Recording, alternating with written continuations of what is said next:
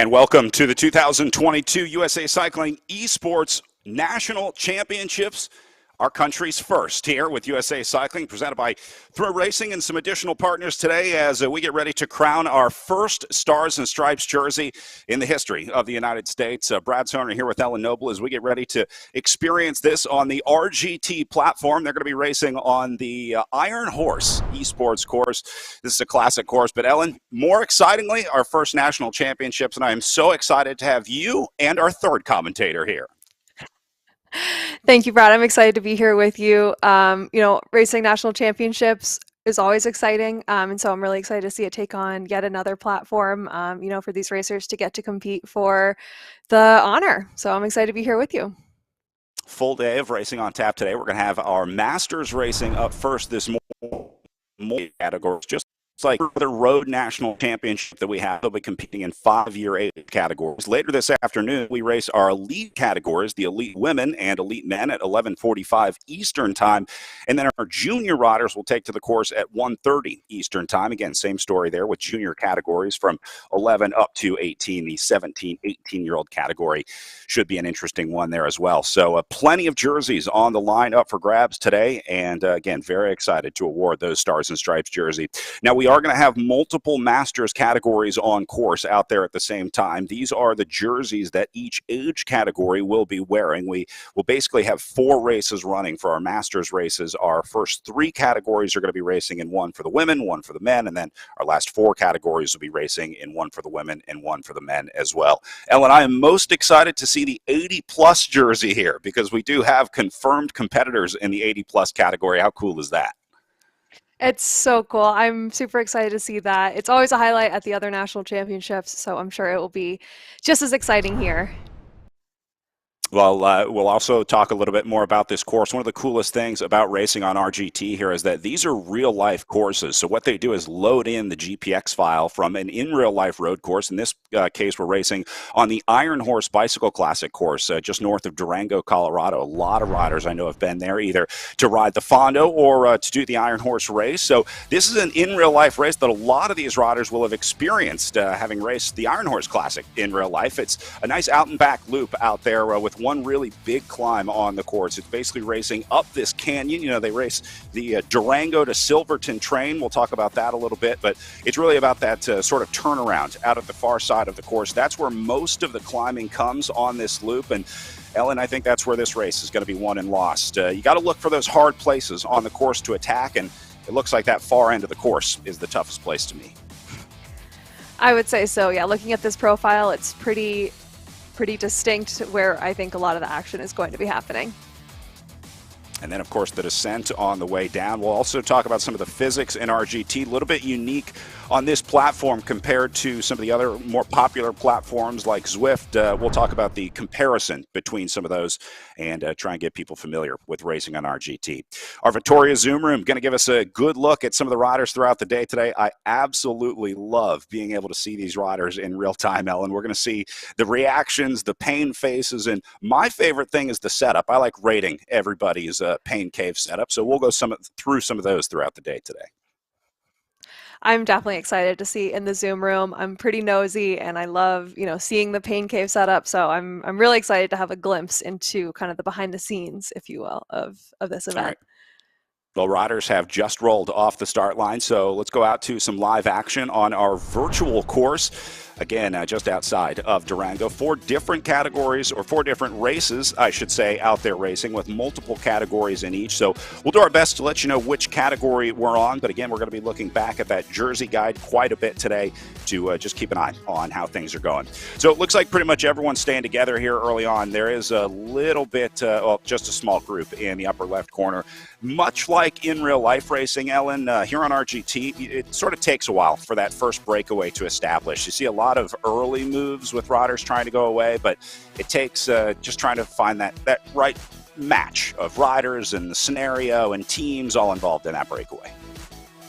Yeah, exactly. It kind of takes that perfect storm to happen, and it's so incredibly rare for the first move or for the early move, sometimes the move that goes from the start. It's so incredibly rare for that to be the race-winning move. So I think a lot of people are content to let this lead group that we see off the front right now kind of sit back, and just let them take the lead, work the legs, and just sort of relax until it comes back together.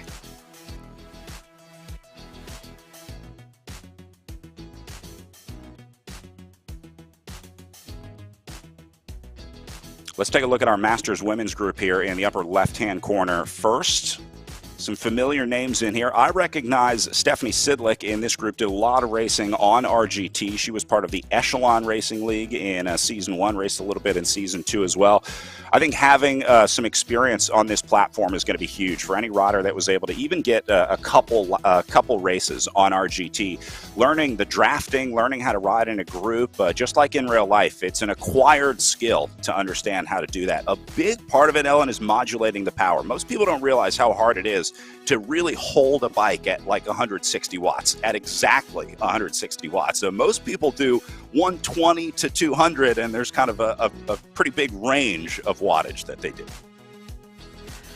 Yeah, I definitely think that it takes a bit more finesse. Platforms like this do a really great job of trying to emulate that real ride feel, but it's definitely a little bit different. And so kind of understanding that strategy and understanding the nuances of where these platforms differ from riding on the road is definitely a really big advantage. Having only done a little bit of virtual racing, you can definitely feel the difference once you finally get on your kicker and start pedaling.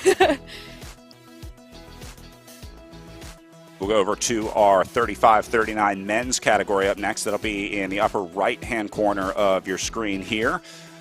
Looks like these guys mostly all together. A little bigger field here. Now again, multiple categories. The 35-39 are wearing the light blue jerseys, and then the 40-44 are wearing the pink jerseys.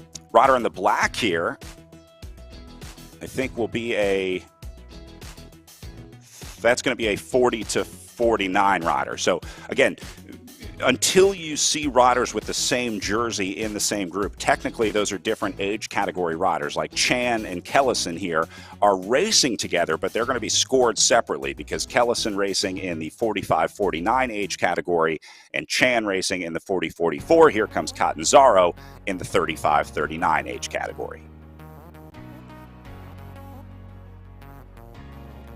So this is kind of tough.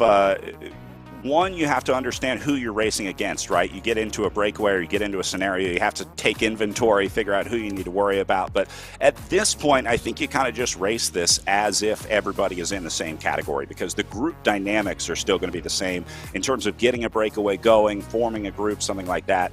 All of that will be very similar. And so I'm guessing right now that these riders are just looking for, a chance to get a group going.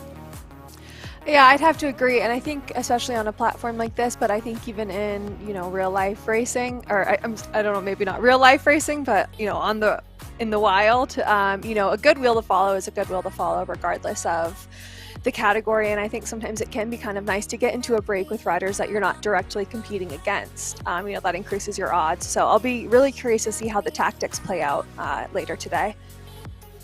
They do have a chat function in the game, and then they can also do some hand gestures, kind of. So you can wave at other riders, you can encourage them to come along, you can kind of try and recruit some help for a breakaway if you're trying to get something started. Good look at Chris Navin in his pain cave. Chris rides for the XXX Racing Team out of Chicago, Illinois. Take a look at that pain cave. This guy looks like he's on the International Space Station. He's got the tablet up top, he's got the gameplay camera in front, and then looks like the goal board over there as well. He's got the Echelon Series, USAC Nationals, and then targeting UCI Worlds, I also see Go Jackie written underneath, cheering on Jackie Godby, who's going to be racing in our elite women's race later on in the day. Jackie also rides for that XXX Racing Team, so nice to see Chris cheering on some of his XXX teammates. That's super sweet. I'm loving seeing this behind the scenes, and I think it's really cool to see, you can see the power that they're doing on screen, but to be able to see the riders behind the avatar and kind of see sort of the pace that they're going. It looks like, he has a lot left in the tank. He's clearly not going out too hard. So I think that's going to be a real treat today to get to watch what these riders look like. Going hard on the front there. Kellison going into the red zone, keeping things interesting. Let's go down to Masters Women up next. This will be the 50-plus categories, 50 to 64 to be exact. Looks like this group locked in together. Now I want to talk about the power zones that these riders are in. You notice each name has a color bar beneath their avatar. So you see Blickstein on the front here in the sort of orange power zone, occasionally hitting red. That is each individual rider's power zone. And so the game tracks your maximum power. It has sort of a power profile for each individual rider. And then that tells us based on your watt per kilo ratio, sort of where in your zone you are. So it's a good way to tell how hard the riders are going based on their individual strength to weight ratio. So when they're in the blue or green zones, that means they're riding a little easier. And then you can see as they move into the yellow, orange, and red zones, those tend to be the harder efforts. So like Montoya at the back right here, trying to chase back on. You see in 5th position, going into the red zone, trying to close down that gap. And here's why, because drafting is huge on RGT. In the upper left corner of the screen here, you see that sort of EKG looking thing beneath the 3 important numbers, power, cadence, heart rate, and then below that is your power zone. It is also going to be a drafting indicator. So when you get into the draft of a rider in front of you, it shows you how many watts you're saving. You see that green number right there popping just in the middle. So the riders will be watching that, and you have to, this goes back to the gameplay element of RGT. You have to really be able to sort of watch that number and make sure that you're maximizing your draft, just like in real life, Ellen. Absolutely. I mean, I think it's really cool. I think it, this is definitely a little bit of a nerdy aspect to racing, and I'm certainly enjoying it. I'm really liking learning more about this platform, and I think kind of maximizing that efficiency can be really great learning for riders out in the world. Training for virtual racing is a whole nother animal. I would imagine training for like a 4-hour road race would be very different from training for an hour-long intense virtual race. This probably matches up pretty close with a lot of the workouts that you would do, Ellen, for a cyclocross prep. I mean, it's an hour, it's very intense efforts, there's a lot of bridging and chasing, things like that. How do you train for stuff like that? I mean, are you still doing long days on the bike, training for an hour-long effort? Like, what does a training day look like for somebody targeting an hour-long race? Yeah, for an event, that's about an hour long, you will want to, if you have the time, so especially like talking about kind of more professional and elite level racers that aren't working full-time jobs, if you have the time, you want to be training like quite a ways above the event length so that your endurance, so you can do quite a bit more than what you need to on race day so that you'll be able to warm up, do the event, and cool down and not even come close to bonking. So yeah, we'll do 4 or 5 plus hours at times ahead of a 45-minute to an hour-long race. But I think where races like this can differ is that you're truly on the pedals the entire time, in an event like this. And that's something that's really unique with virtual racing. For cyclocross, like kind of what I specialize in, we kind of thrive in finding those moments where you can go off the pedals and you can coast and recover. Whereas here, not in my experience have I noticed that there's a lot of opportunities to just coast and relax. Yeah. They will get a chance on the downhill. At the bottom of the screen right now, you see the total course profile. That's the course profile of one whole lap. So those white dots represent the riders on course. They're about to hit that big climb that we saw in the course profile. And then the blue sections after that, there are some sections where you will be able to descend. Now, if you can lock onto a wheel in front of you, it'll put the riders into this like super tuck, and you can get a 0 on your power meter. You can afford to stop pedaling for a little bit, but you have to be with someone. You have to be able to sit in that draft. So again, just like real life, there is an art to that part of it. You also get to take you don't have to pedal through the corners. RGT is very unique in that it scrubs off your speed and power when you're going through a corner. So just like in real life, there's a maximum speed that you can go into, let's say a 90-degree corner. So if you're putting any more wattage in than that speed going into a corner, that's just wasted wattage in this game. And so it punishes you for trying to pedal through a corner because you wouldn't be able to put that power in real life, right? You would slide out. And so you do have to basically stop pedaling to set up into the corner, and then there's an optimum time to resume pedaling coming out of the apex to try to maximize your speed coming out of it. So that's another one of the differences of gameplay here on RGT compared to Zwift or Rovi or whatever other platform you're familiar with. Super cool. I think just watching this kind of through the lens of a lot of virtual racing that people do in the winter and then in the summer months they get back out on the road. I think that there is so much to learn that even in virtual racing, they're teaching riders not to waste their energy going too fast through a corner and stuff like that. I think that virtual racing can really help you prepare, so much more than I think we initially thought for live racing. Well, you see this group locking in. We'll call this group of 6, and looks like they're going to work pretty well together here. Seems like they have figured out how to pace line within this group. Few riders struggling off the back, trying to chase back on here. This is going to be a rude awakening. I think everybody remembers the first time they did a virtual race and just got absolutely smoked. I think that's pretty much everyone's first time experience on any virtual platform. You have to learn. And if any riders came on to RGT here cold, I think they're very quickly learning how different this platform can be in racing. So just like anything, the prep definitely pays off. Preparation is key in this. Stephanie Sidlick going solo off the front here, taking a solo flyer for the 3T Q&M cycling team. Opened up a nice gap, about 400 meters up the road from her nearest competitor. Now, this is a big ask. 47 kilometers left for Stephanie here, but if anyone can go solo for 47K, it's Stephanie Sidlick. No stranger to indoor racing out of Pittsburgh, Pennsylvania. They have some cold winters up there, so I'm sure she's well-versed on the trainer. Also, not afraid to climb. We have this race in Pittsburgh called the Dirty Dozen. I'm not sure if you're familiar with this. It races up the 12 steepest climbs in Pittsburgh, and they are really, really steep, like almost unrideable climbs. And they have this route where they have linked all 12 of these climbs together. Stephanie has won the Dirty Dozen multiple times in Pittsburgh. So not only can she ride inside, we know she can attack hills, so she's dangerous today. Absolutely, and she's looking dangerous too, just being able to see a little bit into her Zoom room. You can see she's not going that hard based on appearances and also based on this, rainbow that we have. It looks like she's just in her kind of threshold right now, and I think that that's going to be sending a big warning sign to the 2 chasers that we're seeing on screen.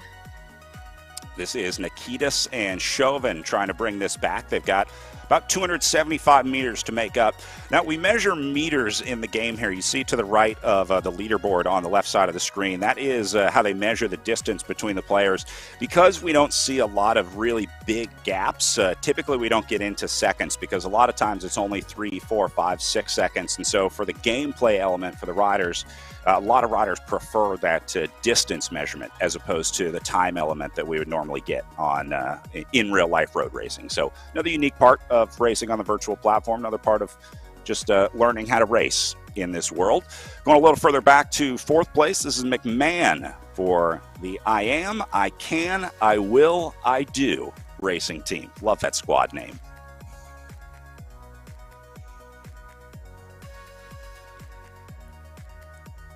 We have another view into another Zoom room, and you can see that the riders are starting to heat up. That is one of the most challenging elements of virtual racing, that we can see on camera right now, is actually physically heating up and trying to stay cool, trying to keep that room. I remember the metric for doing trainer rides was trying to keep it below 55 degrees. So it looks like some of these riders are in their garage, which I think is going to be advantageous, especially in some of the colder climates, because not overheating on a day like today is such a challenge.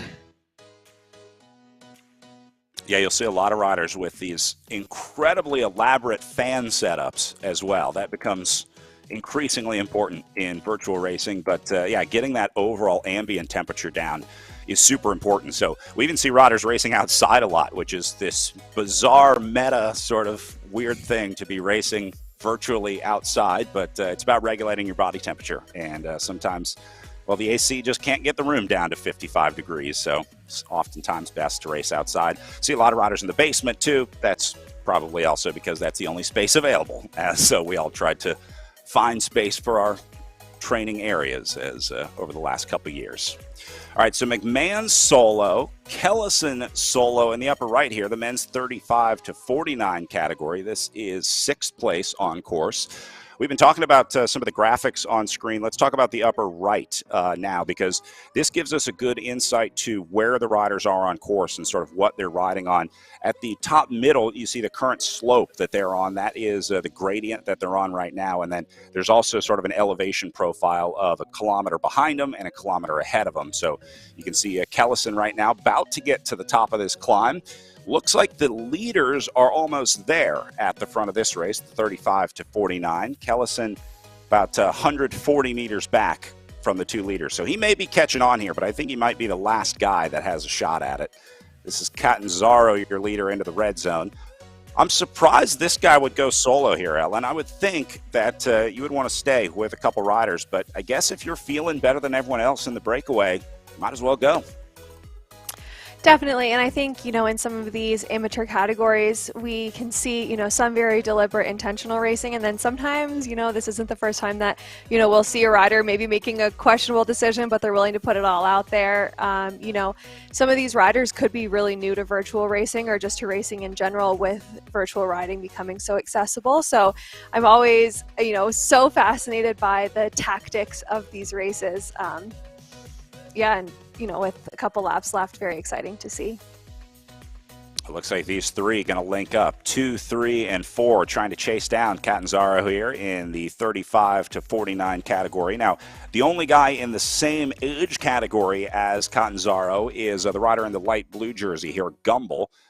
Soffels and Jaeger are in the 40 to 44 age category. So technically not chasing Catanzaro down because he's in a different category, but the drafting applies to all the categories, so they can work together in this group of two. Jan Jaeger, a multi-time Masters national champion in the time trial and road race. He was also on the Esports World Championship team last year, and will probably be back representing the United States this year at Esports World. So this guy's an expert. Talking about Jaden Jaeger here in third position off to the right side of the screen. Definitely one to watch, but Catanzaro looking good here, getting a 230-meter gap off the front. So Jaden Jaeger is probably as close as we're going to get to an esports specialist, which is something I never thought I would say 2 years ago.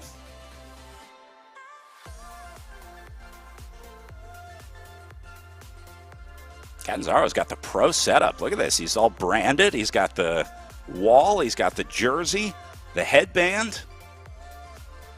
Solid setup here. I am in awe.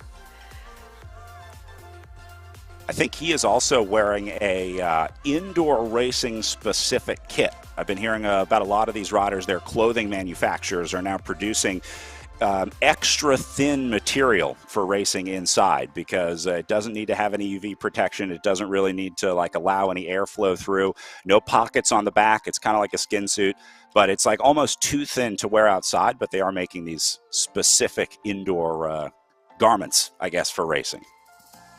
Yeah, and I guess, if you're going to be doing a lot of racing like this, where there is, a broadcast into your pain cave, having the sponsors be represented, which, there's no shortage of that here, but also, not always being shirtless, I think is probably kind of nice. So to be able to have, your racing kit, without always just showing everyone your stomach, is probably a welcomed change for these athletes.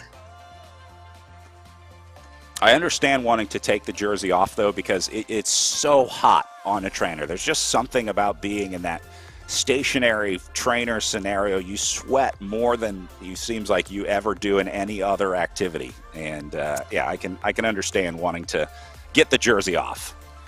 Oh yeah, it's unfathomable how much you sweat. And then I also feel like no matter how light or thin the jersey is, you just don't want anything stuck to your skin. It's sticky, yeah. So I appreciate, the technical element of what they're doing, but I don't know if I would enjoy wearing it with that much sweat. Headbands making a comeback in virtual racing as well. Obviously, without the helmet or cycling cap on, you got to try and manage that sweat too. This is also a public service announcement for any rider out there that's been doing a lot of training this winter. Get those bars checked, because that sweat is incredibly corrosive. So if you don't have something covering your handlebars, your cables, all that stuff, make sure you take that into the local bike shop before you get outside and start riding. Because if you spent the entire winter training on your bike, there is a good chance that you could have done some damage with that sweat dripping down.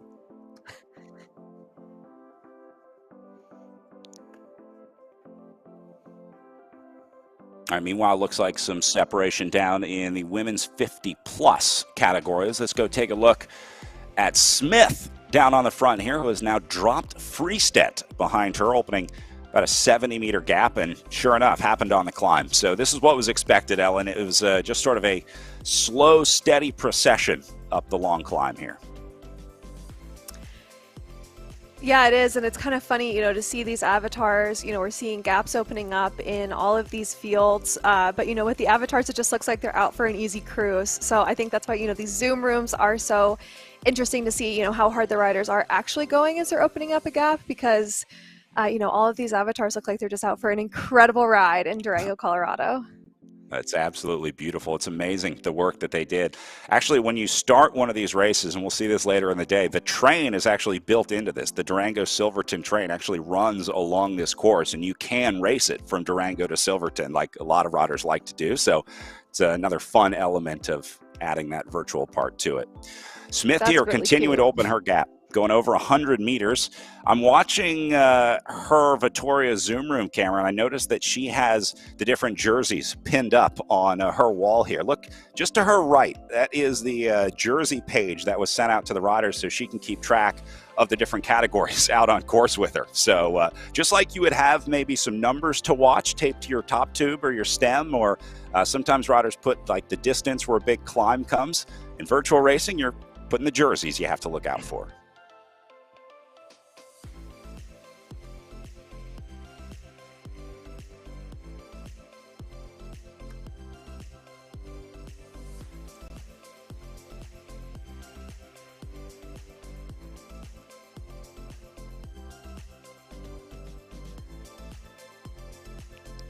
Smith doing 3.5 watts per kilo here, pretty steady.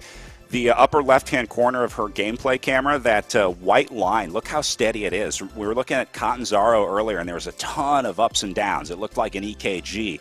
This one is like nice and flat. This is really good, steady power here. This is not what you want your heart rate to be doing if you're ever hooked up to a monitor.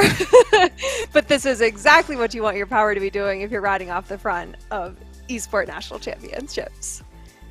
And you can see doing significantly higher watts per kilo than everyone else. She's stuck right at about 3.5, 3.7 watts per kilo. Most of the other riders hovering in the mid to low threes. So Smith is just crushing it on the front. Diesel engine over there.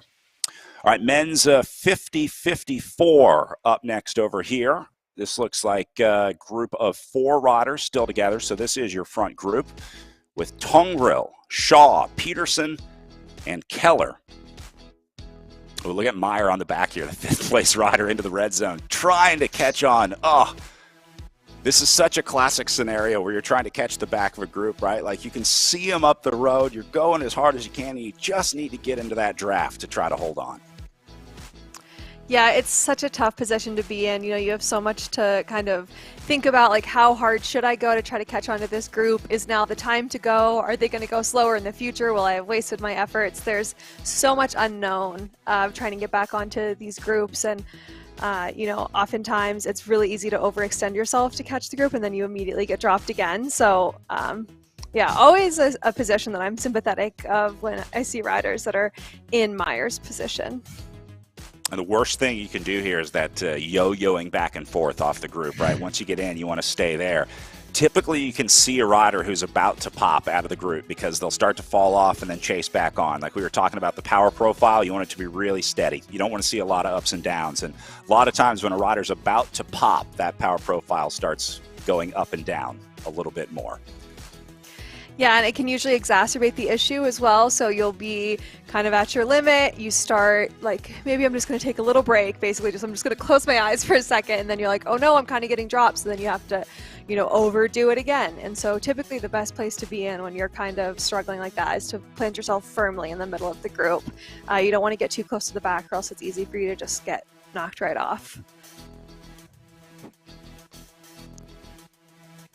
And you got to trust the group as well. It's really easy on this game to have it feel like you're about to get dropped and then overcompensate with your power, kind of try and jump when you feel like that power's lifting or you see the other wattage starting to go up a little bit. It's really easy to want to immediately respond to that. But again, the more of those you do, the more ups and downs you have on that power profile, the harder your day is going to be. Meyer still trying to get in here. Come on, buddy.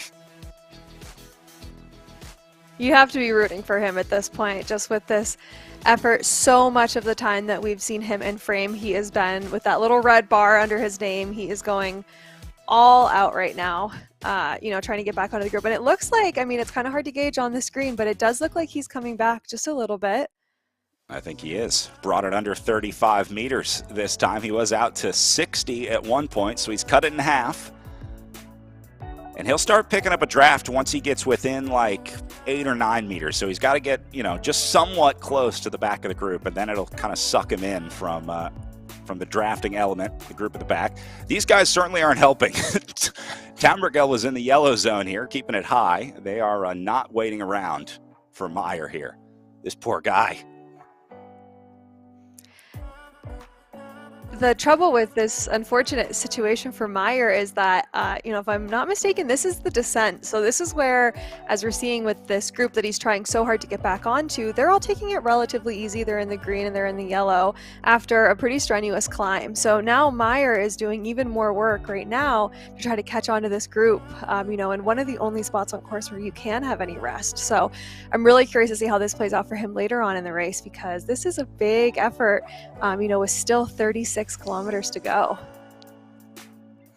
And then just finally getting in, you can see it also shows how much distance you have to close in the upper left corner to get the maximum draft. So he's about 6 meters off of Peterson's wheel. That would give him maximum wattage saving. He's only saving about 20 watts right now with a few bike lengths in between. So he's trying to close that gap. But again, you don't want to go too hard to try and get into that group.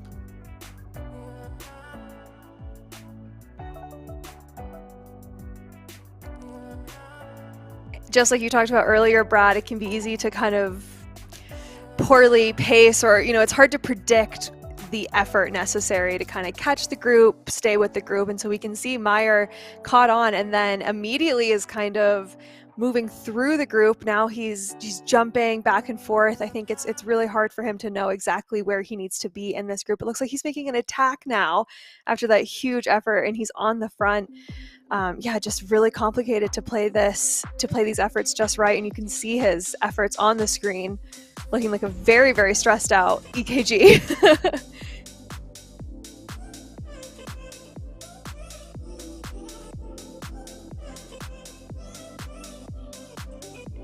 Oh, back in the group now, and looks like he's starting to calm down a little bit here. Figured out the rhythm and flow of this group. Now, only 3 riders in this breakaway are in his category. They're in those light bluish green jerseys. That's the 35 to 39 age category. Shaw, to his left, is in the 40 to 44 age category. That's the pink jersey there. And then I think they also have a 45 to 49 rider with them in there as well on the right side. So different age categories, but again, they're all riding just like one group. So for all intents and purposes right now, these guys might as well just be one race.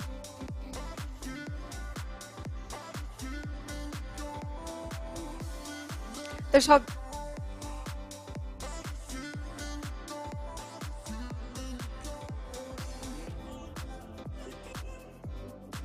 It looks like that is the only race left with a group on the front. Our men's 35 plus, our women's 35 plus, and our women's 50 plus have all turned into solo scenarios on the front here. Catanzaro going solo in the 35 plus race. Smith still solo in that 50 plus race. And then Stephanie Sidlick at the front of the 35 to 49 category. As we pick up Sidlick on the front, crushing a 2-kilometer gap up to Chauvin here. So clearly Sidlick has figured this one out. Again, has raced a lot on RGT, has also done a lot of virtual racing as well. So very familiar with riding here. She is, again, one of the best in the country, and obviously proving that here at National Championships. Yeah, I think we would be pretty safe to switch over to seconds now. With Sidlick, I don't think that we need kilometers anymore. This is a really, really sizable gap over second place. A little farther back to Ryan McMahon in 4th spot. Tapping things out at right around 2.5 watts per kilo. And then hate to see this, Brian with what I think is probably going to be a mechanical. So what happens here is when riders lose connection with the game, either your power meter loses connection with whatever device you're using to connect to the game, or you drop internet, that registers as 0 power. So when you see riders showing 0 power, that usually means that they had some sort of technical issue in virtual racing, which, just like any form of racing, there's a lot of things that can go wrong in bike racing. But instead of worrying about flat tires and dropping your chain and making sure your shifting is indexed and everything, now you have to worry about your Wi-Fi and your battery and making sure the dog doesn't trip over your power cord.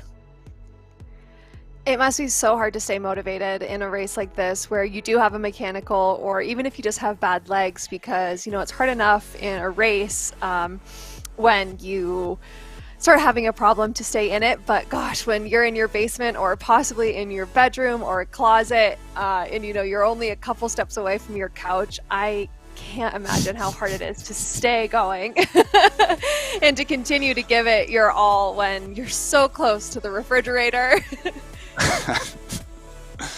Nice wave there from Stephanie. Still motivated here.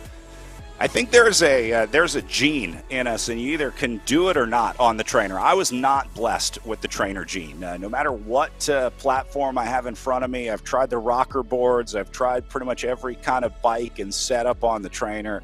I can't do it. I just cannot find the motivation to ride on a trainer. I'd rather be outside snowing 10 degrees for me. But some people can do it. Some people just have it, and those are the people that are racing in the national championships right now.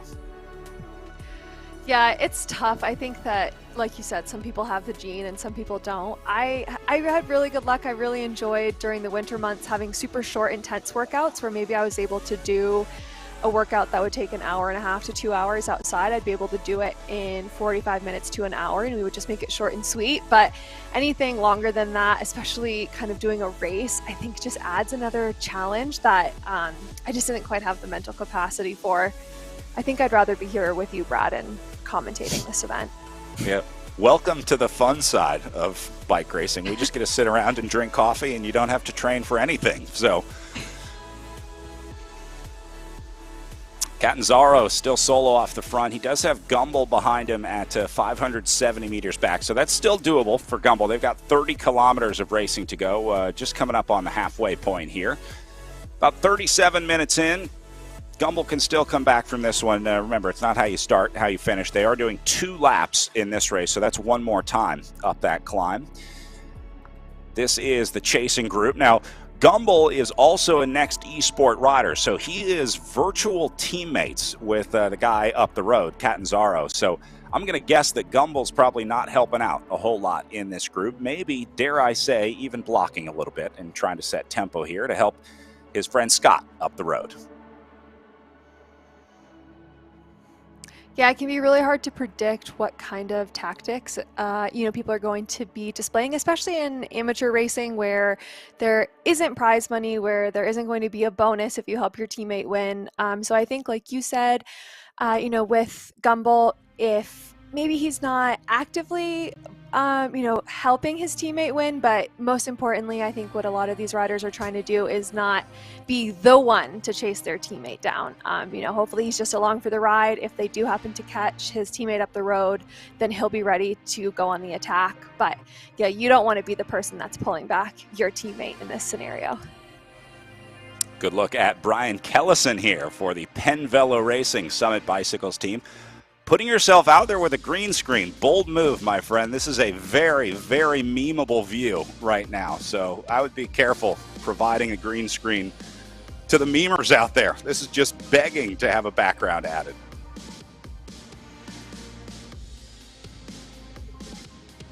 Well, you're no stranger to memes yourself, Brad. I like this setup. He's got the jersey and the hat. This guy's got some style. I like it. The setup is I remember bike racing before we raced on the internet, especially with the cap. Yep, old school.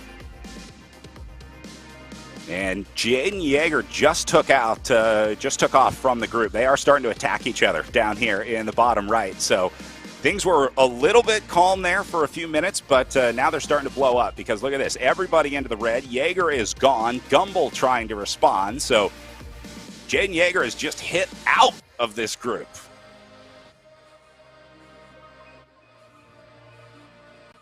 And that's putting Gumbel in trouble.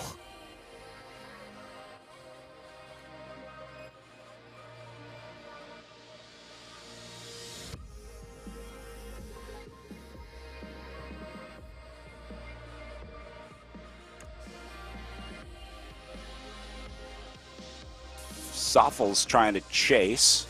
Yeager is still up the road. He's 45 meters up from this guy in third. So I think Yeager's going to try and go across the gap and join Catanzaro here.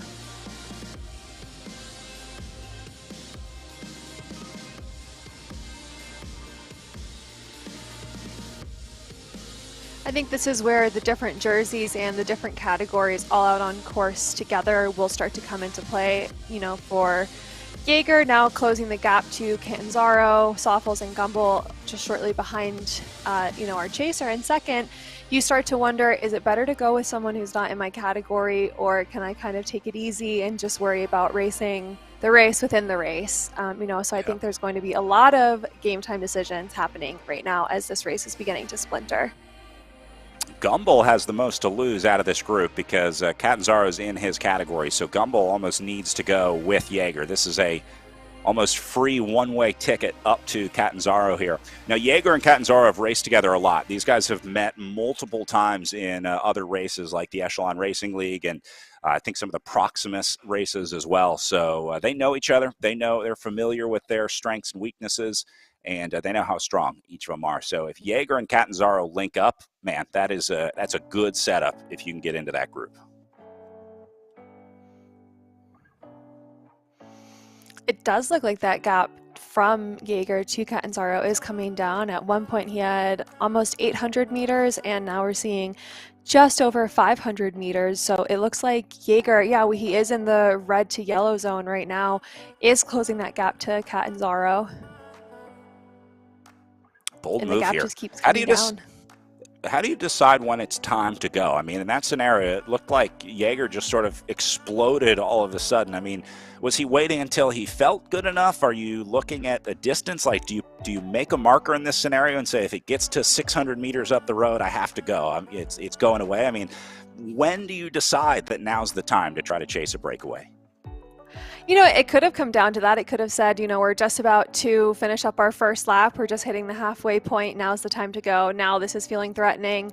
You know, but sometimes it's not that deliberate. Sometimes it's just like, okay, I think now's the time. He had been in that group before for a while. Things can start to get a little bit dicey. I don't know if it's quite the same with virtual racing, but, you know, they say argy-bargy a lot if people are kind of jockeying for position. So I think, you know, if he was being forced to do a lot of work, it could be advantageous for him to just be by himself and not be dragging, you know, the other riders around, kind of just giving him a free ride. So it can be a lot of things. Also, probably maybe the last thing, some riders are really slow to warm up. So we could be seeing with Yeager that he is a better second half racer. And so that's really common in racing, is that some people just do really well in the last lap. So many factors, but I think we'll have a better idea of why he chose this moment to go, depending on whether or not he's able to close the gap to Catanzaro. We'll keep an eye on it. Yeager at 450 meters back, trying to go across right now. Over to the men's 50 to 64 age category. It looks like Tom Bragel has escaped, or is trying to, on the front here, but this is mostly these 5 riders have made a pretty clear selection off the back. You can see next rider is 1.5K back. So if you're in this group, you're feeling pretty good in the 50 to 64 age category. Again, the light blue jerseys, the sort of seafoam green jerseys, are going to be 50 to 54 age category riders. And then the pink jerseys are 50 to 59. So Shaw on the right side of the group is in the 50 to 59 age category. The other 3 in the 50 to 54 age category. And then I think they also have a 60 to 64 rider in there in Peterson at the back here. It's good to see our buddy Meyer still at the front, still in this group. And Meyer so far has earned the most combative award for the day, most aggressive rider's jersey. It's nice to see that effort that he put in to close down the gap to this group being rewarded. He's still able to be at the front of this race. And just try and tuck in, relax, save a little bit of energy, and then get back to work, trying to work with the group here. So same thing here. These guys just at the halfway mark, 27 kilometers of racing to go, 28K down as they head out on their second lap of racing. This is just past the start-finish line. Also a good chance to get a preview of what the run into the finish looks like. You want to kind of get an idea for what that last sprint looks like, maybe where the last corner is, if there are any climbs or hills like that. You do a little bit of a preview on the first lap before sprinting it out on the second lap. Yeah, that can be such a huge advantage. Sorry, Ellen. I was just thinking about this as a training tool because I know a lot of these riders are going to be racing this race in real life. The Memorial Day weekend, I think, is the Iron Horse Bicycle Classic. To be able to look at that course before without having to go to Durango, like if you're from the East Coast or Midwest, you've never been to Durango, you've never done that course, being able to understand what that climb really feels like and how hard it is, how long it's going to take you, I have to imagine that would be a huge advantage in trying to prep for a race that you're doing in real life, maybe a national championship. When they announce the national championship courses, you can punch that in. If that's a big target, you can be training on that all year and really focusing your efforts so that you know that course when you get there. Yeah, absolutely. And in this type of racing, I just think in bike racing in general, specificity is so huge. So being able to do really deliberate efforts can make such a big difference. It was a huge part of my training, was really trying to target like what were the biggest elements of this course and how can I emulate it even prior to going there. So I think something like this is going to be very advantageous for riders, especially as you said, if they live far away and they're not able to preview the course all the time. Being able to plug this in and get an idea of the profile and that race specific effort, I think is going to be kind of a game changer. It's really interesting. Well, looks like some action heating up down in our men's 50 to 54 age category. Let's keep an eye on that as our other three categories go solo off the front. We're going to take a quick break here from the Esports National Championships, pay some bills, and when we come back, we've got more live racing from Durango. For the last 100 years, we've been here, while our champions have triumphed. And since day one, it has been our mission to champion each and every rider, because the bike belongs to all of us. We champion each mile, milestone, and memory in the saddle. We cheer just as hard for the training wheels coming off as we do our Olympic champions. Because it's more than just a sport, it's a way of life. We don't just champion cycling, We champion you.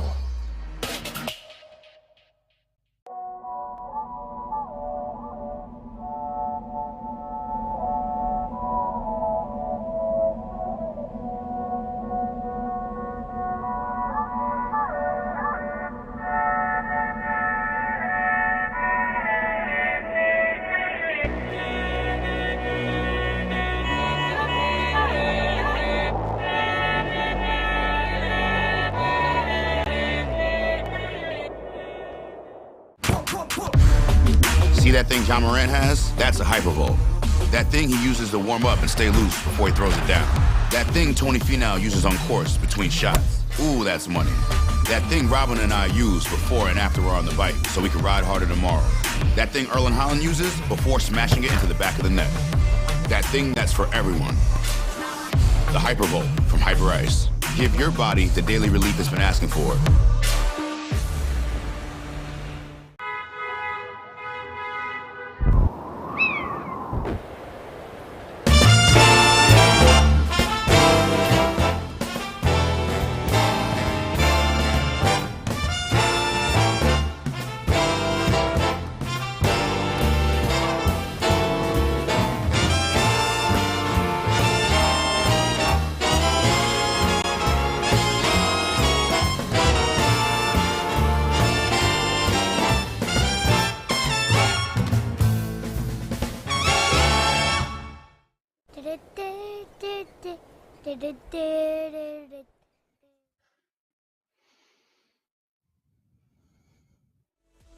Welcome back. USA Cycling Esports National Championships underway. Masters categories on course right now as we get ready for our elites coming up later this afternoon, and then juniors after that. We do have a great look into some of the pain caves, one of the very cool parts about racing in the virtual world.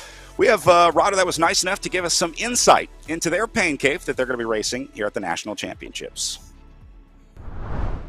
What's up, guys? I wanted to bring you into my indoor cycling cave, so come check it out. This is in my garage. As you can see, I've got my bike set up here with my trusty smart trainer. I've also got a mat. That way my trainer is solid and doesn't move around. Also in front of my bike, I've got my SARS trainer desk, which is awesome. Holds my computer, gets it up off the ground and gets it to where I can reach it, which is key. Nutrition and headphones. Headphones are key. And then we've got a 41-inch TV. I normally tilt the screen down a little bit. That way my line of sight is straight at the television while I'm racing. Having things bigger and easier to read while racing is key. Also, we've got cooling. I've got a personal air conditioning unit right here that hits me from the front. And then I've also got a side fan that's blowing straight through the window, which is awesome because core temperature, once you get it up, it's so hard to produce power. So keeping core temperature is key, or down is key. And another way I do that is this great jersey that my team sponsor Bora made. This is called the Helium jersey. As you can see, super breathable, and it keeps your core temperature down, which is absolutely important with indoor cycling or indoor racing. Last thing in my cave here is my children's art. Hang up different art through there just to look over and keep things positive because e-racing can get a little brutal and mentally challenging at times. So it's always good to have something to bring your spirits up. That's also why I've got the lights going, just because it makes me happy. So I hope you guys enjoyed this, and hope you enjoy e-racing, and hope these tips help. It's Timmy Bauer from the Above and Beyond Cancer team. I think we're going to see him in the elite men's race later on in the day. Big part of that was just being happy, just keeping him motivated, keeping him chill. I know a lot of people put the dog bed by the trainer for that reason. Having a fan there to cheer you on helps. Absolutely. That was a really sweet video, and I think getting to kind of see the logic and the thought process behind a lot of what he was doing is really cool. And I also wrote down in my notes just happy. I think that happiness can go such a long way, and virtual racing can be kind of lonely. So having those little things, whether it's your dog bed or your kid's art, I think it's such a sweet little anecdote, and I think it can make a huge difference in performance. So I loved getting to see that little clip.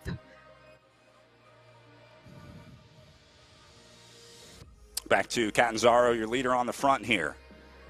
Trying to hold off Jaden Yeager, who has brought back a little bit of time down to about 200 meters. 300 meters, check that, up the road, but remember it was 500 at one point, so Yeager making a little bit of progress here.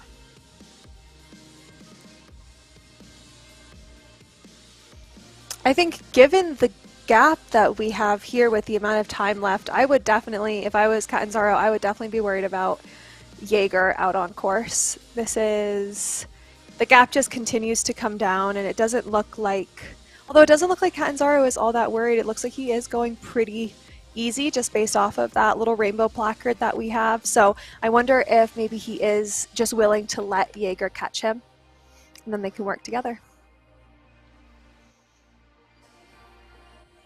You certainly need to worry, or at least be thinking about, making sure you still have enough to get to the finish line. 20K to go can be a long way if you're starting to feel like you're on the rivet or you're about to crack. I'm sure Catanzaro would love to be able to get a draft from Yeager.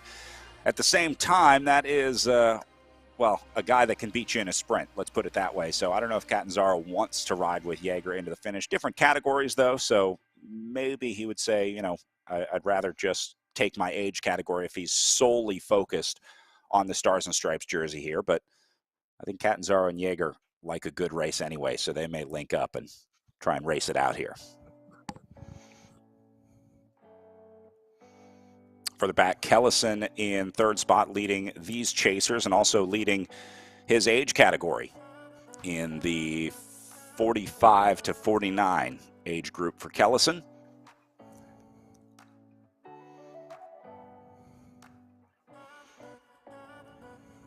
So Gumbel here even though he's third place on the road, he would be in second place in his age category, because you see the jerseys next to his name. Gumbel is second with the light blue jersey of the 35 to 39 age category.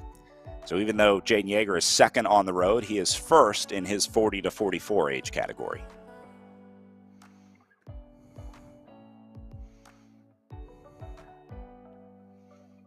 These guys about to hit the bottom of the climb here.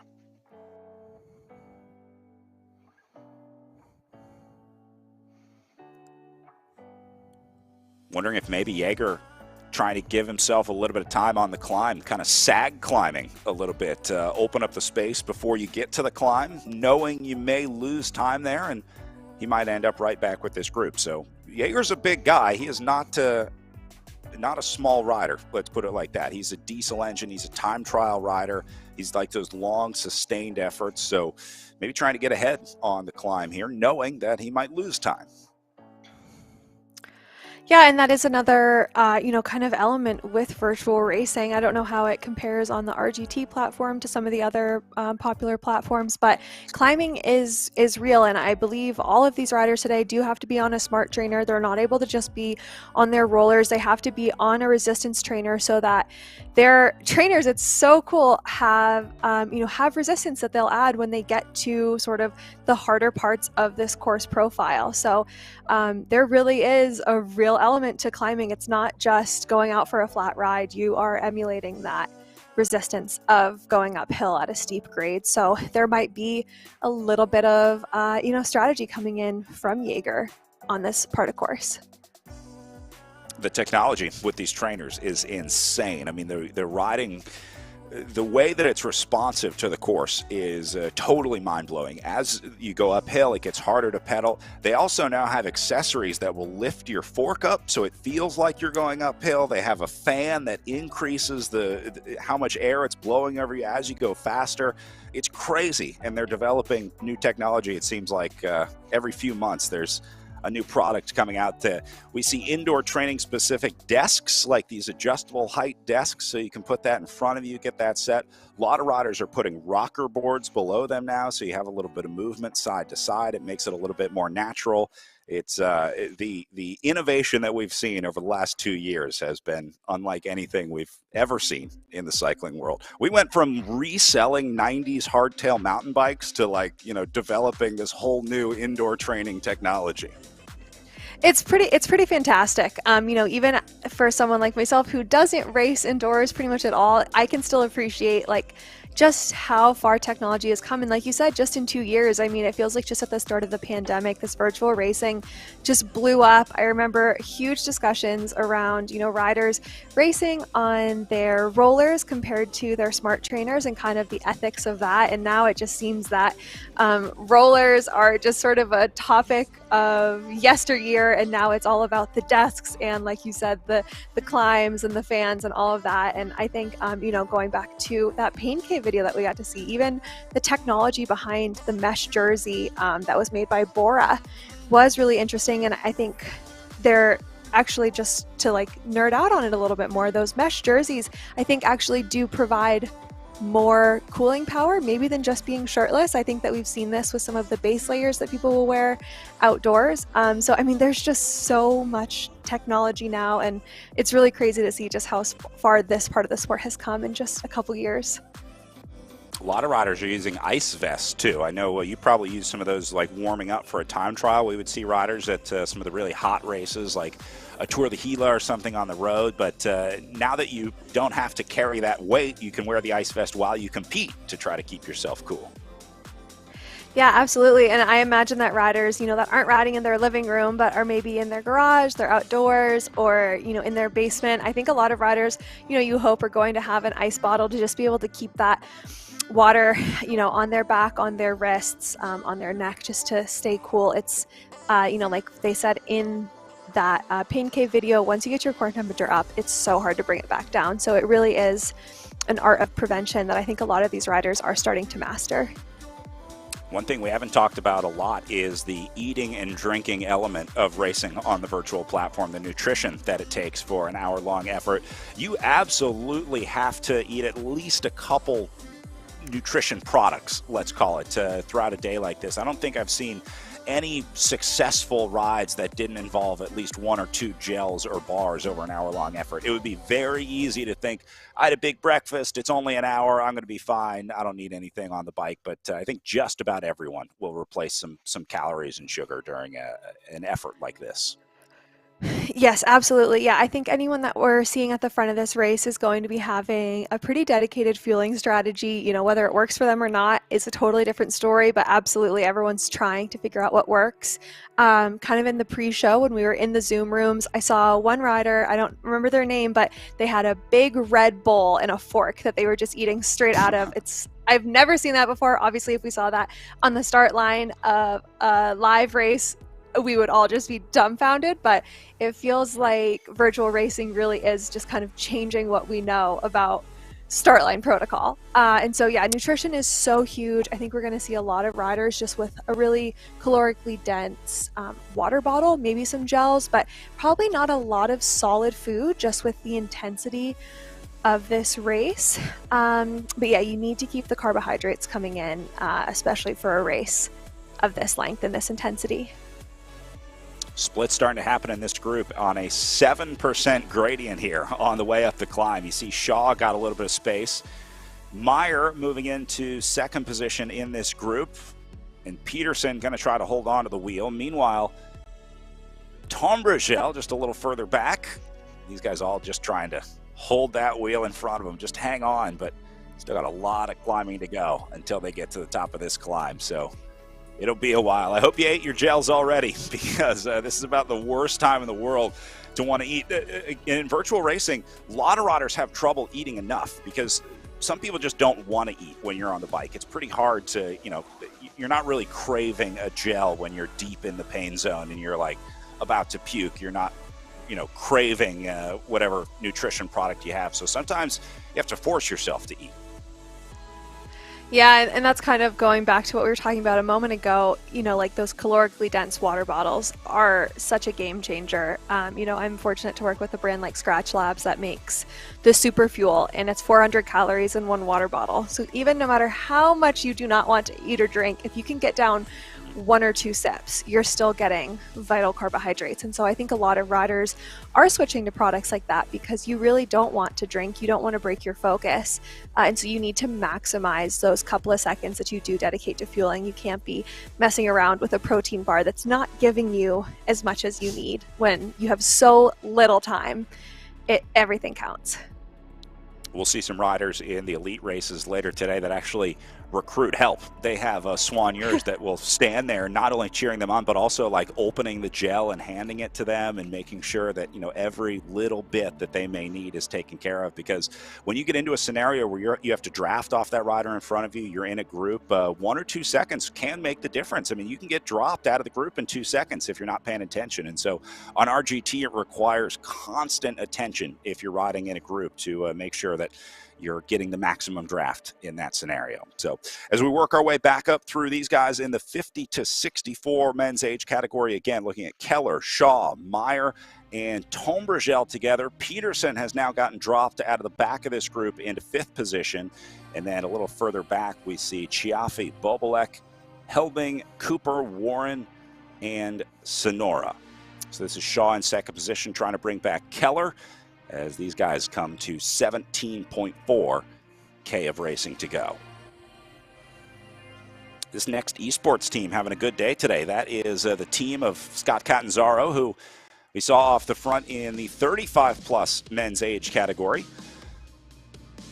That's Catanzaro in the upper right of your screen here. And then Stephanie Sidlick in the upper left corner, leading the 35-plus categories, with Andy Smith leading the 50-plus categories in the bottom left.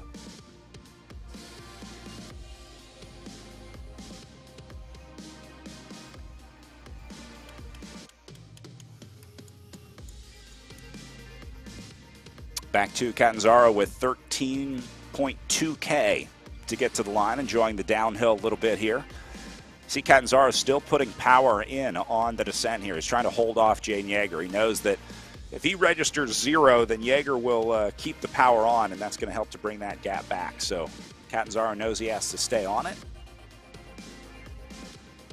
And still holding Jaeger to that 600-meter gap. Jaeger's been chasing for a good 20 minutes now. He's got to be getting frustrated at this point, thinking, come on, I've been putting in this wattage for a long time, and I'm not making any progress.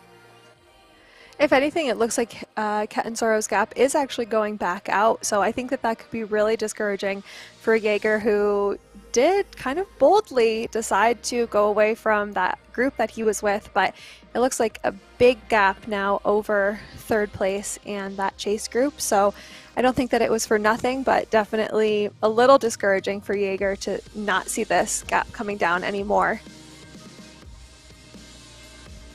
And he's also got to start doing the math right now, looking at 12.7K to go. I have a 400-meter gap to make up. You start thinking, okay, if I can bring back 100 meters per K or whatever the formula you come up with is, just to try to keep yourself going. But he is starting to run out of time here, running out of runway to try to bring back Catanzaro.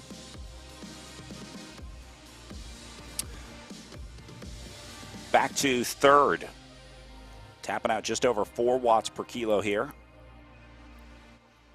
Soffel's trying to hold off Gumbel behind him. And looks like Jaeger is gone from this group. I don't see that one coming back. Jaeger. Oh, we're looking at Gumbel here chasing back. Sorry about that. Gumbel with the time trial bars here.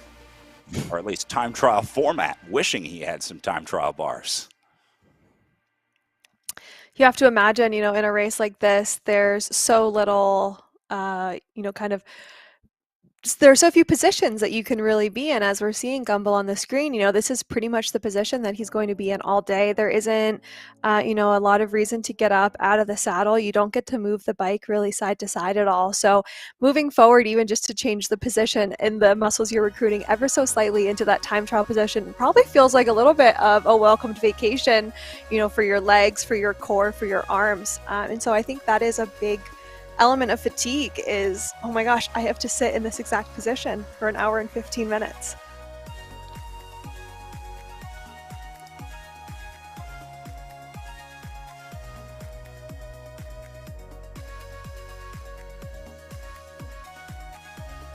You very rarely see riders standing up on the virtual platforms as well until it really gets down to the end of the race and like they're on a big climb. It's more the desperate times of the race that you see the riders starting to stand up. It's not so much, I think you lose a lot of efficiency when you stand up on the virtual platform. Looks like some riders coming together over in the 50 to 64 age category. This is Keller and Shaw who have now linked up. Remember, Shaw took a little look off the front. Keller brought him back, and now these two going to be riding together. Again, 2 different age categories here, with Keller representing the 50 to 54 age category, and Shaw in the 55-59 age category. I hope I'm still playing video games when I'm in the 55 to 59 age category.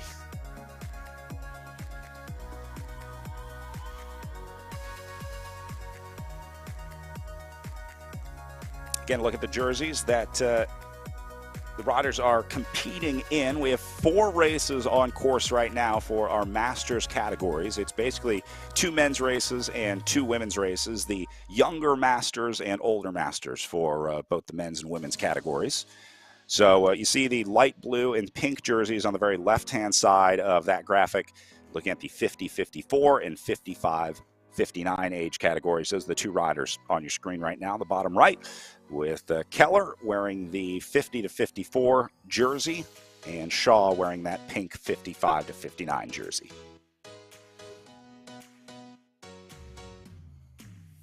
The jerseys replace the number series that we normally have at national championships. It's not unheard of for these Masters riders to race against multiple age categories. Like when you go to Masters Road National Championships, they're all out on the road at the same time, but they use the bib numbers with different number series to determine which riders are in which age category. So like if you have a 500 series number, you would be in the 50 plus category. If you have a 600 series number, you would be in the 60 plus category. Obviously, we don't have numbers in virtual racing, and so we use the jerseys to help riders distinguish between the different categories out there. That's one fun part about virtual racing, Ellen. You never have to pin another number in your life. That sounds pretty nice to me, but I don't know if having to race in my basement forever is worth that payoff. But I think for some you don't people, get to go to Europe for like a few months at a time, but you do get to skip out on pinning numbers. yeah, this is hard to replace somewhere like racing in the Dolomites, but you know, there are bonuses. There are definitely pros and cons to each. I'm sure you had some days in Europe where you look out the window, it's raining, it's about 45 degrees out there, and you're thinking, maybe I would be better off in my basement right now. Yeah, I've had several of those days where you end up, you know, you're like, oh, I think I'd rather just ride the trainer. I don't want to go outside. And then almost always you're like, oh, this was such a pain to get set up and to get fueled and to remember what I need. And I should have just put on my raincoat and gone outside.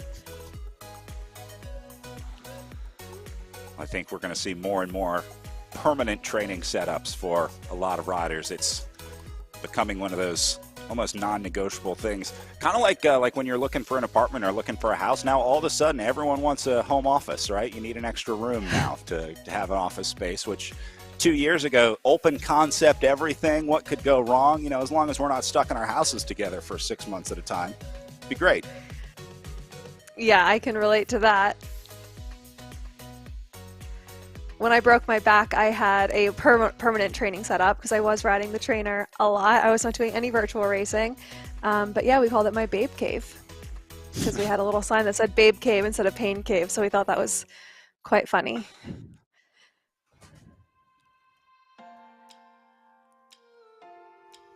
Jaden Yeager down to about 330 meters on Catanzaro now. He is bringing it back, but this has gone back and forth a lot. Went out to 500, down to 300, back out to 400, back down to 350 right now. He's doing good wattage here, tapping things out at right around 4 watts per kilo.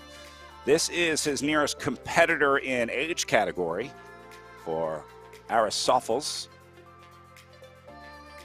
at about just under a kilometer back. So I don't think this is a threat for Yeager. They got 8.6K to go. I don't see Soffels making up a kilometer over the next 8.6K. So I think Yeager is safe for his national championship, but knowing Jaden Yeager, I think he wants to catch Catanzaro as well and take the overall win here today.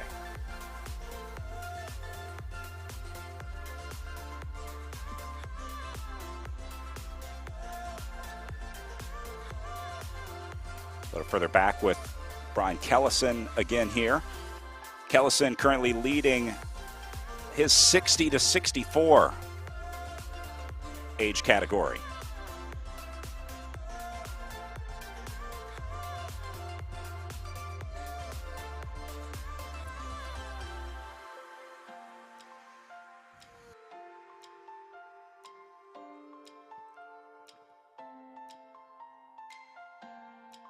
Looks like he's got a sport drink or some sort of maybe homemade drink mix over his right shoulder.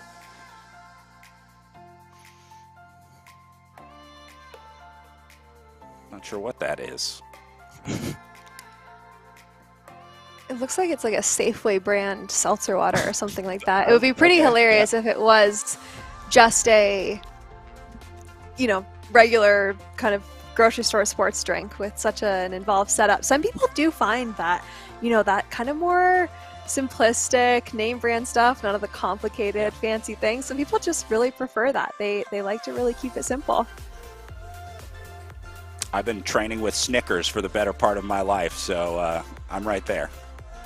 Me too. Oh my gosh, there is no treat better for me than pulling into a gas station and getting some sort of gummies. You know, you got to keep it. You got to keep it different. But a good peach gummy or gummy worms. Oh my gosh, I don't think that anything can beat that. Exactly. They'll never be able to recreate that in the lab with, you know, all the scientists that they have working on their nutrition products. There's just something about like walking into a 7-Eleven and paying $1.20 for it that, you know, gives you that certain je ne sais quoi.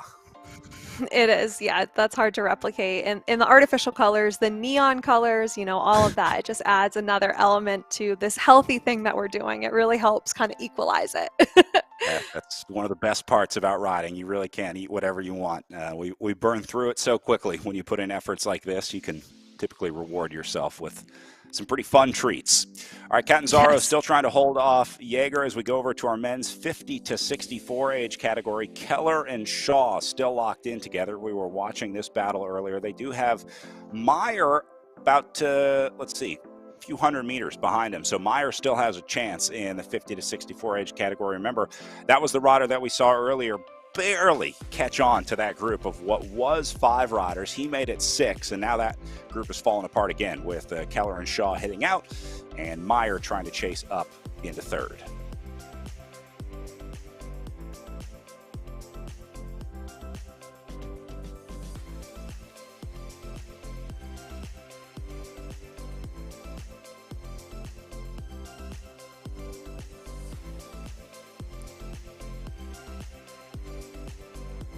Look at how well Shaw is locked into the draft here. The fact that these guys are barely moving position on the road really tells you how well they've worked out the drafting here in this group. Again, it's really hard to do. Now you see his number in the upper left-hand corner is red right now. That his current wattage showing red. That means that he's doing more watts than is necessary because the game will scrub those watts off. If he's sitting behind a rider, you obviously can't ride into the back of that rider. And so if you're sitting in the draft and trying to draft, that will help you to make sure you're not doing too much work. Now, eventually it will move the rider over and you'll go past that rider in front of you, but the game tries to help you sort of stay in the draft a little bit and help you figure out exactly how many watts you need to do. So 260 is too much for Shaw when he's in the draft of Keller. It looks like his magic number is like 250, somewhere around there to sit in, but I think he's taking his turn on the front now. There really is so much for these riders to learn, you know, through kind of the sophistication of this platform. You know, just how much you need to be doing to kind of sit on a rider's wheel and to not waste all of that energy. There's so much real world application here if these riders choose to kind of focus on that process. I think it's really, really neat to see. A good look at our Zoom room here. Shout out to all the riders that made it out here on Sunday morning. Appreciate you being here. Appreciate you letting us into your training room or pain cave or living room or basement or garage or green screen studio, wherever you are. All the credit in the world for getting out here and competing for a Stars and Stripes jersey here.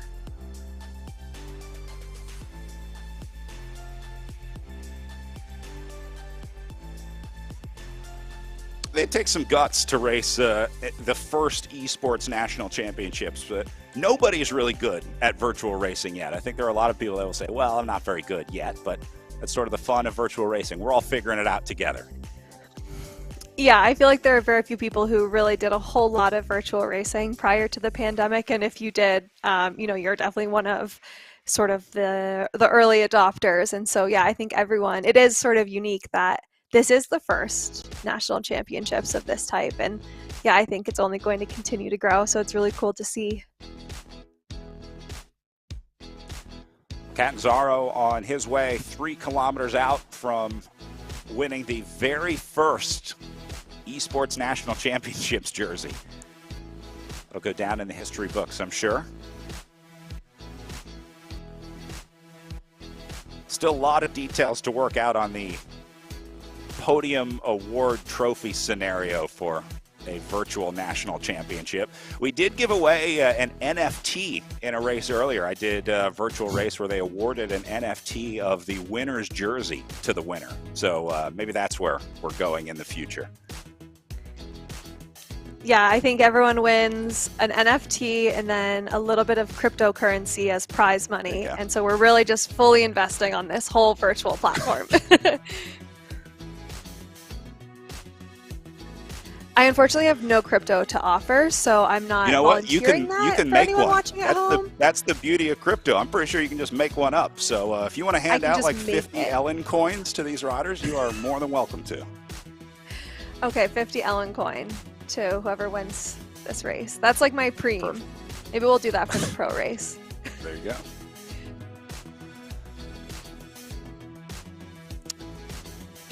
All right, Keller and Shaw at 6K to go at the front of the men's 50 to 64 age category, and then Catanzaro about to wrap things up here at 2K to win his 35 to 39 age category. And then looks like Jaeger going to roll in behind him to win the 40-44 age group.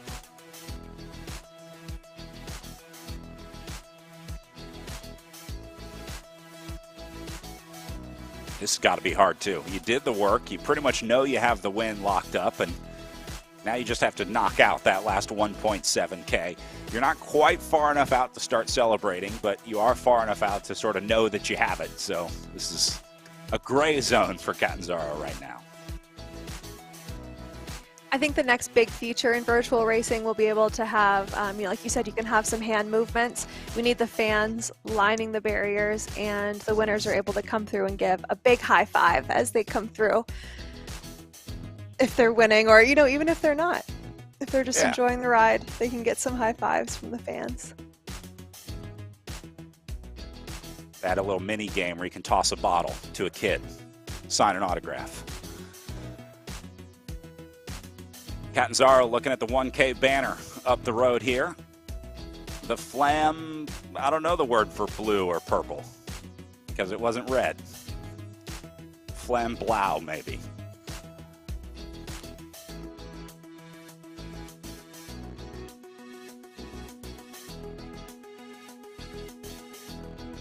Meanwhile, Keller and Shaw inside their last 5K, but I think we'll welcome Scott Catanzaro into the line here as the very first esports national champion crowned here in the United States.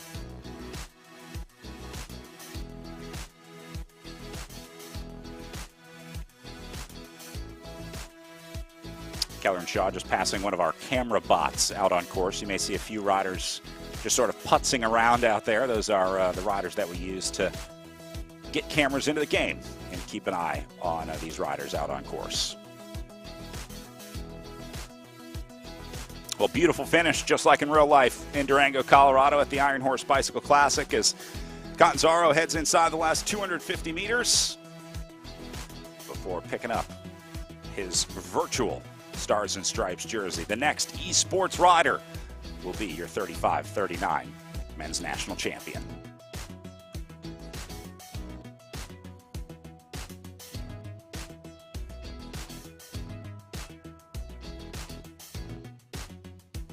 No fans to swarm you. There's no medals being handed out. Nobody to dump a cold bottle of water on your head. But I'm sure we'll get there. Jaden Jaeger in next. This will be your men's 40-44 national champion. There you go. Jaeger with the post up coming through the line. That's what I'm talking about. Fantastic. Do you have to hit the space bar to be able to do that? Yeah, I'm not sure how it's done in the game, but you do have to select the celebration and know when to do it. Meanwhile, these guys on their way in, Kellison, Soffels, and Gumbel trying to work things out here.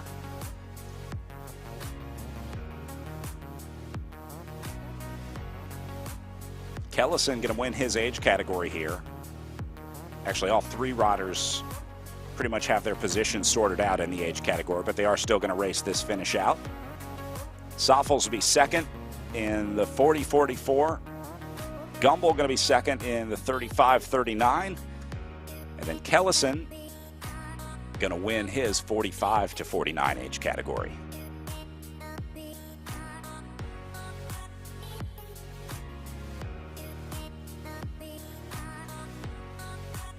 So bravo to these guys. Way to stick together. Hang in there. Soffel's going to give it a go here on the finishing stretch. Gumbel goes right over the top. Kellison's like, you guys have fun? These two sprinted out.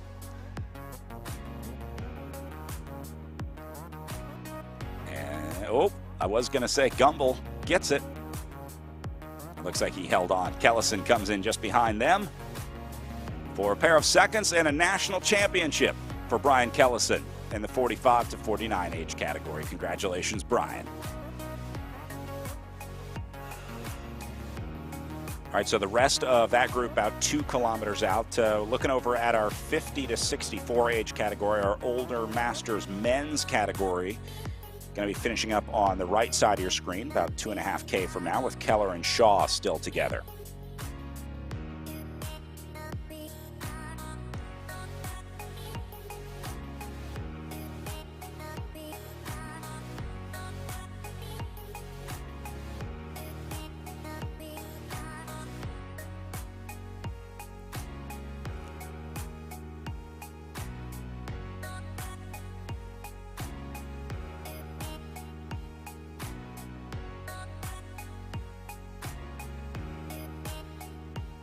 Masters women's category is the 35-plus category on the upper left-hand side of your screen. Sidlick still out in front with 8.5K to go. And then in the 50-plus category, Andy Smith still leading the way solo with just under 15K remaining for her. So some tough solo efforts out there, basically an individual time trial national championship for these two.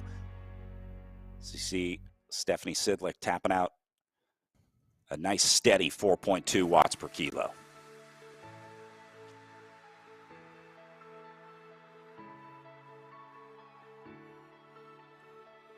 Good look at Stephanie inside her training area here.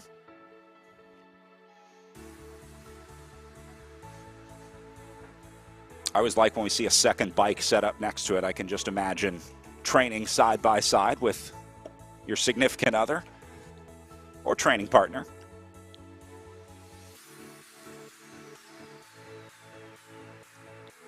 It sounds fun until you consider, you know, do the tensions get high? Do you ever are you ever like, please stop breathing so loudly, I need to focus?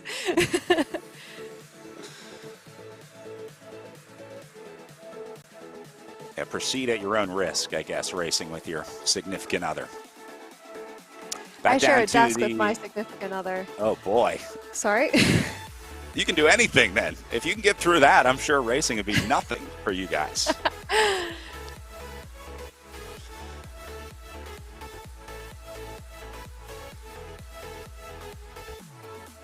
Andy Smith on the front here, 12.5K to go for the 50-64 rider.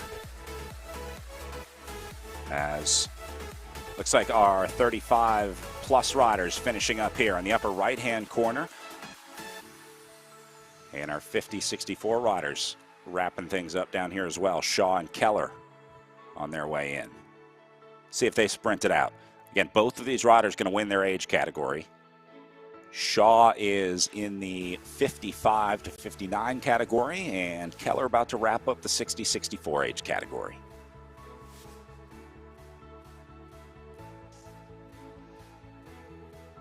Meyer hung in there, sitting in third position right now, about 250 meters back. Looks like he'll be good for a silver medal in the 50-54 age group. But here goes Shaw into the red zone for the last 300 meters to finish it out.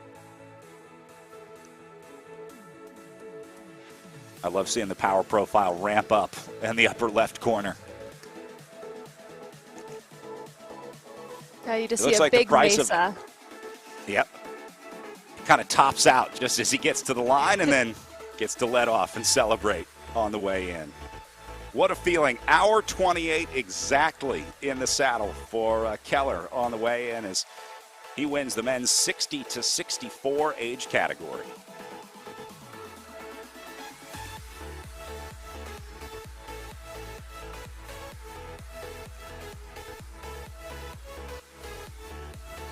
There's Jeff Meyer finishing up. Way to fight in there today. Hung in tough, chased back into the group, and holds on for a silver medal in the 60-64 age category. Way to go, Jeff.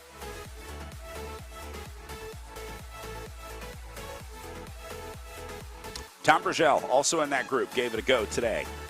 Going to end up fourth overall, third in the age category here.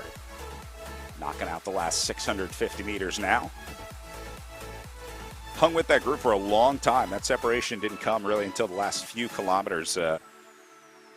Even on that climb, they were mostly together up and over. So this group did a great job today. Way to hang tough as Tom Burgell rides his way to what will be a bronze medal.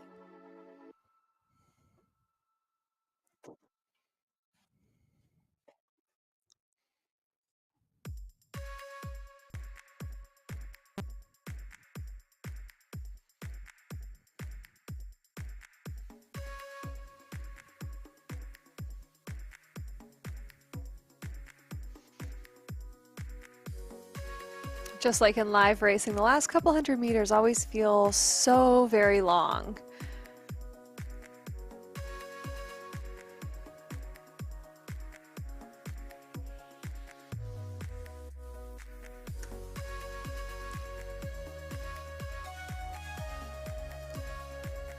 55.6K in and done. It all seemed hard to me.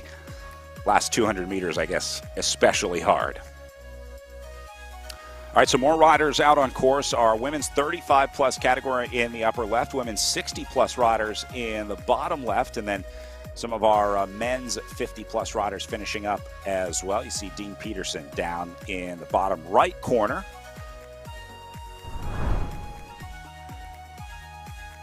But a few categories already finishing up, so 5 national champions already crowned. We're about to crown a few more with our Masters women about to finish up, but we did see Catanzaro in for the 35-39 age category. Jaden Yeager will win the 40-44s. Brian Kellison gets a national championship in the 45-49 age category. Congratulations, Scott Shaw, for the Cinch Rise team, your new 50-54 national champion. And then Richard Keller we saw rolling in the 55-59 age category for the Masters men out there today. So 5 new national champions in the USA Cycling Esports Nationals, and we're about to crown a few more because our Masters women are on the way in right now. You see the 35-plus category leader Stephanie Sidlick with 4.8K left, and then Andy Smith at the front of the 50-plus categories with 9.7K to go.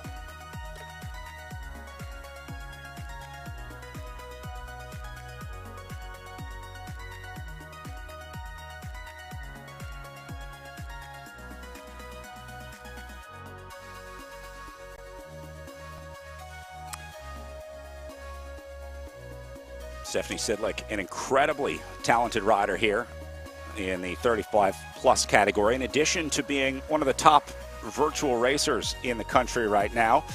She is also a PhD in organic chemistry. She got her PhD from a little school called MIT.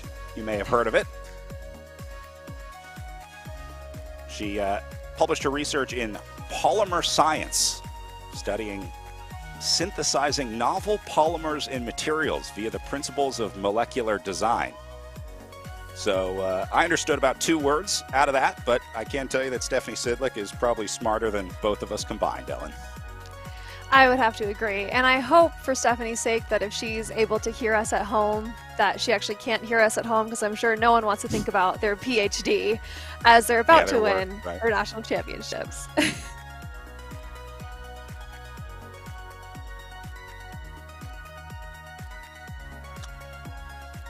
I'm just looking at a paper she had published in 2007 entitled Peptide Functionalized Reduced Graphene Oxide as a Bioactive Mechanically Robust Tissue Regeneration Scaffold. So that's what Stephanie's on. It sounds I'm just like trying to figure out what these numbers on my screen mean. I'm just amazed that I can see people racing virtually, and well, Stephanie's out there changing the world. Andy Incredible. Smith on our screen right now.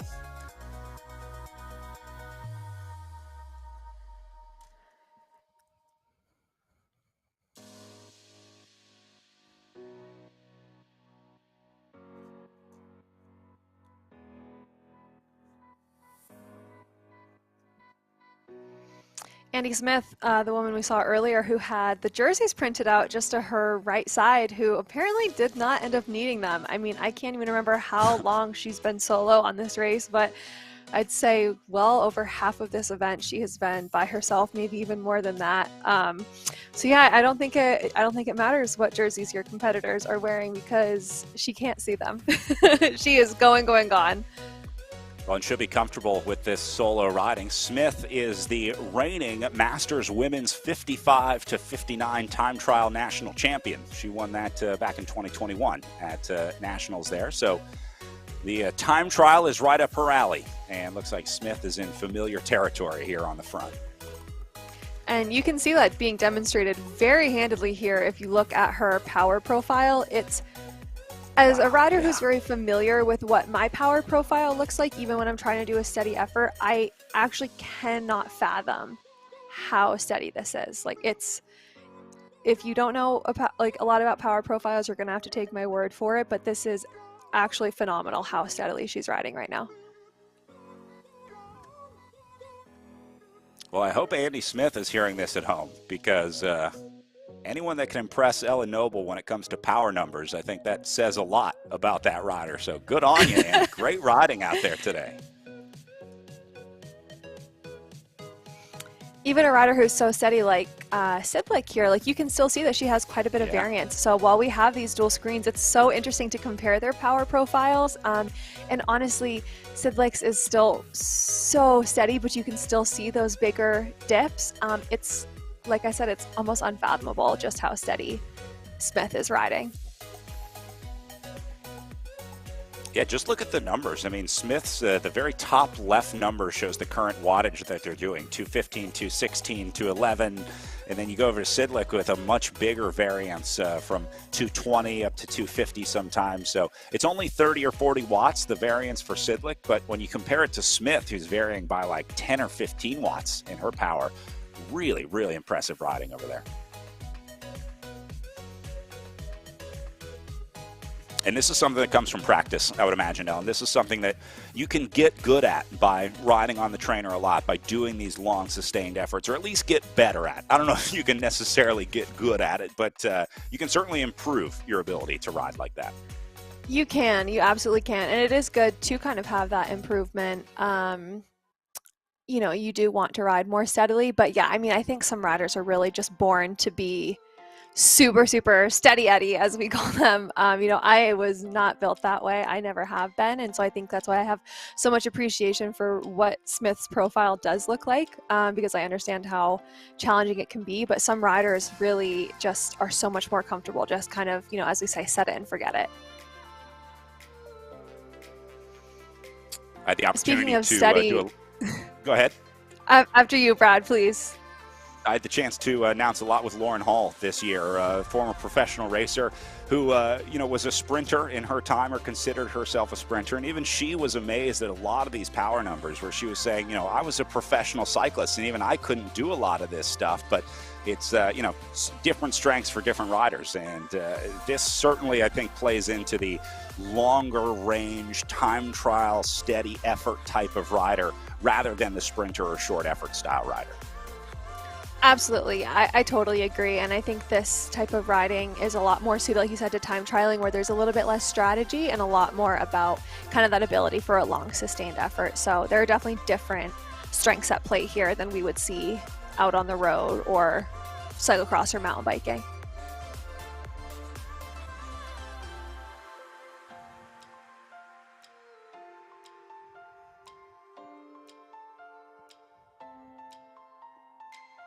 Sidlick had her camera operator readjust the Vittoria Zoom room camera, so thank you very much. Got her centered up. Want to make sure you look good for your national championship, right? You're coming across the line, you got to make sure you're zipped up and proper. This is like when you know you're going to win and you zip the jersey up to represent your sponsor, you know, wipe it off, clean it off a little bit. I think that's the same thing here.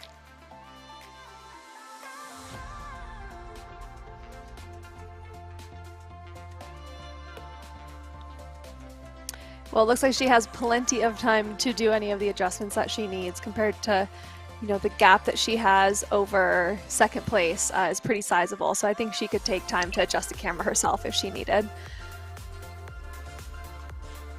Sidlick on the way in. She will pick up a women's 35-39 national championship for Stephanie Sidlick. Well done, Stephanie. In and done just over, or just under an hour 40, I should say. And that's got to feel good. Another successful national championship campaign for Stephanie Sidlick. So Chauvin going to be next in. This will be the 40 to 44 age category. And she's going to be on her way to a national championship jersey as well. Remember, Sidlick in the 35-39 age category, Chauvin in the 40-44 group. So she's about 6 kilometers away from earning her own Stars and Stripes jersey.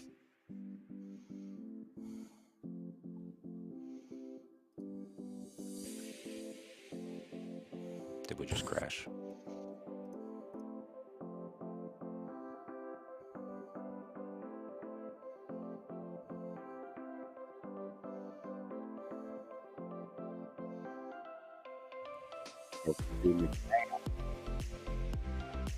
Up next with Andy Smith here. Look at Smith's power profile, nice and steady as well.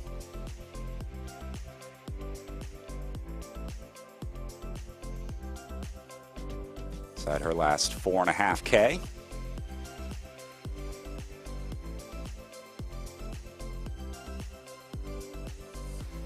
I would have to estimate that Smith's heart rate monitor here is inaccurate. Comparing it to some of the other heart rates we were seeing, with our winner that just came across the line, we were seeing around 160 beats per minute. So I feel like 98 beats per minute is probably not likely, or she has one of the lowest heart rates that I've ever seen. Yeah, sometimes, and it's not changing either, I noticed. Yeah, you see Thompson here with right around 150. So wondering if that's maybe just a bad connection. Thompson at the front of the 65-69 age category here. Second on the road behind Andy Smith. But competing in that 65-69 category. And then if you look behind her, the light blue jersey of Freystead in the 50-54 age category should also be good for a national championship in third. There's Thea Freystead.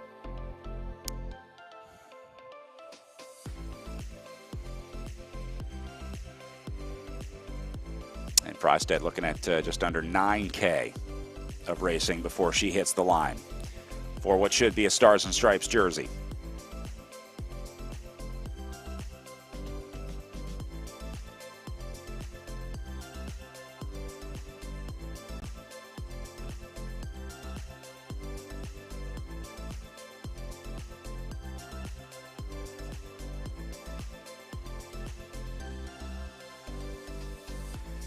We're talking about registering the heart rate and the power numbers that these riders are looking at as well in our elite races later today. And in most of the high-level virtual racing that we see now, there is a verification process that the riders have to go through.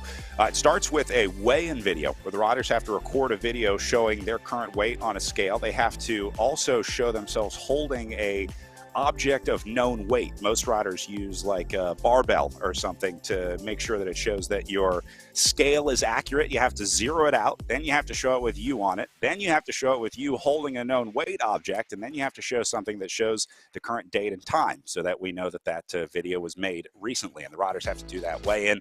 Then they also have to verify their power meters. There's all these calibration methods for your trainer, so they have to do these spin down tests and things like that to make sure that the trainer is calibrated. And then the last step in verification is a dual recording process. They have to record their power to 2 different sources, and that to make sure that they can't manipulate one of the sources. You would have to perfectly manipulate the 2 sources if you were trying to cheat. And so the dual power recording helps to verify to make sure that there's no hacking or anything going on in that world. Yeah, that's just another example of how far kind of the technology has come, especially compared to the early on virtual racing where there were a lot of ways to kind of, I think, manipulate the results for a lot of people. It is interesting to see kind of all the hoops that you have to go through. It's not as easy as just hopping on a trainer and pedaling. There are so many steps to kind of taking this type of racing seriously because, it is like the up and coming platform. So people are trying to find a way to kind of make it as fair as possible, but it's really fun to kind of see all the little steps.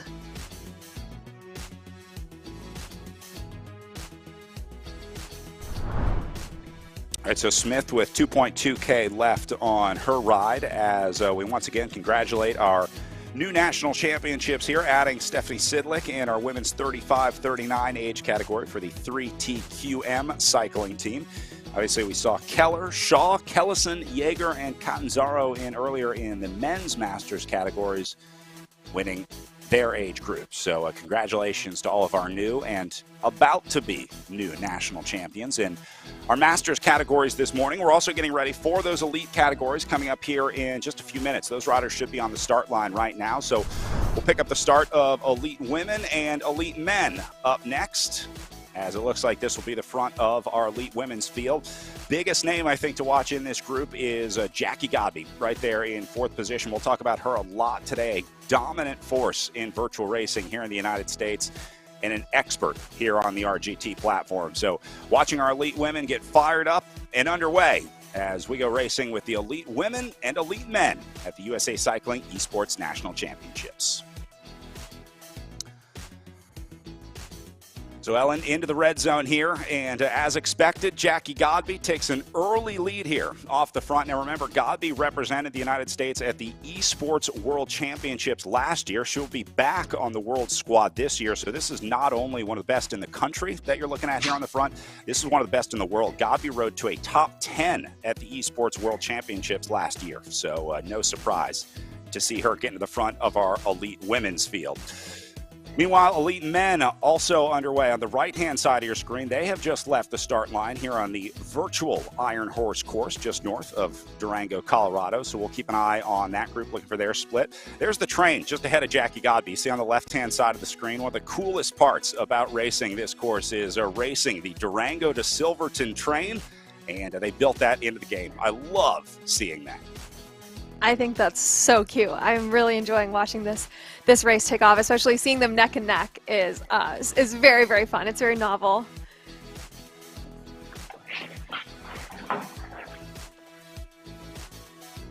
Looks like a little bit of separation in that group over in the women's race. Men still trying to figure out where that split is going to come, but they got plenty of racing to do it. Doing about 84K of total racing today. That'll be 3 laps for our elite women and elite men. That means 3 times up and over that big climb on the far side of the course. So there will be plenty of opportunities for these riders to sort themselves out.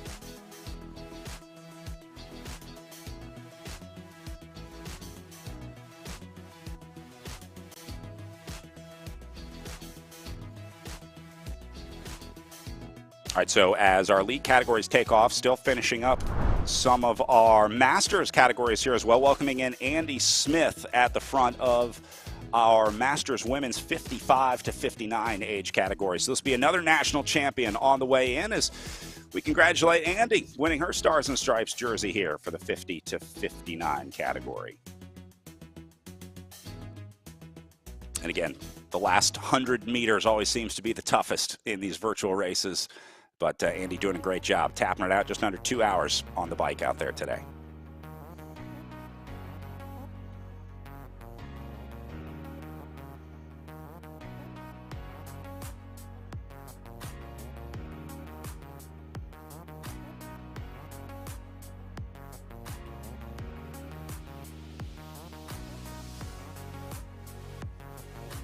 All right, so Smith in and done. And looks like just a couple riders remaining on course for her. Thompson, I think, is going to win her age category just behind.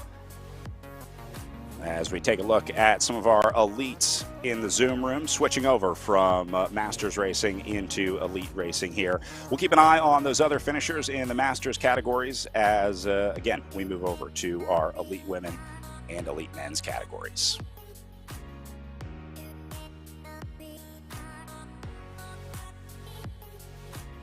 Couple different looks at some different pain caves as we move into new territory here in the United States' first Esports National Championships. We are very honored to have USA Cycling CEO Brendan Quirk joining us today to help cheer and welcome some of the riders on. Brendan, if you told me 3 years ago that we were going to be doing a USA Cycling virtual national championship, I would have told you that you were crazy. But it must be pretty cool to see this all happening today. It's incredible. It's incredible to see what's happening with esports and cycling, with esports in general. Whether you look at endurance sports like cycling, whether you look at something like F1, clearly this is a whole new component of sport that I'm really excited to see how it develops. One of the really cool things about this national championship, the masters and junior riders get a chance to race alongside the elites as well. I know that's one really cool thing that a lot of the amateur riders are excited about, getting to test themselves against the pros here. Yep. Yeah, you got to aspire to race with the big boys and see what it takes to be able to hang with them.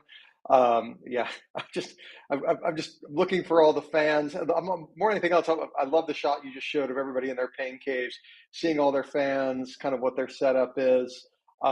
It's just incredible to see where the technology of this has gone, where the innovation of this has gone. I remember seeing an article in Velo News just a few weeks ago about all the Bluetooth switches and all of the hacks that people are doing to optimize their setups.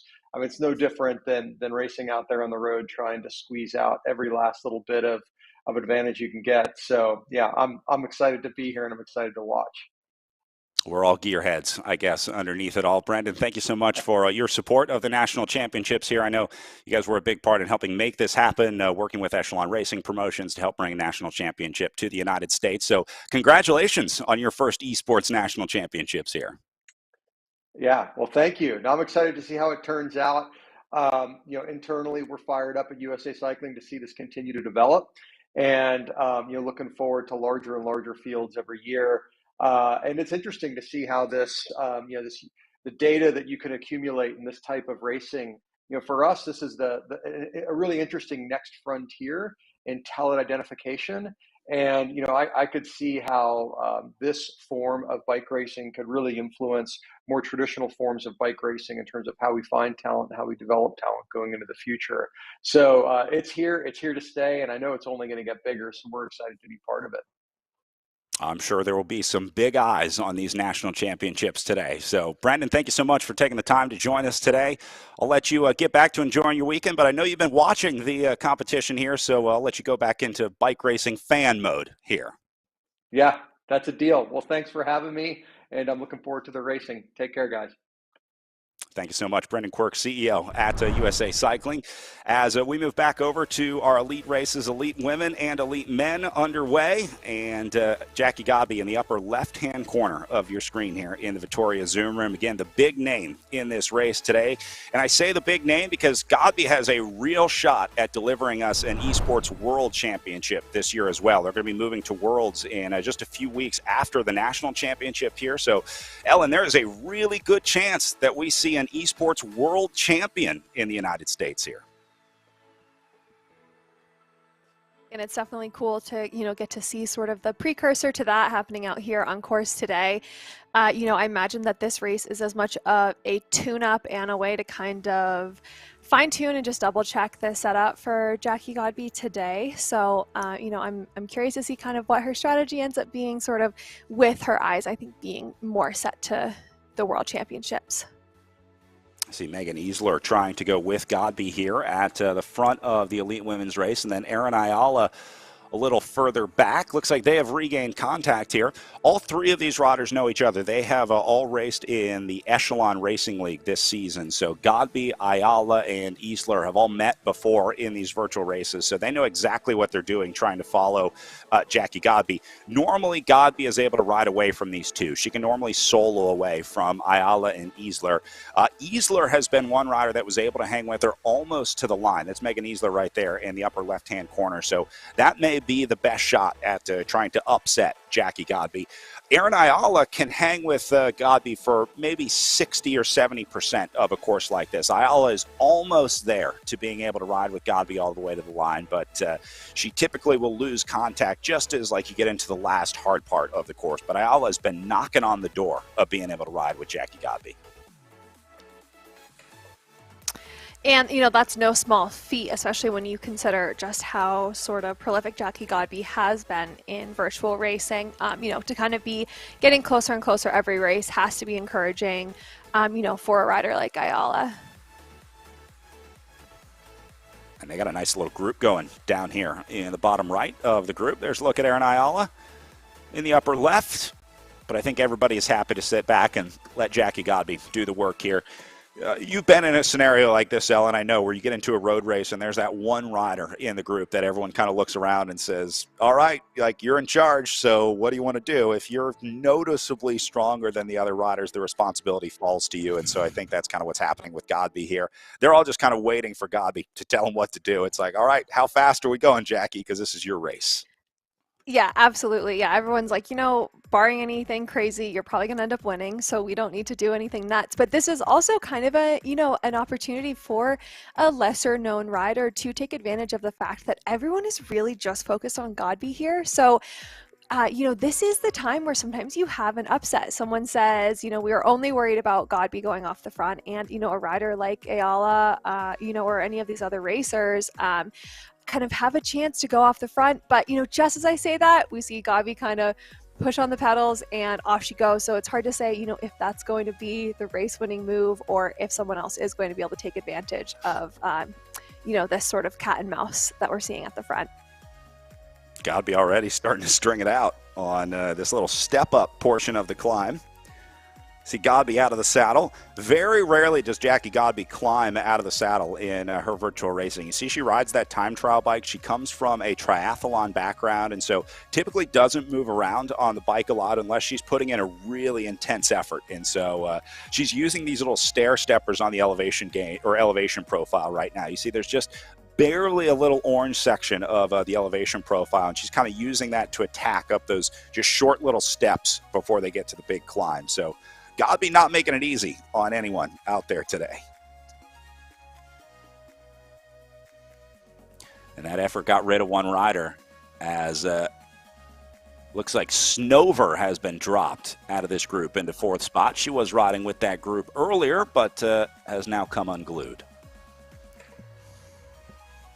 Getting that perspective into these riders' pain caves is so special. Just being able to see the body language of Godby compared to the other riders is such an incredible insight that I think just adds such a human element to this virtual racing. Kind of seeing how composed she is compared to, Isler and Ayala. Like, it's just, it's so unique getting to see. Just, it doesn't look like she's going all that hard, but now we're seeing Snover, who is definitely, putting in a little bit more work. You can see that pain on her face, really putting the pain in the pain cave here. And yeah, I just think it's such a special component to be able to have these Zoom rooms here.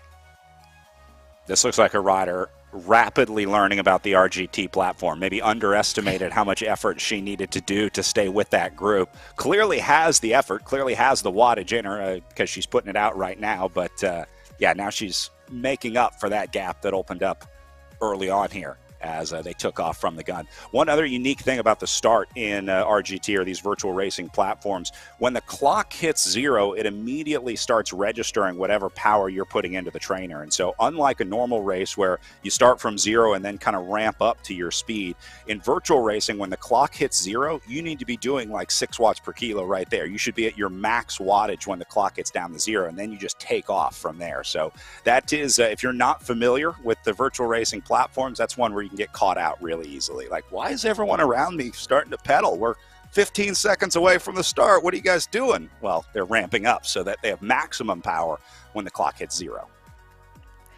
And just little tidbits like that throughout this whole event, are so valuable, and just things that, like, yeah, maybe you wouldn't know and may differ from platform to platform. So like you said, riders who are more familiar with the RGT platform are going to have an advantage. And like you said, people who have the effort in them, it really comes down to how you use it. And if you understand the platform, you can use all of your efforts to move you forward, rather than, a rider like Snover, who we're seeing right now that is struggling.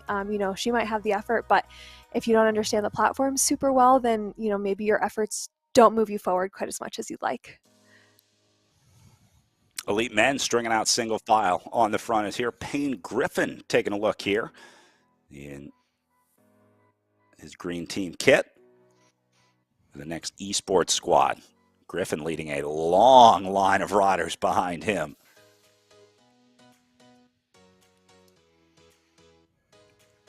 I guess this is one way to get things started. Still 75K of racing to go. There's always that one person on the group ride that wants to go incredibly hard, incredibly early. And you're like, we're doing 75K of this, right? Those riders were always my least favorite. You're like, I'm going to roll up, I'm going to kind of warm up as we go. And those riders always had something else in mind. So it can definitely wake up the legs, kind of jump start the legs, if you will, if you're not fully warmed up. When you see Payne wearing the next eSport kit, that is one of the more established virtual racing programs out there. We saw Scott Catanzaro win earlier in the Masters category, so they have a few teammates in there. This gets into that weird scenario with the trade team versus national championship sort of dilemma, because riders may be working with some trade teammates, and so a team like Next eSport is going to have multiple riders in this race, and maybe they're trying to use one rider to go out early. Maybe they send Payne Griffin up the road to say, hey, why don't you try and draw some riders out, try and make it as tough as you can, and see who goes with you. So maybe a little bit of teamwork or team strategy going on there with the Next eSport team. We're seeing some more familiar names in this group, including an A. Lambie that I see moving up into second position, which I'm assuming must be track and gravel superstar Ashton Lambie looking for a national championship here.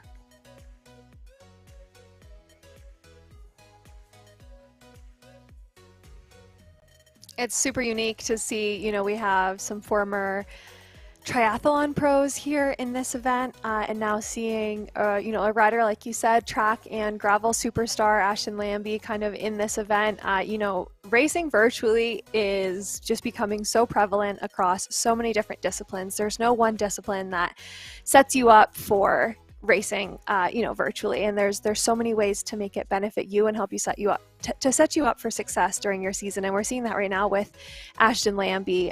You know, he has so many goals racing even internationally, so it's very cool to see him. You know, I hope we get to peek into his pain cave a little bit wherever he is in the world. I just want to see what the mustache looks like right now, see what the current mustache situation is with Ashton. Here's a look inside Eric Hill's pain cave. Looks like he's in the basement today from the Project Echelon racing team. Got some of the jerseys and medals hanging up on the wall behind him. A little bit of that motivation that we were talking about earlier. When you need that extra little kick, it's nice to have something to look over at. And Hill riding on the front of this group right now. See at the bottom right of your screen, setting tempo with Corrigan and Cooper on his wheel on the way up the climb right now.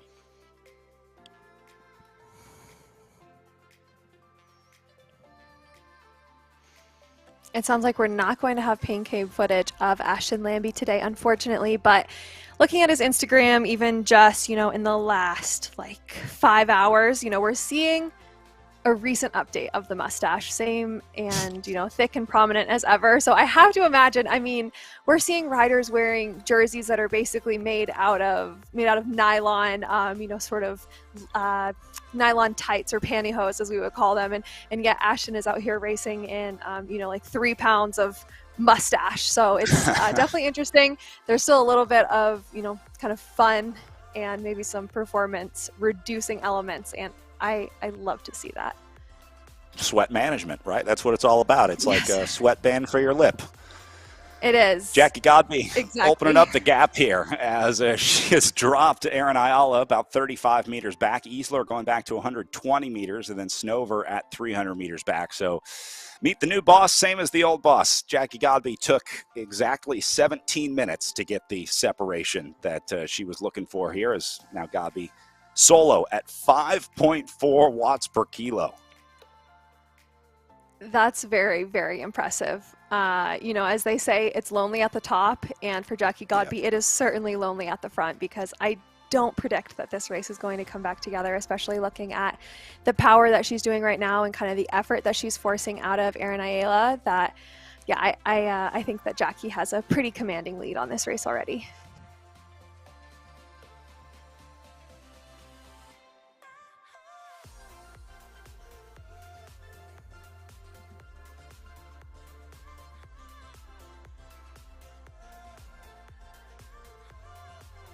Jackie Godby, another rider in this field, both incredibly successful on and off the bike, also has her PhD, and also does work in peptide bonding, believe it or not. We've been watching Godby throughout the season in the Echelon Racing League. She is currently doing her residency in Riverside, California. Originally from Chicago, Illinois, she's doing a radiology residency in Riverside right now, which has meant a lot of 3:30 a.m. workouts for Jackie to wake up, ride the trainer, get the workout in, go do a shift at the hospital, and then come back and either rest or race again. So you talk about a motivated, incredible person. Jackie Godby is the definition of that. It's so incredible, and it's so hard to imagine having that much drive and that much motivation.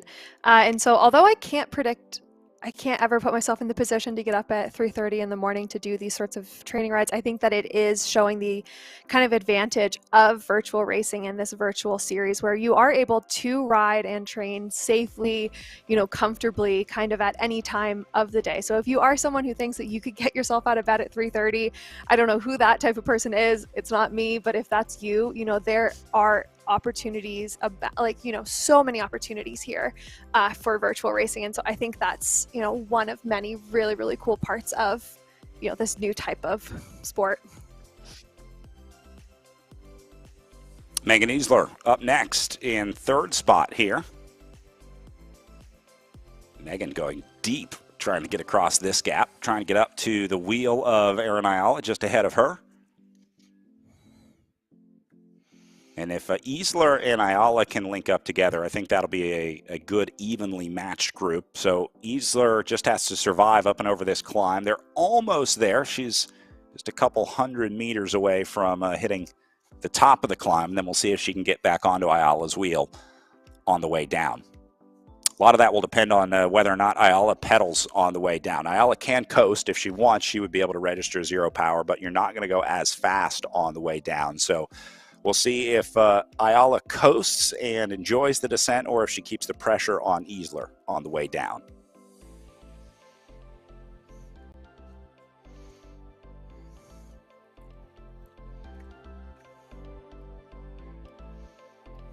Ellen, any unique setups in your training system, your training setup? I mean, you have any keys or tips or tricks or anything that you use to keep yourself motivated? You know, like kind of in the pain cave, or just in general? I guess in general, I would assume you have different methodologies or systems for the pain cave versus in real life training. I do, yeah, absolutely, I do. You know, I'm one of the riders that's definitely been known to have a couple of things on their top tube. You know, for a long time, I had just a really kind of crappy little piece of like painter's tape that said, you know, for those who can't. That's been like a big motivation of mine. I have 2 tattoos on my forearm, on my forearms, on each forearm, you know, that kind of have a lot of motivation for me. And so I think kind of stuff like that, I've definitely been guilty of writing things on myself in Sharpie during these races, and then decided to just go full commitment with, you know, more permanent ink. But yeah, I'm definitely someone who is highly motivated by those sorts of reminders. So seeing these jerseys, seeing the notes, all of that in these riders' pain caves, I can definitely understand where that added motivation comes from. And sometimes you just need that reason to look over and cheer on. Looks like Ashton Lambie making his way to the front of this group.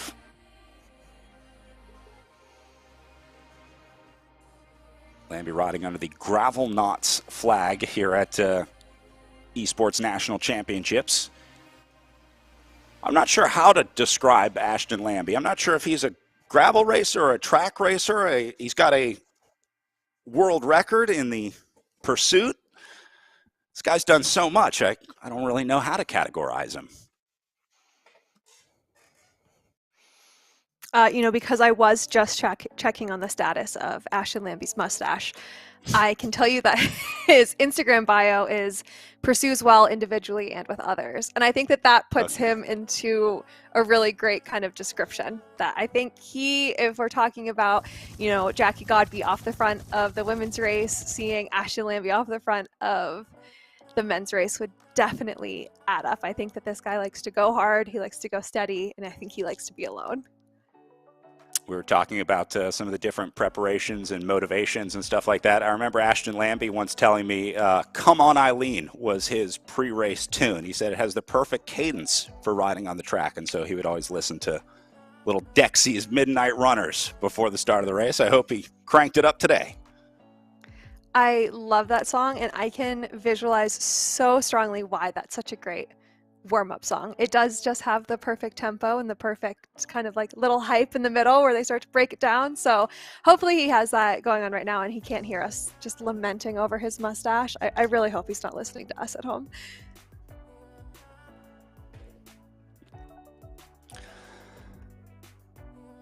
Look at Mason Roca in the upper left-hand corner riding on the front here.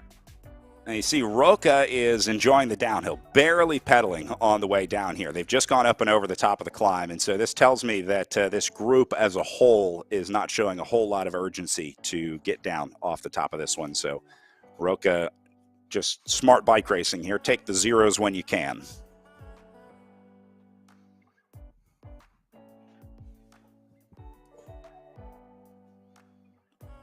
I have to imagine Lambie has a little bit of extra pressure on him today. You don't get a roll up to a race like this with a name like that without people taking notice. So I'm sure there are plenty of riders in this group keeping an eye on Ashton Lambie, saying, I'm just going to follow that guy.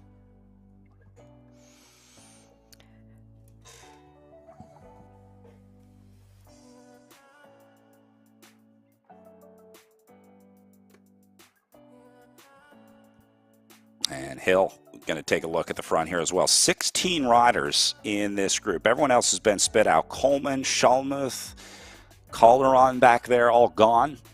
Pretty clean gap off the back of this group. So you either made the selection or you didn't at the front of our elite men's race. And if you're one of these 16 riders in the group, I think you're pretty happy with the scenario here.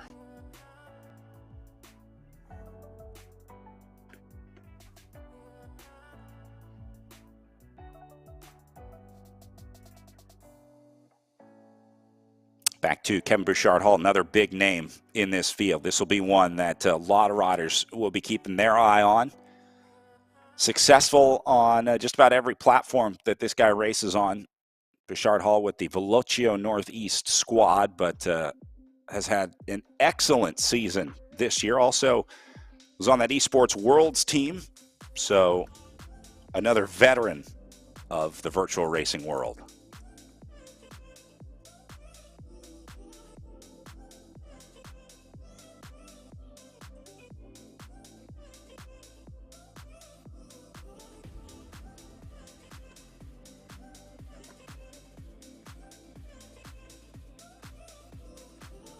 Looks like everybody happy to sit in here.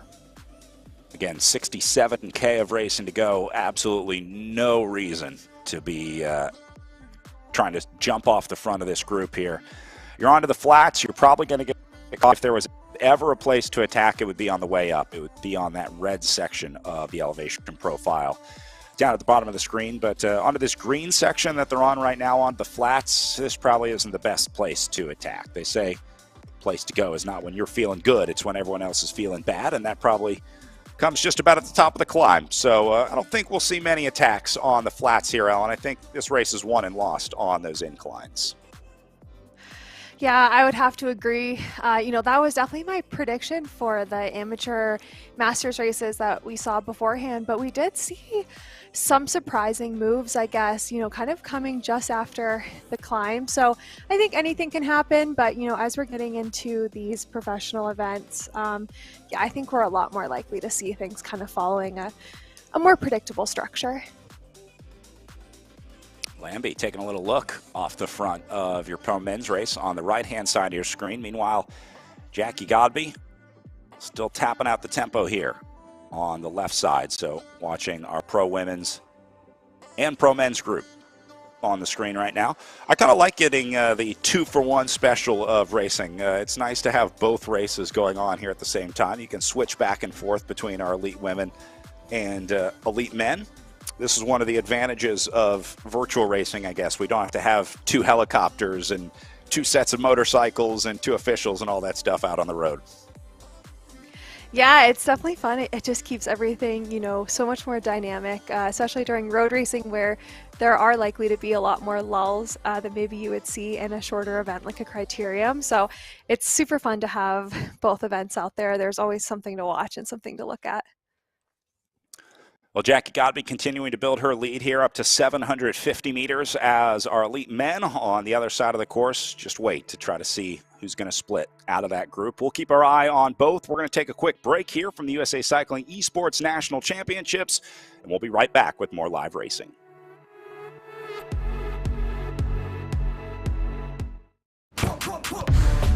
See that thing John Morant has? That's a hypervolt.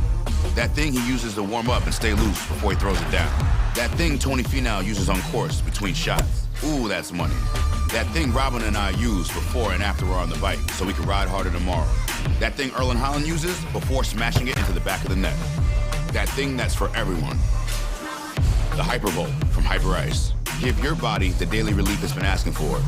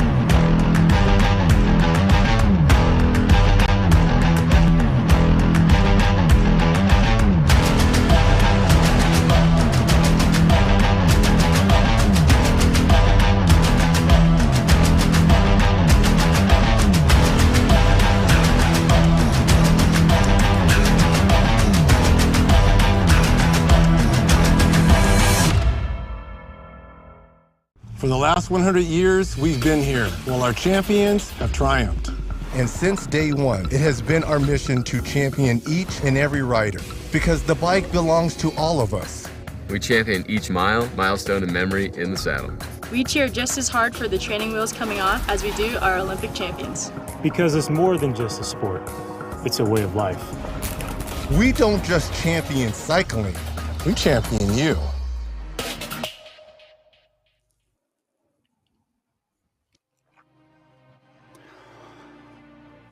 Welcome back. Elite men and women underway on course. Looking at our elite women's riders on the left-hand side of your screen and elite men on the right-hand side. As our elite men tap out about 63 kilometers of racing left, and our elite women right there as well, with Jackie Godby leading the way and Erin Ayala up into second position as well. Brad Soner here with Ellen Noble for our very first Esports National Championships here in the United States. Ellen, we have just wrapped up our Masters racing, moving into our elite racing, and then our juniors coming up after this at 1:30 this afternoon, so into sort of our second block of racing. But I'm super excited to see this elite racing because these are the pros. These are the best at what they do here in virtual racing, and we finally get a chance to see the best Americans against each other. We've seen them racing in some of the premier leagues and some of the private leagues. We've seen them race against each other at the Esports World Championships, but this is our first national championships.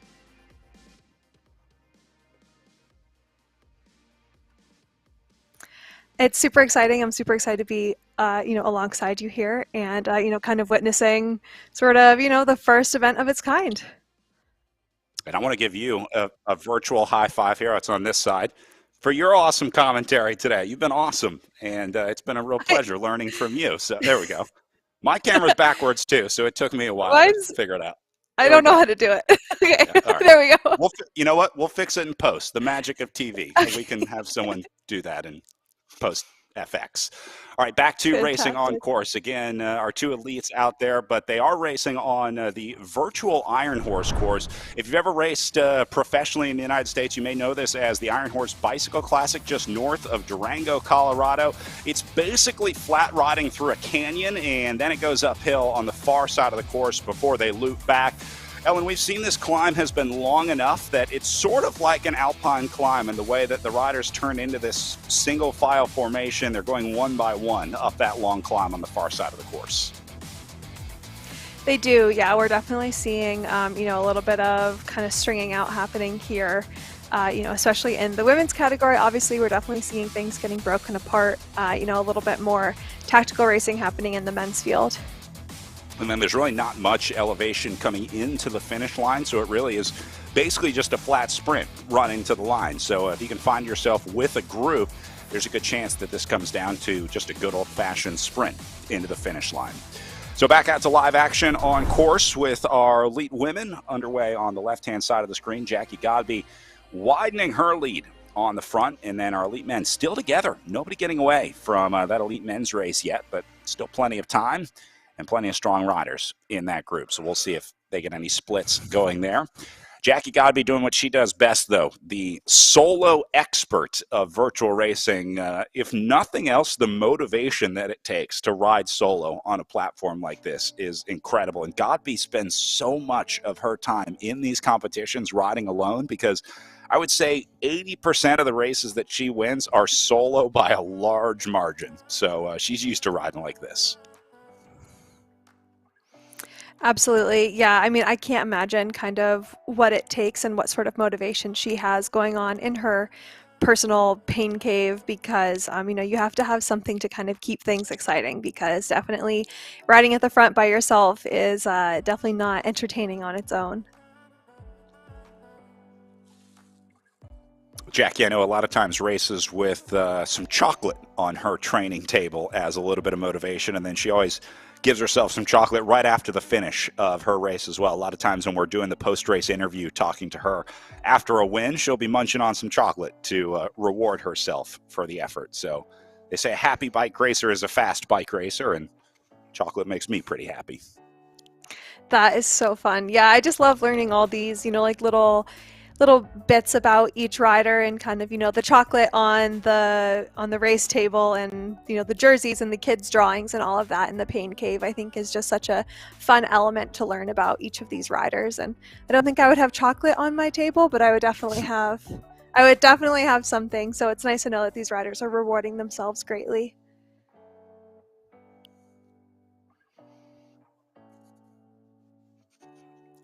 We were also talking earlier about protecting the gear. You see, Godby's rear brake is taped with like a rag. They wrap it with a rag and tape it up to try to protect those metal and rubber elements from the sweat dripping off. And you see a lot of riders that have those sort of top tube protectors that go from your seat tube over to your stem as well to try to catch some of that sweat. But Godby is riding inside so much that she's had to take steps to protect that Argon 18 bike underneath her. Yeah, and I think that is kind of, for those who are having a hard time imagining just how much these riders are sweating, the fact like we're seeing right here, having that whole rear triangle taped up and all of that is really just a great example of how much, these riders are precipitating, if you will. I think she still has the number on there from the Chicago Triathlon as well. I think that's her Chicago Triathlon bib there with her race number tagged onto the back of the seat tube.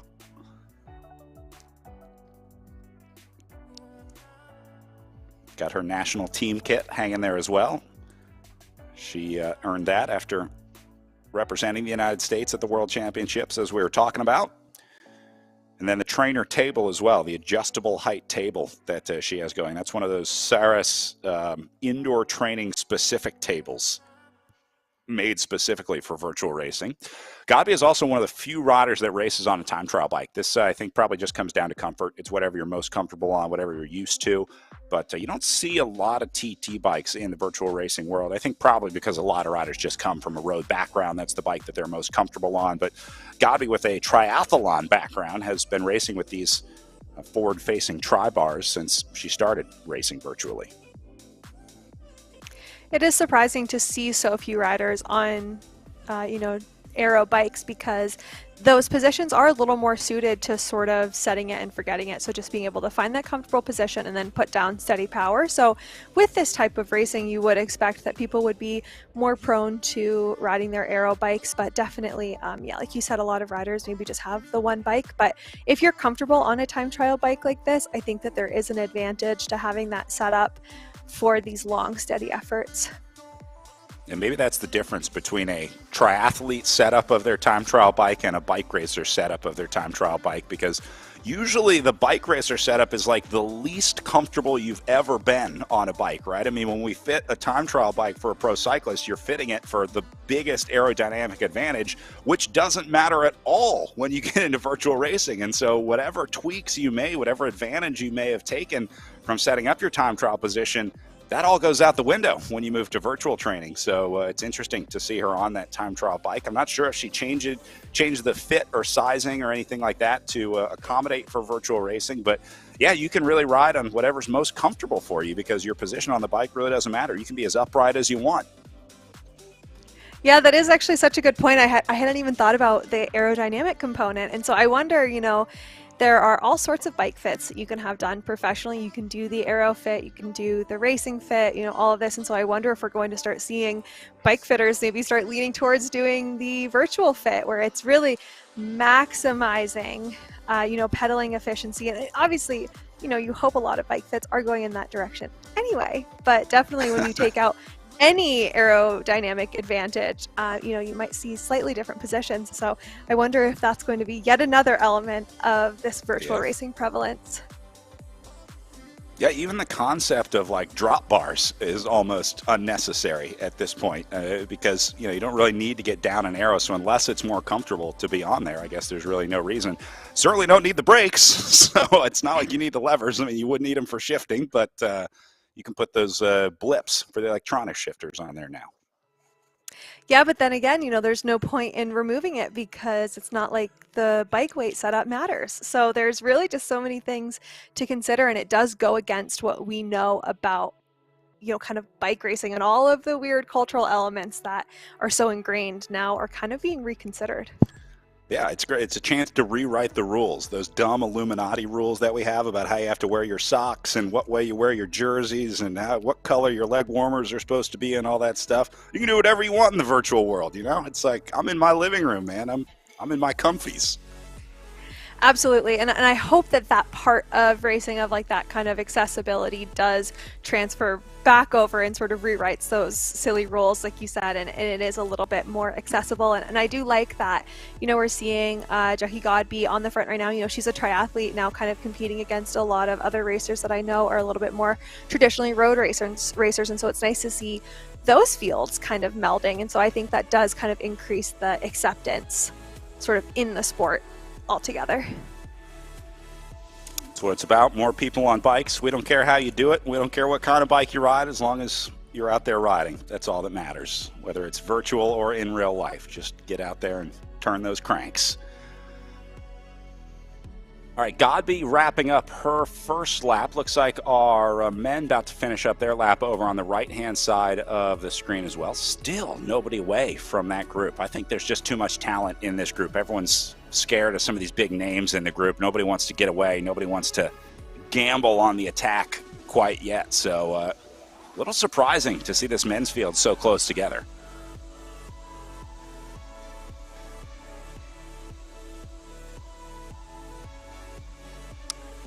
See John Cooper off to the left-hand side of the screen, 12th position right now. That is the husband of Jackie Godby. And normally we see John supporting Jackie while she's racing.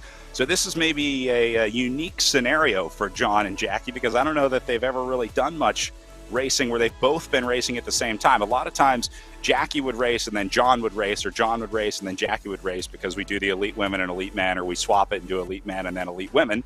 But in this scenario, both racing at the same time. So I'm wondering if that changed the race setup a little bit. You got to fight over the Wi-Fi, right? Like when you're trying to have a Zoom and your partner's watching Netflix and it's like, hey, I'm trying to work here. So I hope they're not fighting over bandwidth.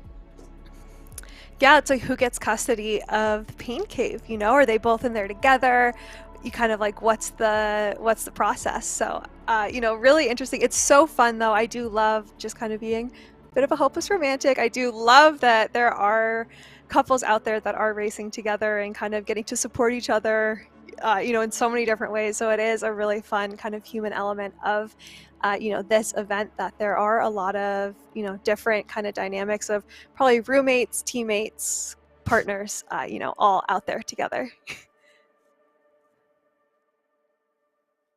It's sort of like when they do the VO2 max testing. I know there are a lot of studies that show when you have that encouragement in the lab, you produce a higher VO2 max. Like when the tester is yelling at you, telling you to go harder, you can do a better number. So having someone there to cheer you on, I guess, is helpful. Looks like John has moved to the kitchen today. He got relegated to the warm-up zone, I guess, for his ride today. Jackie got the A spot. That's where she normally races from. So her setup hasn't changed at all. And looks like she got the premier spot in the apartment here. It does make sense. When we saw him earlier, not knowing the situation, I was sort of surprised and impressed by seeing the refrigerator in the shot. And so now it makes a little bit more sense. I think we're all used to riding our bikes out of very small apartments, but this definitely adds, an even more fun little piece of context. It looks like he's got the ceiling fan above him. That might be nice, having a little bit of cooling coming down on you. That ceiling fan is maxed. You almost can't see it. It's going so fast. It's just a blur. I hope he doesn't post up. Like, if this guy celebrates, he's going to lose a finger.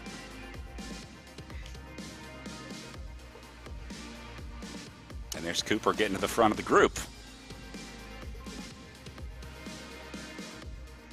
Now, we were talking about the jerseys earlier with the different age categories. No age restrictions in the elite races here. So these riders are wearing basically their trade team jerseys or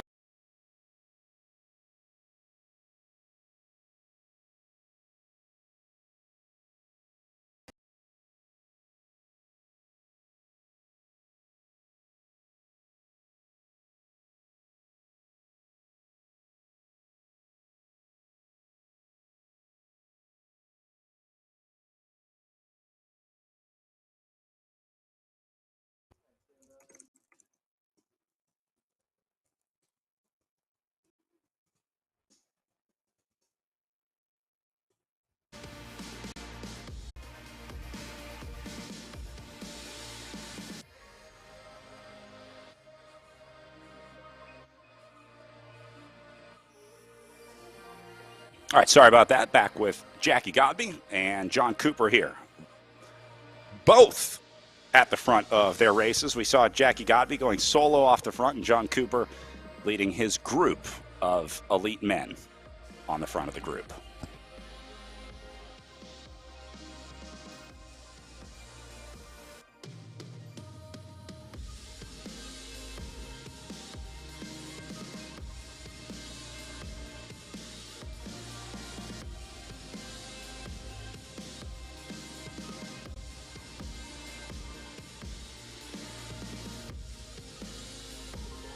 You see Godby locked on to her screen here. Even though she is solo off the front and really doesn't have anyone around her, she still stays staring at that number. I think that's very similar to the way that you'll maybe see riders staring at their stem, looking at their power meter, their power numbers. I think the ability to read the constant power is big for Jackie Godby here.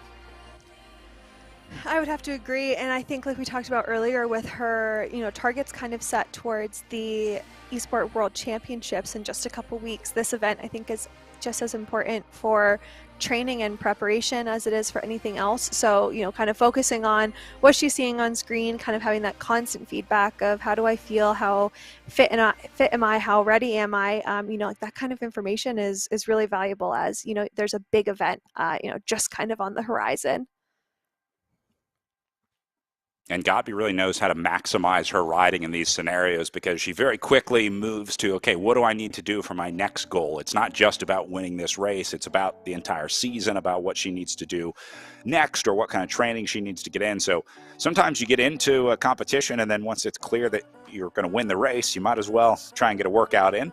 Look at Godby's power meter here in the upper left corner. Steady Eddie, like you were talking about earlier. Yeah, I was just noticing the same thing. I mean, it's incredible, and especially seeing kind of the, the power that she is holding, so steady is really phenomenal, and it makes it, we can tell that she's a really incredible racer, but then to sort of have this, example of her watts per kilo, how steady she's riding, it just kind of puts it all into context and really makes it make sense for how commanding her race has been so far in this elite women's field. The other thing we haven't talked about is the cadence and how steady that is. You can keep a steady wattage, but a lot of riders have trouble keeping a steady cadence as well. She's locked in right around 79 RPM right now. It doesn't really change much for her, maybe 1 or 2 RPM in the deviation, but that's another skill. A lot of people will naturally ramp up, I think, their RPM. It's hard to sort of keep yourself there. People will sort of drift from 80 to 85 to 90. Yeah, absolutely. And, for those watching at home, cadence is just how quickly or slowly you're turning over the pedals. And so, yeah, cadence is something that comes up a lot, especially in road training, but also very commonly in off-road training as well. And so 80 is definitely on like the slower side of normal, but, still looks really natural when we see her in her pain cave. But I think what's hard is putting down high power at a high cadence. So when you see people going up to 90, 100 RPM and then still being able to put down power, I think that's where a lot of people really struggle. But, a rider like Ashton Lambie, who specializes on the track, that's going to be something that he focuses on a lot.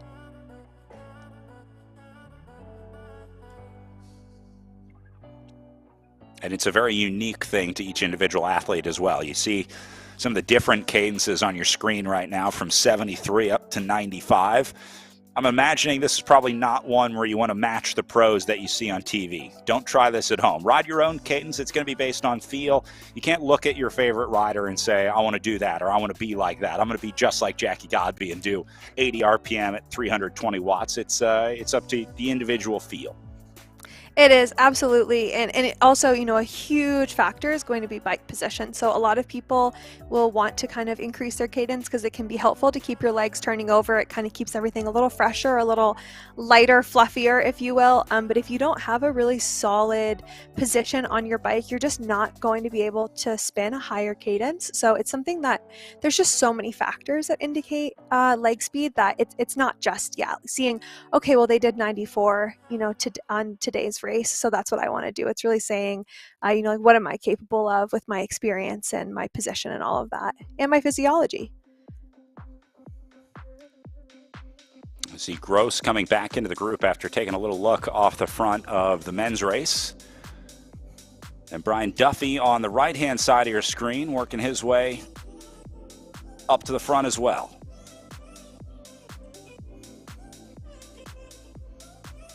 It's amazing how the racing dynamic changes from the women's race to the men's race with a dominant player like Jackie Godby in the women's race. There is no dominant player on the men's side. This race is pretty wide open in terms of who the favorites are. There's a handful of maybe 10 or 12 riders that would be the big names of virtual racing, but we don't have anyone close to the level that Jackie Godby is on the men's side. Absolutely, yeah, and that's kind of, the inverse of what we typically see in a lot of women's racing now compared to men's racing, where there usually are, kind of distinct favorites in men's live racing compared to the women's race where it's kind of anyone's game. So very interesting to see things switched up as, we're going into the virtual world. Anything is possible.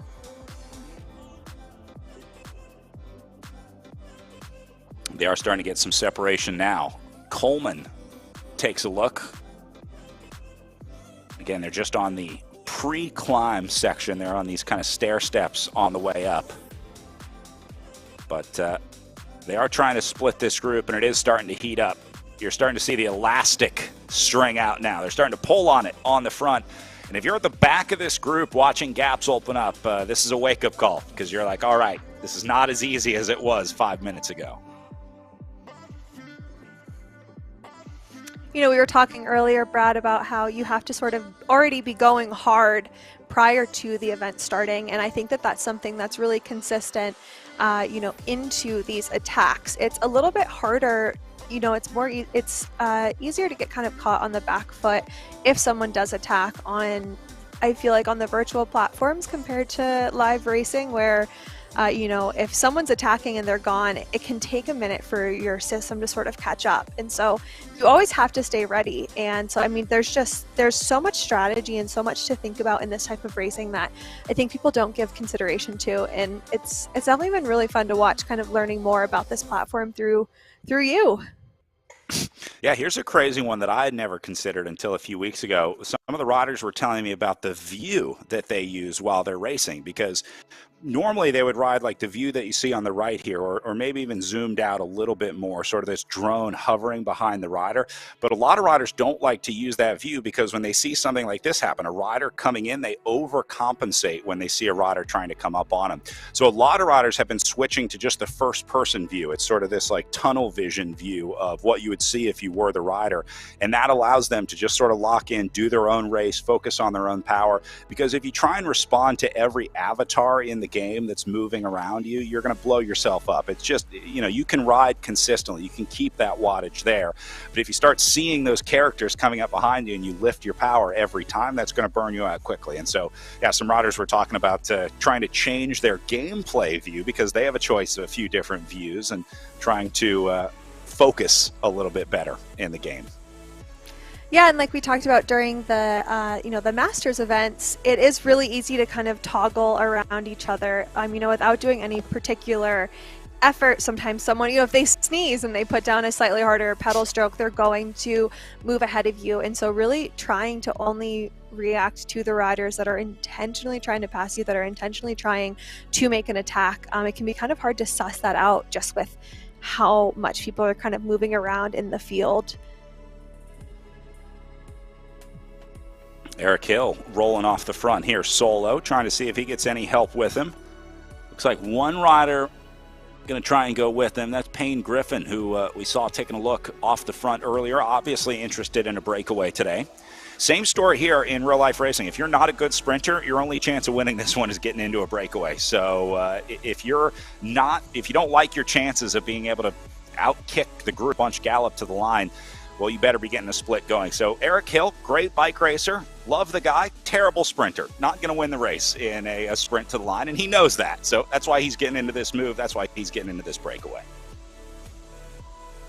Especially when you add in a rider like Ashton Lambie, whose specialty is 4 minutes or less. There's, I think, a little extra motivation to get into that breakaway, especially, you know, on this as they're kind of heading into sort of the crux of this climb once again, you know, just a couple minutes away. Trying to get that break and sort of establish that gap is going to be very important.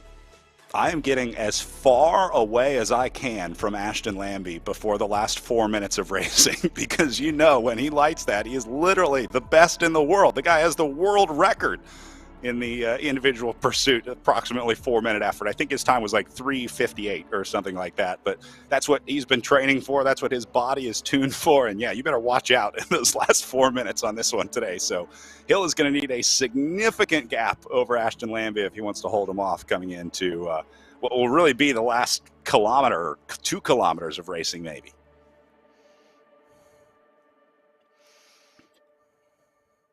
And this will be a nice addition to the breakaway, as Payne Griffin will link up with Eric Hill here. So these guys might as well be teammates, because it's Hill and Griffin versus the world. So these two will lock in. I would expect to see them cooperating, riding together. Look how well Payne Griffin just locks in right behind Eric Hill here. Just modulates that power perfectly, sitting right on. And now these two can work together to try to hold off this field. Gap is at 100 meters right now, so that'll be our baseline, and we'll keep an eye and see if this one starts growing or shrinking.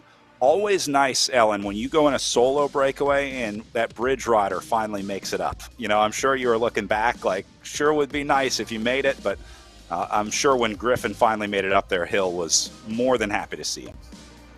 Yes, absolutely. You're like, you know, I don't want to wait for you. I don't want to take the chance that we're both going to get absorbed, but I'm really hoping that you're able to get across, because, you know, you suddenly double the amount of support that you have at the front. So definitely always a welcomed addition when you get like one rider and then you start to get, you know, a few more, and then it starts to feel a little crowded up front. We'll see if anybody else tries to come across the gap here. They did bring these guys down inside 90 meters, so they're not really getting that quick jump away from the field that you need. When you start a breakaway, you really need to sort of rocket away quickly. You can't just slowly roll off the front. So they opened up 100 meters quickly, but it kind of topped out there, and they've just kind of been sitting there at a 100-meter gap right now. So that 100 meters is also long or short enough that a rider can go across the gap, and if you start to get enough riders that do that, that's just going to shut the entire breakaway down. It can be kind of hard to commit to an attack like that, where, you know, you go up the front, you're kind of trying to test the legs, but do these riders right now, Hill and Griffin, really want to go all in and commit to this effort? It kind of depends on how they're feeling, how the group's reacting, you know, stuff like that. And so it can be really hard to balance. Like, is this the race? Is this the move that I want to dedicate my race to? Well, Kevin Bouchard-Hall likes the look of it. He's trying to go across the gap here, has just left the group and brought a whole bunch of riders with him. Bouchard-Hall definitely had a big old target on his back coming into this one of the better riders of the racing leagues this season. So Bouchard-Hall causing a panic as he leaves the field to try to join these guys up the road. 3 would have been perfect. Griffin, Hill, and Bouchard-Hall would have been like a dream trio in a breakaway. But if Bouchard-Hall brings the 8 hangers on that he has with him, I don't know if that's going to be a very good scenario for a breakaway. Another added challenge, speaking of Bouchard-Hall, is, you know, speaking of just race favorites, is that, you know, there's not really a way to sneak away. You know, with this type of virtual racing, all of these riders are constantly able to see the gaps and the riders that are in those breaks. You know, all times. And so there's no way to say, oh, we just didn't realize that Kevin Bouchard-Hall went up the front, or, went off the front, went up the road. Like they're saying, okay, I can see him. He has 150 meters. He has 148 meters. And so that's such a challenge because there is no secrecy. It's impossible to miss something like that with virtual racing. We saw that at the Olympics, the escapee in our pro women's road race this year. I'll bet they wish they had her on RGT to keep an eye on where everybody was in the race. Gap starting to form here on the climb. I think there's going to be a reshuffling when they get off of this one and start to work their way down. There's going to be a few less riders than were originally there. That group of two has been brought back. Kevin Bouchard-Hall, well, not really brought back, I'll say joined by this group of riders, because Bouchard-Hall did bring a handful with him. And it looks like that group is going to go up to 8 riders total. Roca, Griffin, Brune, Hill, Jemrozik, Nair, Duffy, and Bouchard-Hall. All in this group 8. I think this is a selection right here, Ellen. If you're not in this group right now, you need to either get there or start chasing, because this looks like the winning move to me. Yeah, I think that the alarms are being sounded now. A lot of riders are saying, okay, this looks pretty threatening. All of the most kind of prominent characters are here, and that's definitely not the group that you want to have riding away from you. And you can see Bouchard-Hall putting an effort here in the upper left-hand corner of your screen. Bouchard-Hall also has one of the more unique setups in his pain cave. I don't know if you can see it. It's kind of dark in this shot, but he has literal sandbags holding down his trainer on the 2 legs that come out off of the trainer, because he pulls up on the bike so much in those big efforts and sprints. He had to put a couple of 25-pound sandbags on either side of his trainer. We also have some riders that have bolted their trainer into the ground so that it doesn't lift up. They put like a concrete tap down through their basement floor and literally bolted the trainer to the floor. So I guess that's another technical part of virtual racing. There you go. Just look at, I think it's Quikrete, actually. I think it's bagged cement. That is fantastic. It's so easy for these trainers to kind of walk forward, especially when you're putting that power down. So to see that, yes, that is a major problem for Kevin Bouchard-Hall. And, in order, he needs dry concrete to contain him, is really sort of just a great example of how much of a threat he's going to be to today's race. And you can also see, like you're talking about earlier, weighing in to this event, you can see his kettlebell behind him and a scale. So he has everything that he needs, for these virtual races right in frame. You were talking earlier about some of the unique abilities to eat and drink while you're on the trainer that you can't do in real life.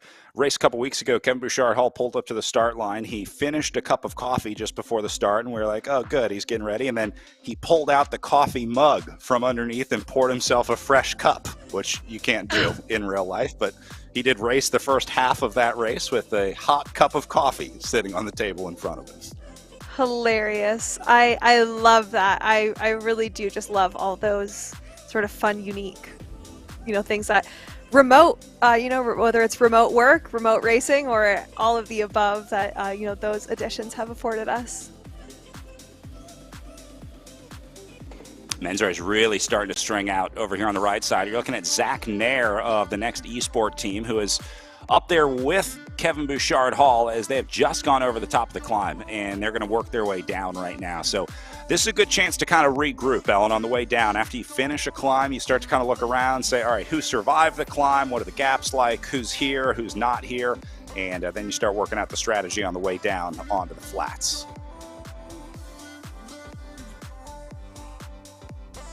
Jemrozik repping the St. Louis Blues. Looks like he's got, I'm not sure if he's drying the jersey or just displaying that for us. We've seen this with a couple of riders, just like Rozik that we had on screen and a couple of the women earlier. It looks as though they're riding outside. There's so much wind, so much breeze that it looks like they're just riding outdoors. And so I think like that really puts into perspective how necessary it is to just keep yourself cool. while you're out there. Or in there, some crazy industrial fans that people have been buying and investing in for virtual racing, but that airflow is a big part of being able to control that body temperature like we talked about. Travis Bruin looks like he could use another fan or two. Going deep as he goes over the top of this climb.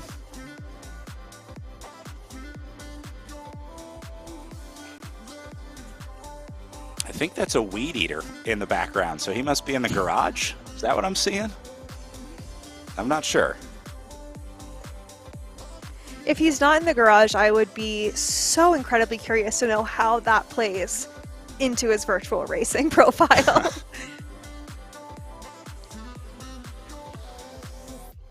For some of the riders, there we go. I can't tell what that thing is. I'll go with the weed eater. That's a good guess.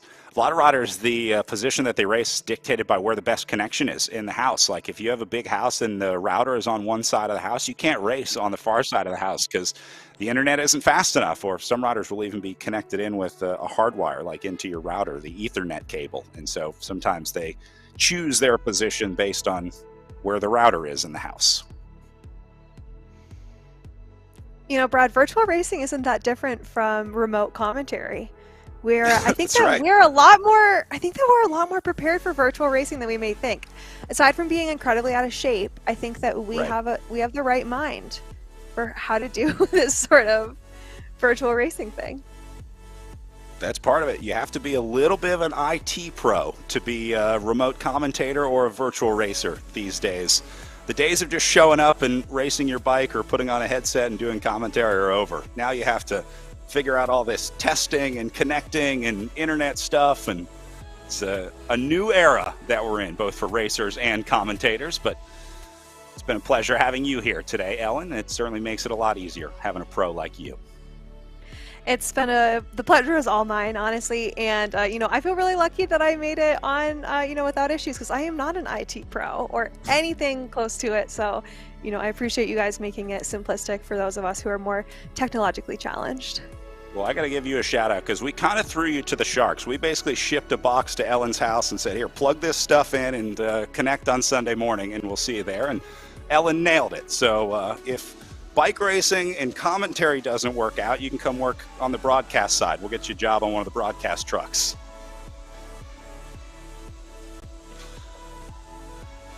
Jackie Godby working her way down. 42K of racing remaining here, just past the halfway mark for her as well, at 2.5 kilometers ahead of Erin Ayala and Megan Easler.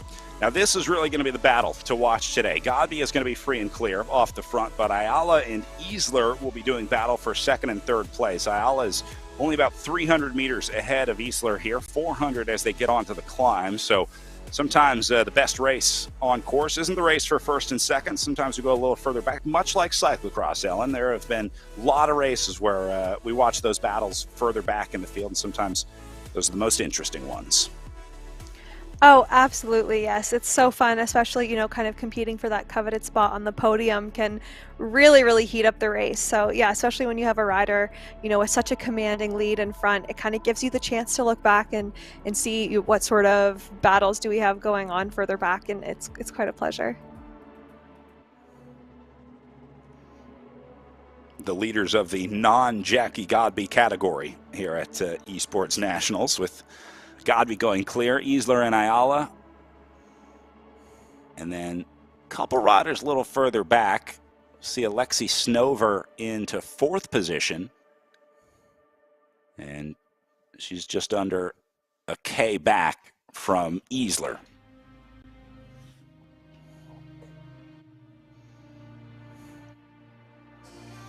Once again, Nice we're kind of natural seeing, light. you know, as we go into the Zoom room, you know, it's almost cruel to see how easily their avatars are navigating this course, but then watching just how much effort, you know, the riders are actually putting in. Here with Alexi on camera, you're seeing her avatar just, you know, out for a spin, out for a stroll, but she is giving it everything, wiping the sweat, taking a drink. You know, there's so much to look at, and so it is sort of one of the more humorous parts of virtual racing is sort of that difference.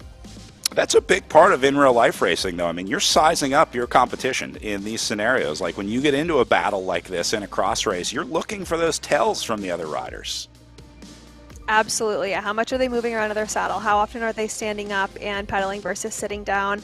Are they breathing hard, or are they looking down at their stem or at their, chain rings or anything like that? There's so much that you can garner from your competition based on their body language. And so not being able to see that virtually, is really hard. And obviously they've kind of created a workaround there with, that kind of like rainbow grade that we were talking about earlier, showing kind of how hard the riders are going relative to their kind of threshold. But yeah, it's definitely not the same. And so I think it is hard to find that comparison. You were talking about trying to read your competitors. Do you put on a poker face when you're kind of feeling it? I mean, do you try and act like you're fine even if you're not? Not as much as other riders. And I think what we see a lot with, certain competition, I had the, great fortune to commentate cyclocross worlds just a couple weeks ago. And we see riders like Mariana Voss who do, I think kind of act a little bit. They sort of put on a show and then pretend that they're hurting more than they are. I'm not really capable of that, but I definitely have sort of tried to indicate, like, in a group race, road race, they'll kind of flick their elbow and you're like, I am so tired, I couldn't possibly pull through right now. And so you can do little things like that, but I'm not one of the more theatric riders. I think I am a little too busy thinking about other stuff. Yeah, that's like advanced level tradecraft when you get into the breakaways like that. I know there are a lot of games that you'll play, and there's a lot of ways, especially when you get into like team tactics, when you have riders in the breakaway with you, there's some things that you can do to sort of mess with the psyche of the other riders and just try and keep them on their toes, if you will. Yeah, that level of theatrics is definitely like, I don't know, getting your PhD in polymer dynamics or something like that. I mean, it's something that most of us can't even begin to comprehend. So a little bit of a split back here in the men's race. We're looking at two different groups on the screen. Mason Roca has taken a group with him. This was the original Kevin Bouchard-Hall group that we saw. Bouchard-Hall started this move and, brought a bunch of riders up with him. Basically, that's most of the riders that are here. So they have got 5 riders clear. Actually, make that 6. And then Hill going to be leading the chase back in 7th. So that's actually all 6 riders in the breakaway in our Vittoria Zoom room in the upper left-hand corner. So good look at how the breakaway's feeling right now. Look at Bouchard-Hall out of the saddle, and his avatar goes with him.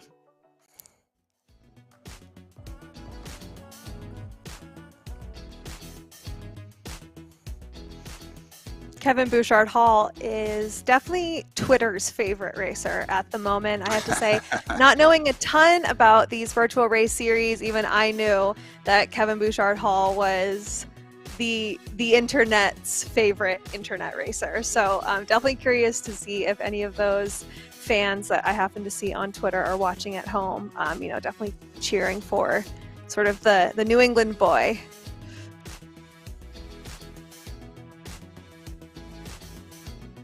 Yeah, Kevin, a popular guy on other virtual racing platforms. He's also done a lot of these races on our GT. Like, he raced with us in the Echelon Racing League that had a lot of the in-real-life races on the American calendar. Had actually won or raced a lot of those in the past, or his brother, Derek, would have raced and won those in the past in their professional career. So sort of a new era of racing for the Bouchard-Halls.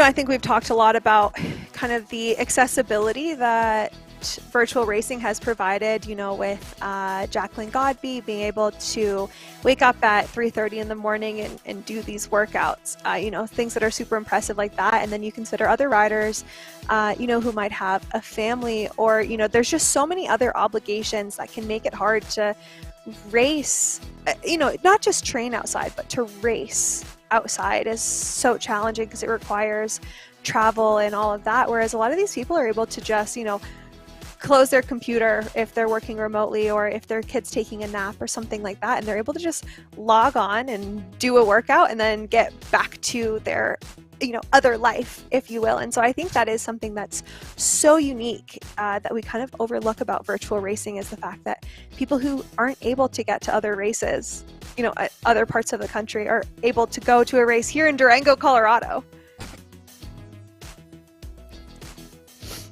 Yeah, like you said, the life outside of training, we have to remember that these aren't the professional racers that we're used to seeing on TV. Most of these riders will have day jobs, they'll have 9-to-5s, they'll have families and pets and other obligations to take care of. So to find the time to train and race, I mean, this is a big block out of your Sunday afternoon. If you've got things going on at home, sometimes it's not that easy to find 2 hours to set aside on a Sunday to race. So all the credit in the world to these riders, holding down all the different facets of life and still getting out here to race.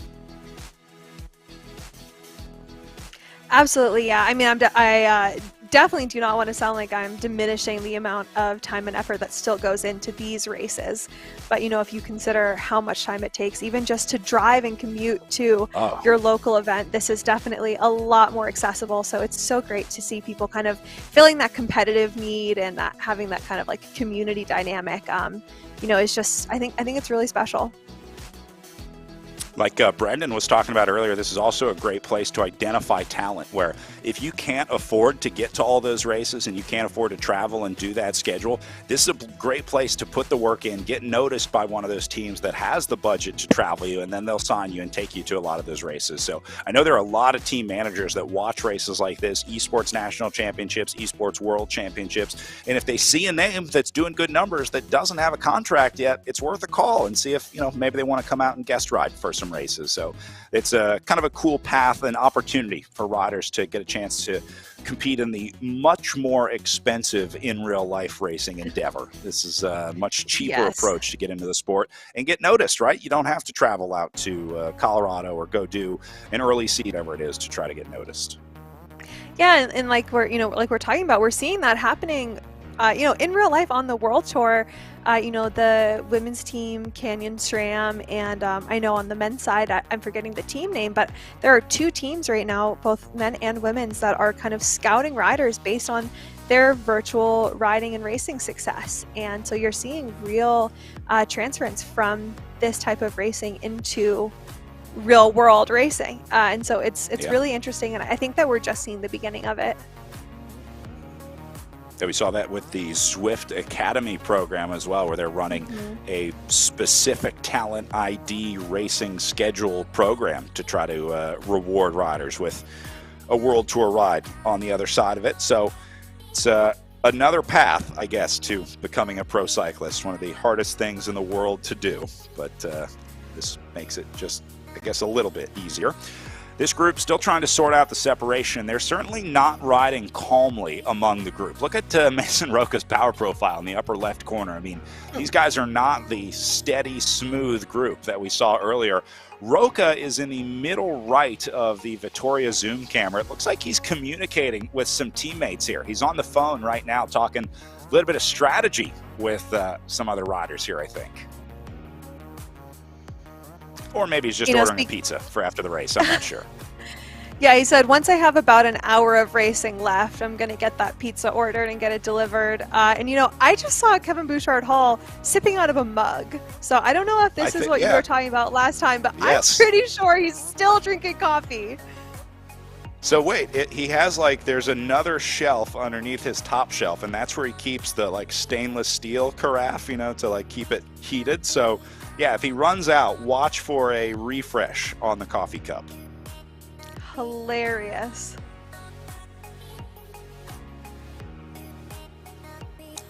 It takes secret drink mix to a new level, right? They call it Alan crazy when he was feeding everybody rice bars and secret drink mix, but maybe Kevin's onto something here as well. I'm having a little bit of a hard time adopting the idea of drinking coffee while I'm riding. I love coffee about as much as anyone, but I can't fathom the idea of drinking it during an effort like this. I'm with you. It's in your most intense time, a nice cup of coffee is not what I would reach for, but No. guess to each their own.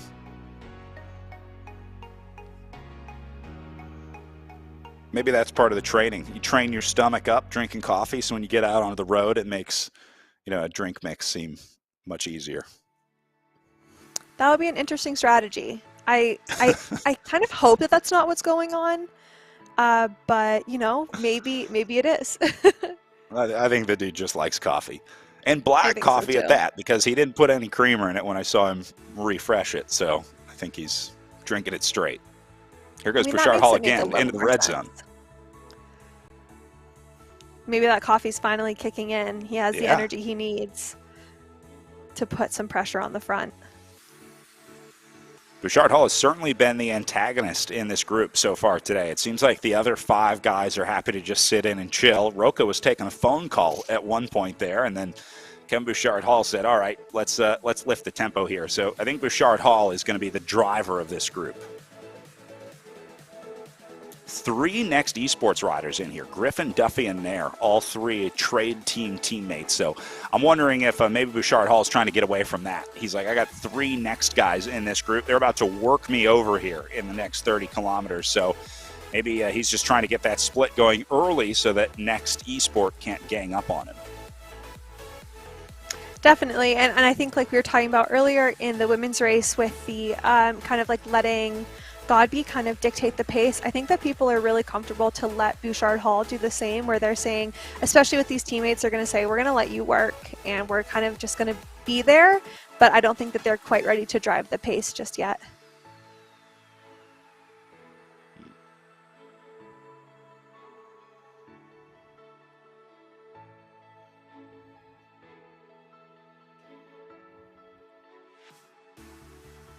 Now Roca taking a little look after bringing Bouchard Hall back.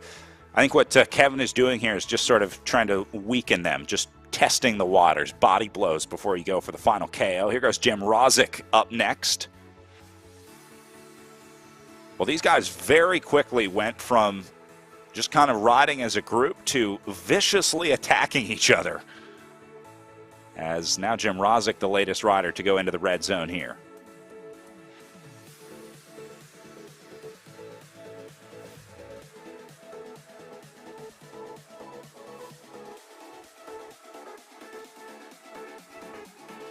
Bouchard Hall going to counter it. This is how you do it right here. This is just good old-fashioned bike racing from Kevin Bouchard Hall.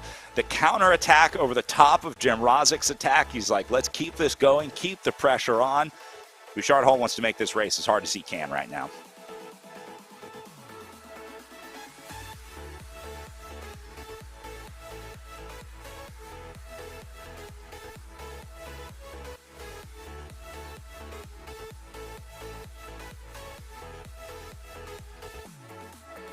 $29K to go. They will get the bell for one lap.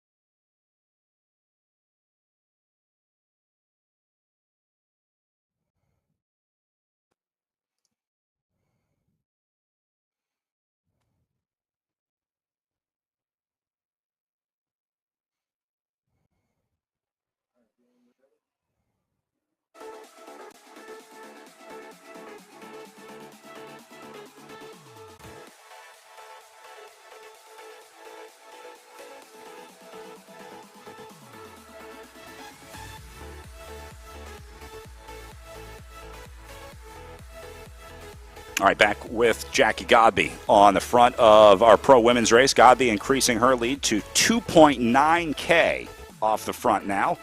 But again, Godby is just in training mode at this point, going solo. Ayala has also separated herself from Easler, 2.86 back for Ayala, and then 4K back for Easler. Snover, another 2K back in 4th spot, and then Lampel at 15K back into 5th position. So Jackie Godby, like you said, is into training mode here, Ellen, just getting ready for her upcoming Esports World Championships after she earns the Stars and Stripes jersey here. Meanwhile, pro men going back through the line, and they'll head out on their final lap of racing, really starting to heat up in that group. This group of what was 6 riders riding together now have been pretty much repeatedly attacking each other out of this group. Jim Rozic, the latest to go.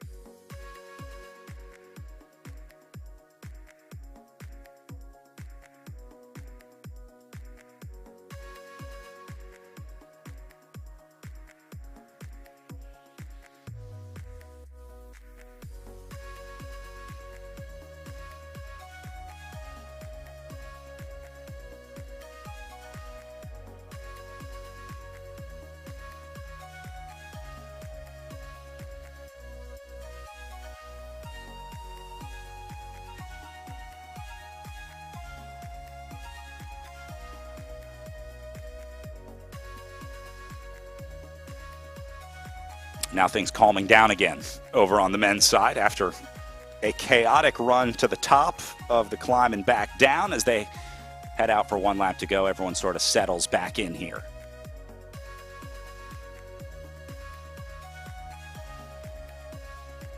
Ellen, talk to me about watts per kilo. I mean, in terms of where these guys are in the range of watt per kilo, like in a long 4-hour road race, what would be your average, or like what would be a good watt per kilo to set? I'm just trying to get an idea of, you know, what the difference, like what a high watt per kilo ratio is. That's such a good question. I don't really know. Watts per kilo is something that's like really prevalent in road racing that just doesn't really come across in mountain or cyclocross as much, which is a little bit more of my specialty. I can obviously explain what watts per kilogram is, but I don't know if I can really give a great estimate, for women, and especially with like men's watts per kilo. It's definitely a little bit out of my repertoire.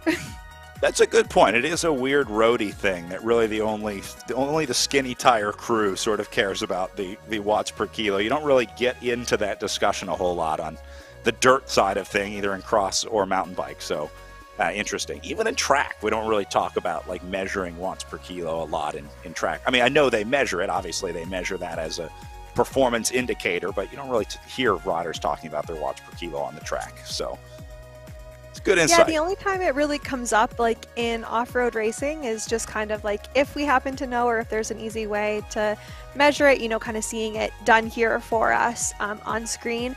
It can be a really nice equalizer. Obviously, that's why it's used, is to say like, a heavy rider, a rider at 200 pounds is going to easily be able to do 200 watts, but a rider that's just over 100 pounds is going to obviously struggle to do 200 watts as easily. So it's really saying this is how hard you can pedal for how much you weigh. And so it does kind of add a little bit more context for riders that are, that are at different varying weights. And so it comes up every now and then in off-road racing, but yeah, it's definitely something that's discussed a lot more in road racing and obviously done all the time in virtual racing. What about TSS scores? Do you guys do TSS on the dirt, or is that mostly a roadie thing? I think it's more individualistic. Like, I don't know if it's really about road racing versus mountain bike racing, or, on-road, off-road, whatever you want to call it. I think it just really depends on the rider themselves. Like, I personally don't use TSS at all, but I know a lot of riders who like live and die by it. I ask because TSS was a recent update on RGT. They have it included in the upper right-hand corner of the gameplay screen. So you'll see riders get a TSS score at the end of their ride. I had to look it up. The training stress score is a way of measuring how much stress you put on the body from a ride. TSS is calculated using normalized power, intensity factor, and ride duration. So it helps to determine the sort of best combination of workouts and rest period for the riders. It's basically an indicator of telling you how hard your ride was, right? Bigger number, harder ride, smaller number, easier ride. That's the easiest way to explain it. Yes, I think that puts it into pretty good context simplistically. I do something similar. I use kilojoules, which is the amount of work that you've done on a ride. It has to do with power times duration. And so I found it to be a slightly more understandable, kind of transferable way to measure that sort of training stress once again. But yeah, I've never really gotten super into TSS. But like I said, I have friends who'll tell me, oh my gosh, this week was 400 TSS or something like that. I'm like, I don't know what that means. I don't know if 400 TSS is even possible. So don't quote me on that. But yeah, it's definitely, kind of however you choose to measure your fatigue level, keeping track of how you feel and being in touch with your body to say, I'm really tired today or I feel really good today. That's what matters. I measure mine based on what I buy at the gas station when I'm turning around to come back home. Like if it's a 2-bag gummy day or a 2 Snicker day or a 3 Snicker day, that's my training scale. Absolutely. And I actually think, I know you're like maybe joking a little bit, it's a little tongue in cheek, but it really is like, that's a really great way to be in touch with like how hard you're working. I think it's easy to use this data like TSS or use these recovery scores and stuff like that to kind of tell you how you're feeling. But really it comes down to like, how am I actually feeling inside? How much food do I want to eat or do I need to eat to make today possible? And, how much sleep do I need to feel rested? That stuff is so much more important when you're really checking in with your body and not just saying like, oh, this device told me that I should be ready to perform today. It's like the device says one thing, but are you ready? Are you ready inside? It's a slippery slope to get onto too, and there's so much data available to you. It's like, well, the computer's telling me I'm ready, so I'm ready because all the numbers are there. But that's a great lesson for young riders. Listen to yourself first, and the numbers are just a tool. They're just one of the many tools that you can use to improve, but it is not the end-all be-all. No, definitely not. And sometimes the tools can substantiate it, and sometimes they can be a great way to broach a subject with your coach if maybe you're having a hard time bringing up your fatigue level and kind of saying that maybe I need a little more rest. And sometimes I use the tools to kind of triangulate what I'm feeling. So we've always talked about heart rate, power, and perceived exertion, and you triangulate that. So if one of those is kind of the oddball out during that day, then like you really need to hone in on that and say like, my heart rate is low, or whatever. We don't need to get into it too much, but yeah, definitely like kind of considering all of the factors and not just taking one thing as sort of the scripture. This would be a great discussion for Erin Ayala in second place in our pro women's race because she is a sports psychologist at Premier Sports Psychology. So Dr. Ayala would know a little something about what we're talking about here. She is probably applying some of that right now, stuck in the gap behind Jackie Godby in second spot as our men still try to figure out what they're going to do about this group on the front. They are looking at about 20K of racing to go and about 25K of racing remaining over on our women's side. Let's take one last break here from the live action, and when we come back, our elite women and elite men are on the way into the finish.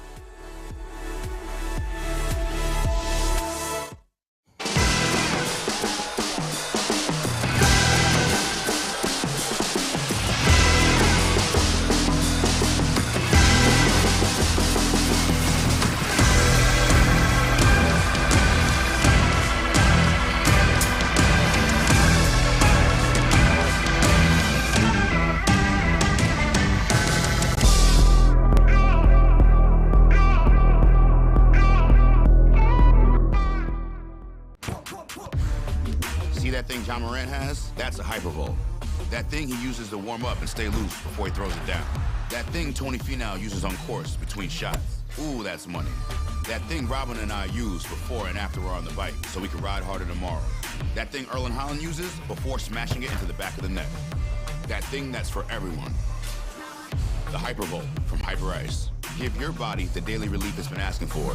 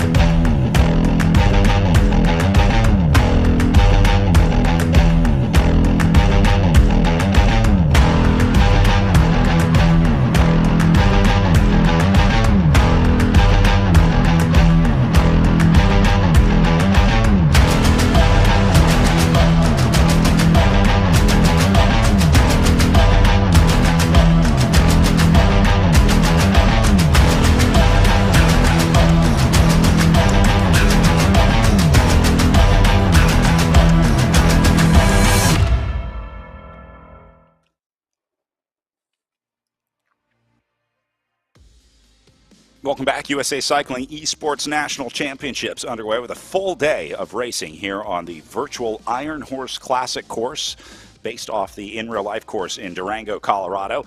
Wrapping up our Masters racing earlier today, our elite riders out on course right now, and then junior riders getting ready to take to the course at 1:30 Eastern time this afternoon, just a few minutes from now. So they're going to be lining up on the start line, recognizing some of our earlier category winners, starting with the men's side. The 35-39 age category won solo by Scott Catanzaro from the Next Esport, presented by Insured Team. We also saw Jaden Yeager taking a national championship in the 40-44 age category for the Restart Racing. Then it was Brian Kellison in the 45-49 age group.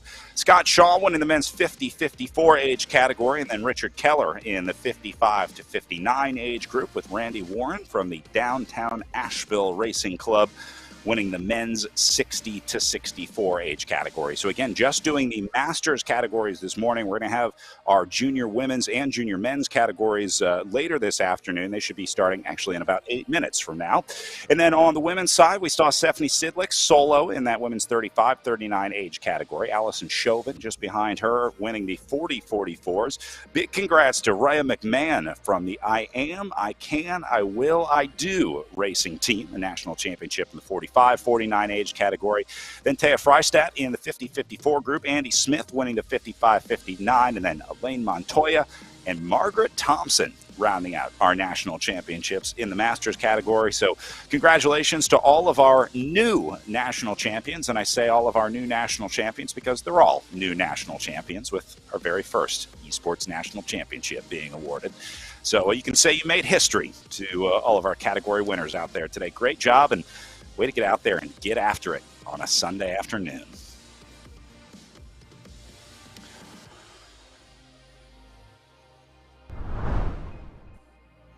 All right, so Ellen, back out to our elite women on the left side of the screen, elite men on the right side of the screen. Jackie Godby continuing to put on her clinic at the front of her race, as the men's group still trying to figure out what to do about that split of 6 riders in this group. They have not been able to drop anybody out of the group yet, but you got to remember, 3 of them are teammates on that Next Esport team. So 2 very different races unfolding in front of us right now, but I kind of like this because I love seeing the dominant performance of Jackie Godby. It's always a pleasure to watch a master do what they do best, but some good racing over on the men's side as well, keeping it tight.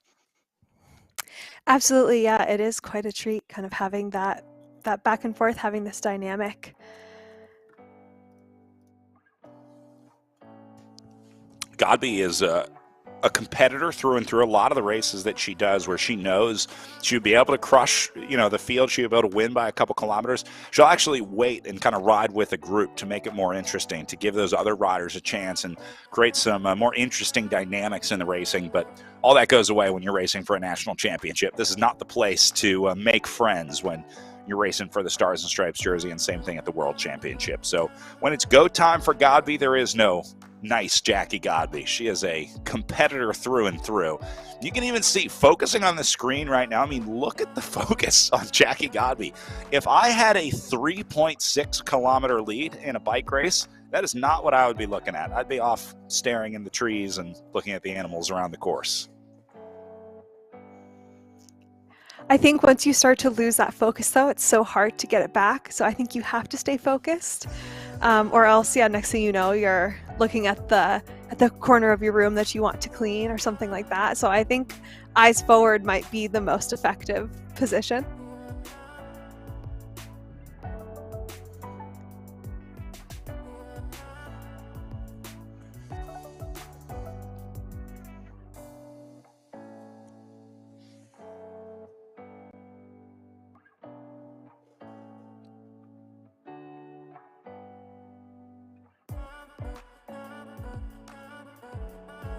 $2.6K back to Ayala, and then Easler at 4.4K back. So these are really all solo efforts in this group.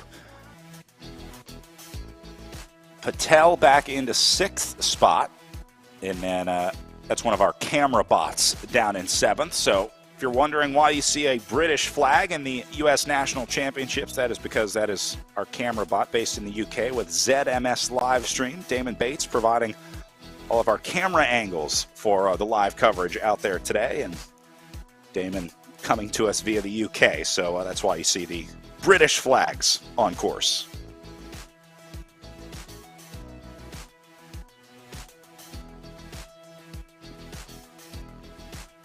Aaron Ayala down in the home gym. Ayala got a new training desk for Valentine's Day. That was her gift from this significant other. Built her a custom training desk down in her pain cave so she could be more efficient on the bike. That's love.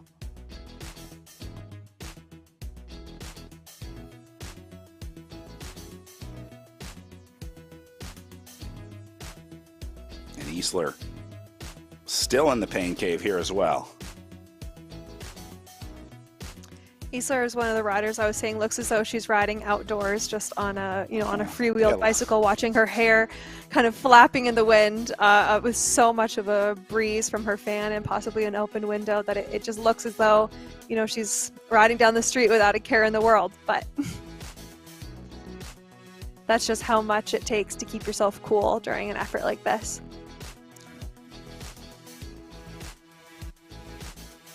A lot of riders with the headphones in as well. A little bit of music helps. That's you don't get to fully get in the zone when you're out riding on the road. You obviously have to keep your ears open for traffic and other riders and things like that. But when you get onto these trainers, I guess you could pretty much just lock in, crank up your favorite tunes, kind of zone out a little bit, and get to work. Any pre-race favorite tunes for you, Ellen? We know Ashton Lambie was cranking Dexy's Midnight Runners. Did you have a go-to pre-race song? I went through a lot of phases, so I never had one that really stood out. But oh my gosh, yeah, I have some songs right now. I'm very into Chiquitita by ABBA. I'm not racing right now, but it's definitely, if I needed a pump-up song before a race, it would be that one. I like it. I think Ashton should try it out. I feel like it kind of fits that same format as Come On Eileen. We'll put together a little playlist for some retro music for virtual racing here. Retro music for the racing of the future. That's right. A little bit of action in the men's race over on the right side of the screen. Duffy and Bouchard Hall have separated themselves from the group. Got about 100 meters up the road here over Jim Rozic, Nair, Roca, and Griffin. So this was a big move, and Duffy got away. More importantly, they got away from all of the next esports riders. So that's the good news for both of these guys, is that they are no longer outnumbered by those neon green jerseys of next esports. So looking good for Bouchard Hall and Duffy here. Duffy registered as a next rider. You know what? He is a next esports rider. I did not see the green on his sleeve. I thought he was wearing the black kit that he's wearing here. So it is a next rider with Bouchard Hall here, but only one. So that's good. That's good news for Bouchard Hall as well, because that's going to mean that more than likely the teammates of Duffy are not going to be chasing and trying to bring back this gap. So it takes his odds from 1 out of 6 to 1 out of 2. You see Duffy out of the saddle. This is why you have to bolt your trainer to the floor. Look at this guy. He's got to break those handlebars.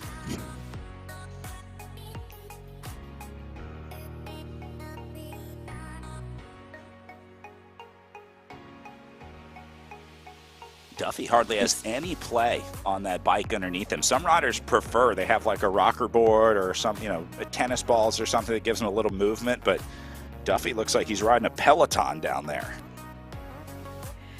It does. I mean, it's almost as if someone's standing on the trainer themselves. Maybe that's what Kevin Bouchard Hall was doing prior to getting his concrete bags, was having someone stand on each leg and hold it down for these efforts. All right, so as these guys finishing up their race, our junior riders have just started off of the line. So we have junior women and junior men's races out on course in 2 separate virtual worlds. So we'll keep our eye on the junior races as well. Again, different age categories here from 11 to 16, and then there's a 17-18 category as well.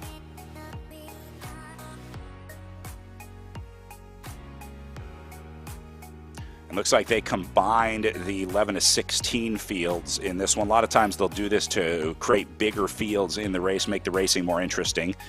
So I think we're looking at combined 11 to 16-year-olds in the bottom right. And then this is going to be the 17-18 men's category on the left.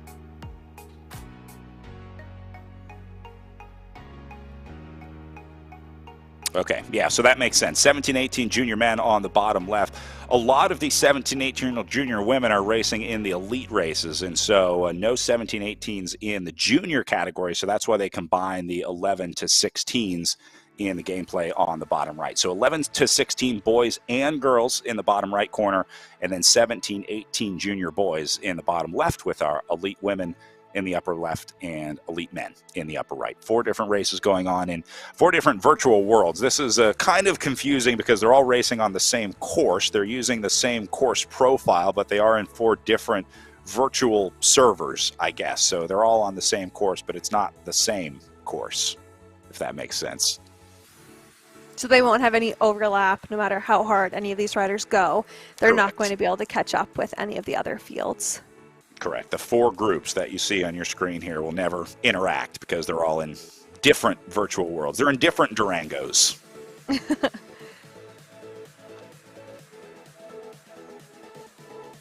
So much to learn, so much to keep up on. But imagine developing it. I mean, if we think it's challenging to understand it, imagine being the person that built these worlds.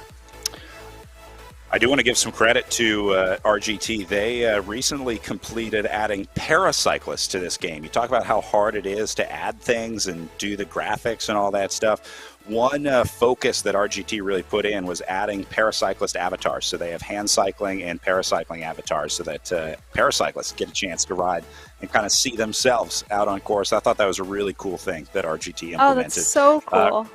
Yeah, really just over the last few months, really, it rolled out. But it was really cool to see that representation in the game here on RGT. This is what they look like. And, yeah, it's been really awesome hosting some of these races with, we've been working with the Paralyzed Veterans of America and some of the para racing teams here in the United States and around the world to provide more opportunities for those riders. So good on you, RGT. Way to create more opportunities for more riders. Super cool. I would love to see how these bikes are able to be connected to the trainers as well, or how these riders are able to work out indoors. So if anyone has any info on that, I would love to see it. I think it's so cool to see this stuff popping up in the virtual worlds as well. Yeah, they worked really hard on the design of that, but also the aerodynamics. They had to put riders into the wind tunnel to make sure that the aerodynamics were accurate as it would be in real life. Obviously, the lower profile has a lower aerodynamic impact, and so yeah, it's all perfectly accurate with the bikes. It's really incredible the amount of work that went into designing those characters. So cool. There is so much to think about, so much more than we think about, you know, whether it's commentating or using these platforms. You know, there's so many details that go into creating these platforms and creating that user experience. Yeah, there's so much to be excited about and so much to nerd out about. I'm so thankful for all of the incredibly smart people in this world that allow us to connect from across the country and watch people racing their bikes on the internet, because without them, we'd be in trouble, let's say.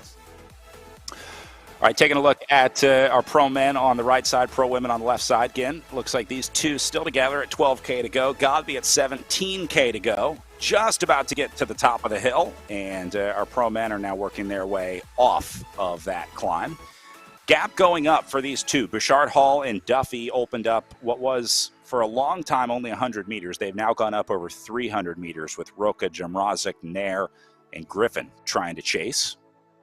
Actually, it looks like Griffin is out of this. So that's down to 5 riders in the group, with Griffin going a K back, just ahead of Ashton Lambie in 7th. So if you can drop Ashton Lambie out of this group, that tells you how hard the virtual racing is over here on the elite men's side, because they've just gotten rid of a world record holder out of the group.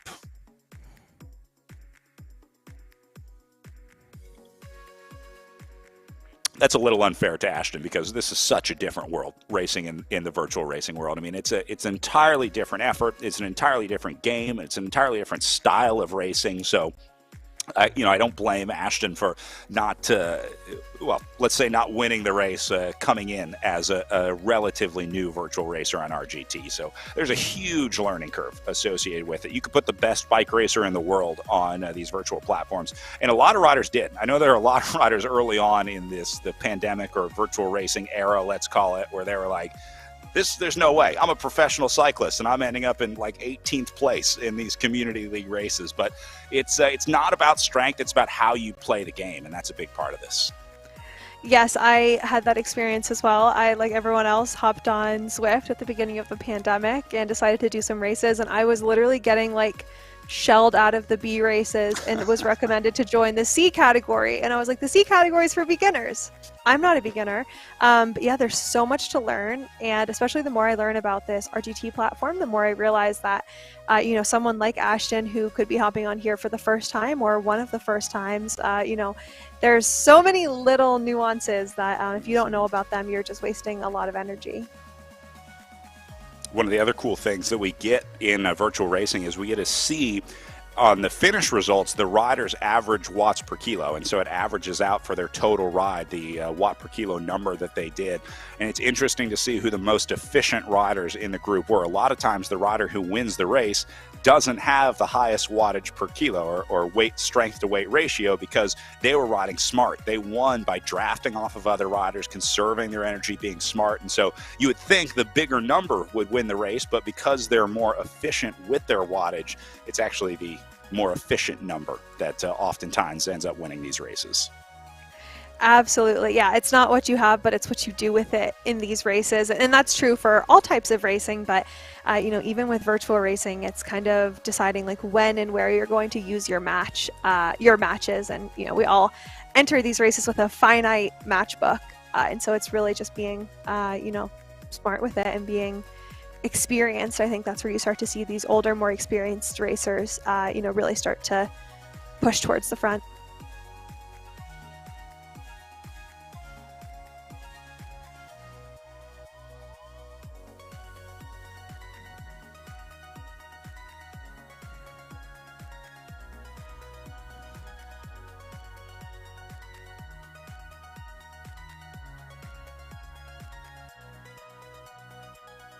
All right, getting down to it here with our elite men. Duffy and Bouchard Hall have now been joined by Mason Roca and the group. Nair, Jim Rosick, all coming back into the fold here. So hit the reset button on that two-rider chase as they have successfully brought those two back. And now they got to make the decision. Do we sit in? Do we try and go again? Do we wait for the counterattack? This is tense times over in the men's race here under 9K to go.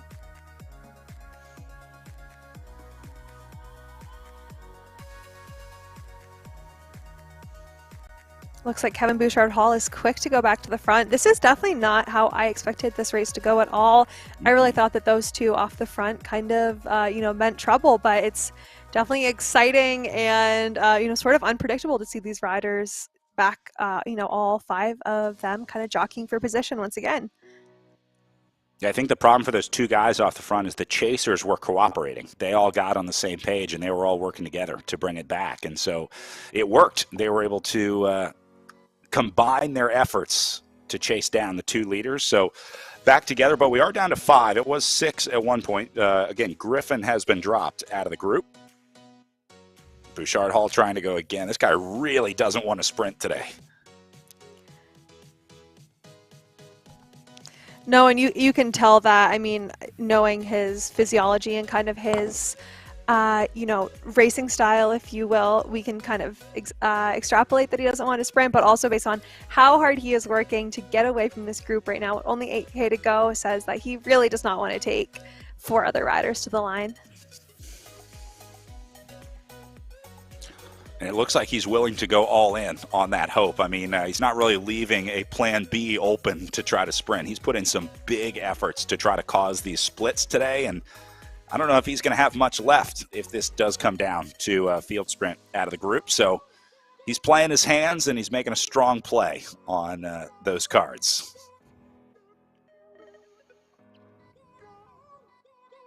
this is a very tough position for Kevin Bouchard-Hall to be in, because I think he's a rider that probably does excel a little more on the climbs than the flats, as we're seeing kind of based on his strategy, the fact that he was in a two-person break going over the top of that climb. And so now he's very quickly running out of places, to get that advantage. Now the more sprinty riders are going to be coming into sort of their preferred part of the course. So they're quickly running out of real estate, or, any rider that doesn't want it to come down to a sprint is quickly running out of real estate to get away.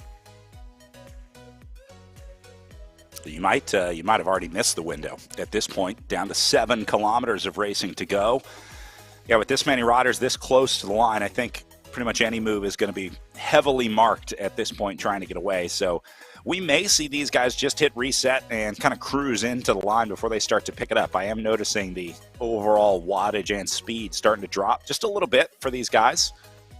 A relatively low 38K an hour for the group. You see Bouchard-Hall coasting a little bit, just getting ready for this last kick into the line. This happens a lot, the kind of waiting games. You start to kind of look around. It's a standoff situation, right? Who's going to be the first to go? Waiting to see who the first to jump out of that group is. You don't want to be the first. You want to be like the second or third. That's the best position to be in.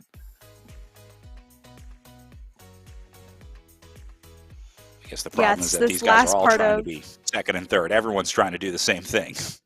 Exactly, and that's where you start to get into this cat and mouse where everyone's just looking at each other, and it's hard because you don't want to be first, but you also don't want to be kind of, like off the back on that back foot. So you have to be so aware of what's going on around you and just kind of ready to jump at any second. It's always so tough to do in, real life racing, but I also think I would dare to say that it's even more challenging to time this correctly in virtual racing. Yeah, you spent your whole life learning, the distance out on the road. You know what that feels like. You really get a good feel for what the last K of a bike race feels like in real life, but you got to relearn that on the virtual platforms here. Bouchard-Hall into the red zone, and everybody going red to respond to him. Here goes Zach Nair trying to go over the top for the next Esports team, putting Jim Rozic in a little bit of trouble back in 5th as he tries to chase back on, gets back into the draft. And the easy riding part is over. At 6K to go, they start attacking each other.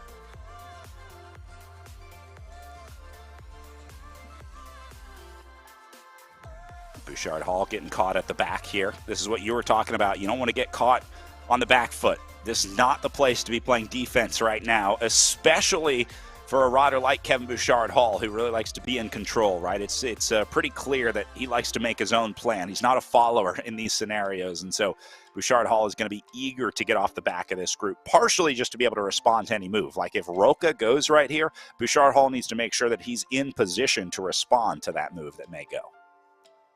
He is, yeah, and especially Bouchard-Hall, a rider that I'm sort of, kind of guessing doesn't have those, super high speed accelerations, is a little bit more of a steady, steady sustained rider. I think that being on the back for him is going to be a disadvantage. That's why we're seeing him on the front now, putting down a ton of power. He's, kind of hovering between, now he's going back down, but for a second, he was at capacity. He was in the pain zone. And so, yeah, I think a lot of different riders with a lot of different abilities right now in this group, and we're all seeing it come to the front with just 5K to go.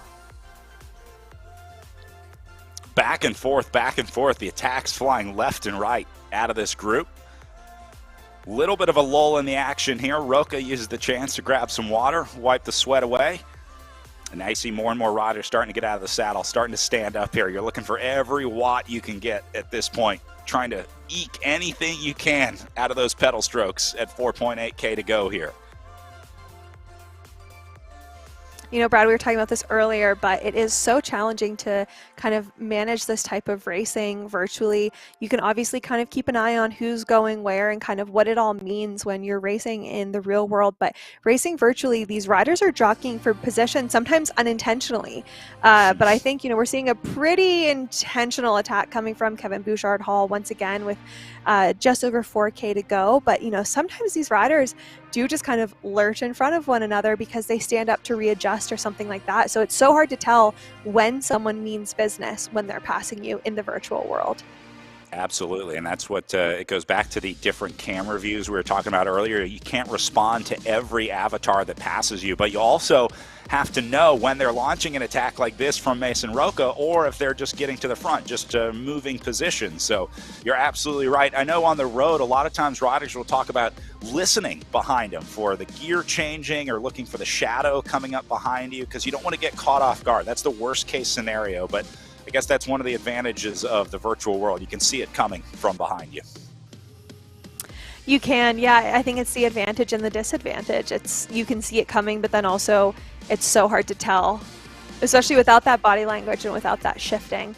It's really, it's like, what's their intention with this attack?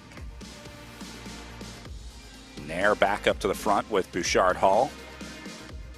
A little bit of a descent here. They have about a 2% gradient on the way down. Jim Rosick going to use the opportunity to get back in. 3.5K to go.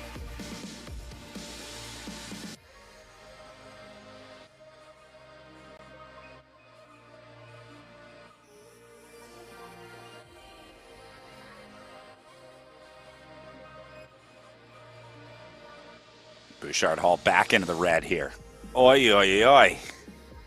This guy not letting up, certainly not making any friends in this group of 5 riders, because he's putting everybody on the back foot into the red zone now at way farther out than they would have wanted. If you're at 3K out and you're already into the red zone, you are starting to reevaluate how much is left in the gas tank at this point.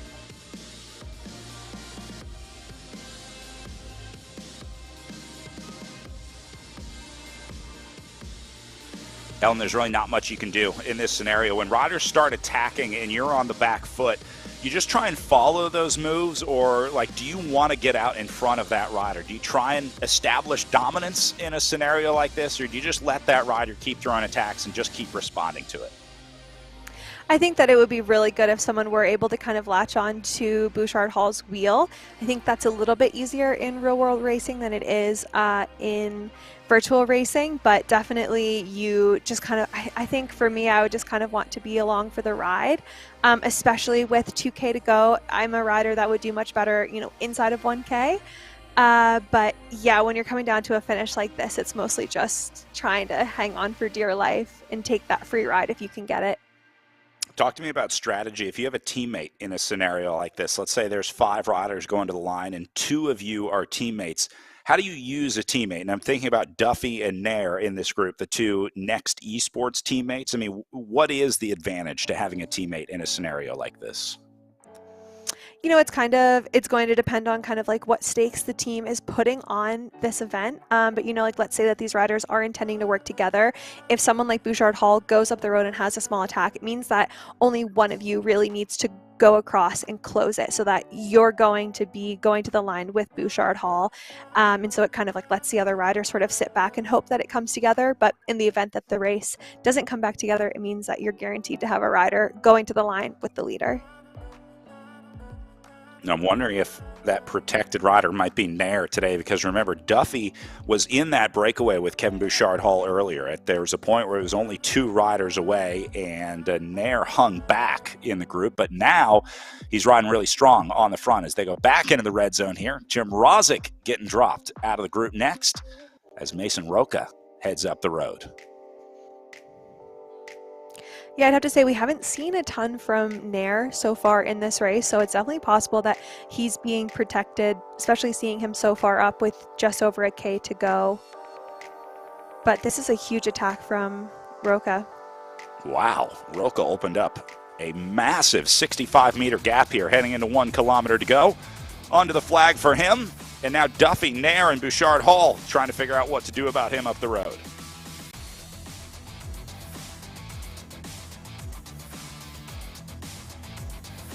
Nair doing the work.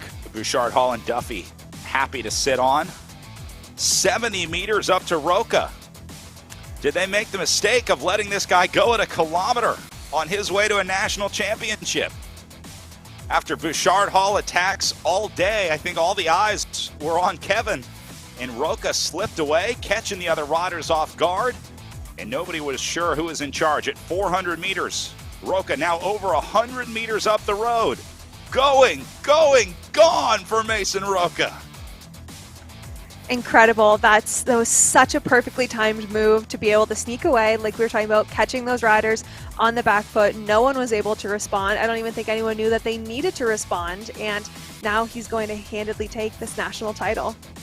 Well, as the field watches Kevin Bouchard-Hull waiting for the attack, Mason Roca hits out at 1K to go and holds on for a national championship. Looks like Bouchard-Hull going to slip in for second. A solid ride for the silver.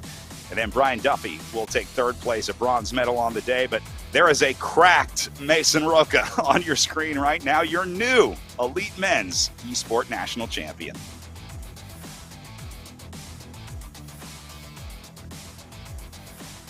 What an effort that was. You can see it all over his face that he is just exhausted. He gave everything he had after such a challenging last several kilometers. That was just a phenomenal race. You can see the big smile as I think it starts to sink in. And this thing really fell apart. Jim Rozic back into fifth. Nair into fourth. This will be Ashton Lambie finishing up into sixth. Lambie left the group behind him. He's got Payne Griffin right on his wheel, about 25 meters back. So Lambie trying to hold off Griffin here. But again, this is right in Ashton Lambie's wheelhouse, so I think he should be fine trying to hold off Payne on the way in. So Lambie going to be good for sixth place coming across the line here.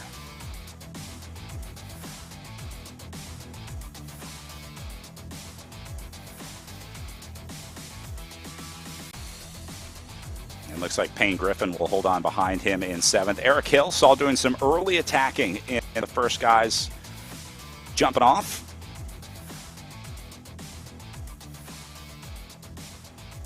And then coming back. But here's Lambie in for sixth, the top 10 ride for Ashton today, and an honor to have him competing here in the first Esports National Championships. Payne Griffin good for seventh on the day. Looks like Gross going to be good behind him in eighth. A little bit of a battle in 9, 10, and 11 between Hill, Brune, and Cooper. In fact, those places may even be switching here in the last couple kilometers. So a little bit of a sprint to the line. In the meantime, let's see if we can grab a word with our race winner, Mason Roca, over in the Vittoria Zoom room with Emma Watson.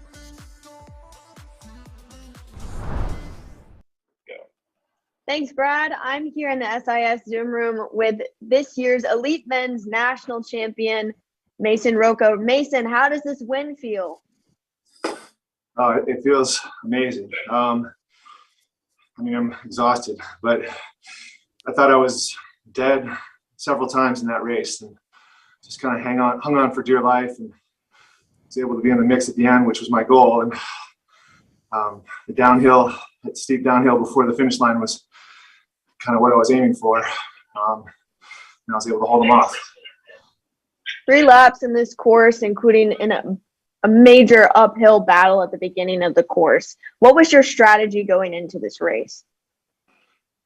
Well, I'd done this race, the same race in the Echelon League, with a lot of the same riders, Kevin, Zach, and I knew my weak spot was going to be the climb.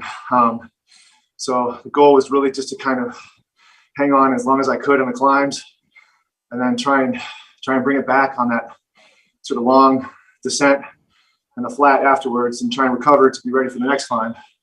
The first climb was kind of a slow pace, which helped me. Second one, they kind of lit it up, but I was able to close it. And then third one, same situation. And then I was able to be in the mix at the end, which is what I was hoping for. Speaking about that ending, what was your decision like to decide to go right at the 1K and spread yourself out from the rest of the competition? Well, I've got a pretty good 1 minute power. And I kind of recon the race, and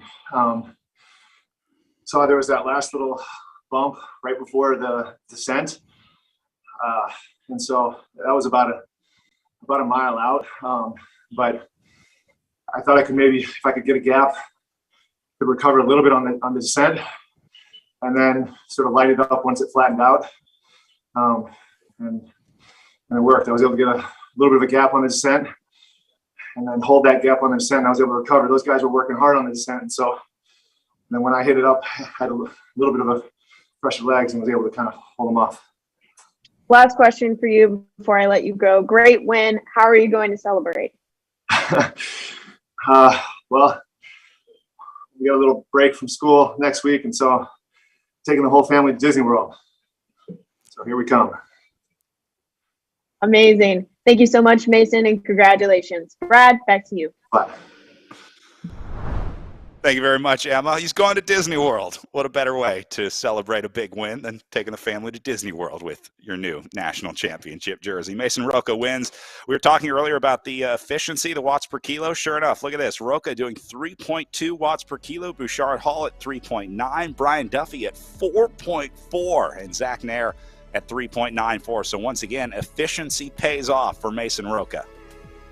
Incredible to see that whole comparison out here with Mason Roca having probably hands down the lowest, by far the lowest watts per kilo compared to some of the riders into 4.0. Really goes to show that it's just all about how you use that power and using it so effectively. So really great race by Mason Roca, and really cool to see it all come down to the watts per kilo. Brian Duffy ends up third, Zach Nair in fourth, Jim Rozick, Lambie, Griffin, Gross, Corrigan, and Brune rounding out the top five. A close one out there or top 10, I should say, but close one in second, third, and fourth. You see all those guys within just a few seconds of each other, right around an average of 4 watts per kilo. So congratulations to Mason Roca, our latest national champion here at the Esports National Championships.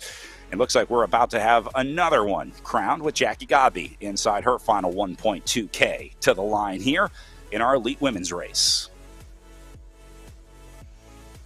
Again, Godby just putting on a master class out there today. You heard Roca talking about the preparation, looking at the course, pre-riding the course, understanding what was coming up. Obviously a big advantage for him when it came down to sprint time. Jackie Godby had a different approach. She just decided to open up a 5-kilometer gap so that she didn't have to worry about what was on the course, although this is a course that she knows well, having raced it before in the Echelon Racing League alongside Mason Roca. So she has been to this virtual Iron Horse course before and probably did some refreshers on it before the national championships today as well. So Godby in her last 600 meters before she'll pick up another jersey to add to her collection. I have to imagine she's already got a spot picked out to hang it in the pain cave here. She can replace the world champions or world's team jersey with maybe her national champions jersey.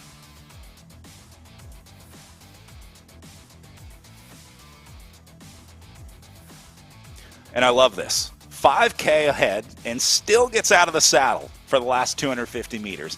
Any other rider would have looked at this and said, my job's done. I'm about to win the national championship. I can relax. Godby's in the red zone here, putting in 500 watts on the way into the line. She is, and her heart rate at 175 beats, that's pretty high. I mean, this is a huge effort for her to finish on. Just have to win by every meter counts, I guess. Love it. Maybe one of my favorite things about, I'm going to say you bike racers, but when you finish a race, biggest race of your life, biggest win of your career, and first thing you do is stop the Garmin, right? Or hit your watch and make sure you stop the workout so that it registers in whatever training program you use. Yeah, not me. That's always been a big thing is, you know what, my coach can deal with it. I can deal with it later. I'm going to soak in this moment. But yeah, it's definitely really, really common. People love to make sure that they have that lap perfected.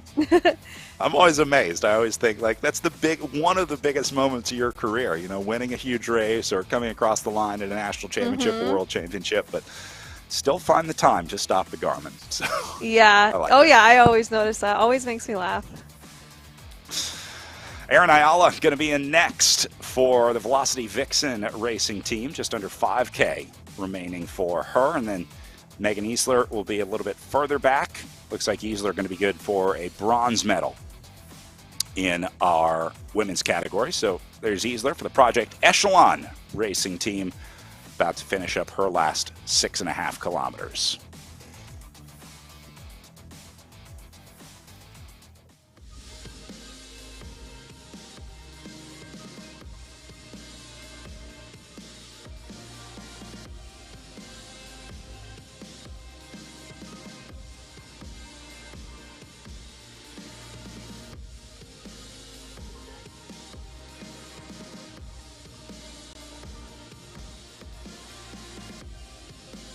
All right, so as Ayala and Easler work their way in, this should stay in that order. I don't think we're going to see much change at the front of the elite races. Here is the junior races, 17, 18 men on the left side, and then a combined 11 to 16-year-old junior men's and women's field on the right side. Looks like Beck has opened up a little bit of gap in the men's race in the 11 to 16-year-old group, and then 17, 18 junior men all locked together with this front group of 5 riders on the left-hand side of your screen.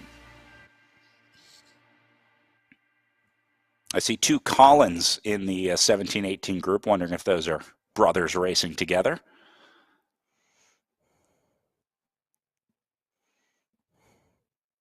Always fun when you know at least one other competitor out there in the group. That also brings up the question that we had with Jackie Godby. Where do you ride? I mean, do you share the positions? Does one person get relegated to the basement? Does one person have to ride in the kitchen? And does mom have to decide who goes trainers. Where? Yeah. Yep. Oh, right.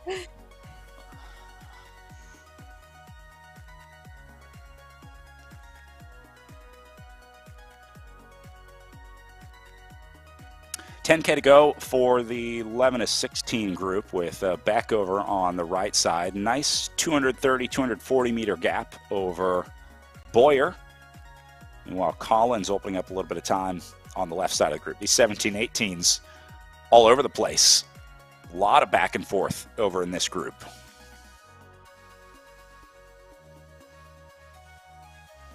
I can confirm that we have the 2 Collins are related. Okay.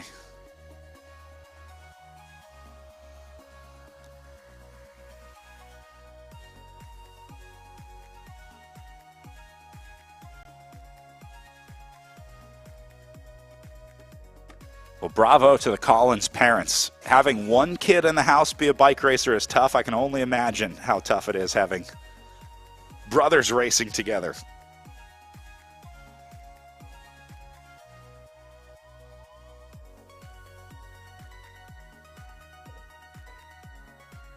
I wonder if they train together. I wonder if they're training partners or if they like to have their space when they're out training.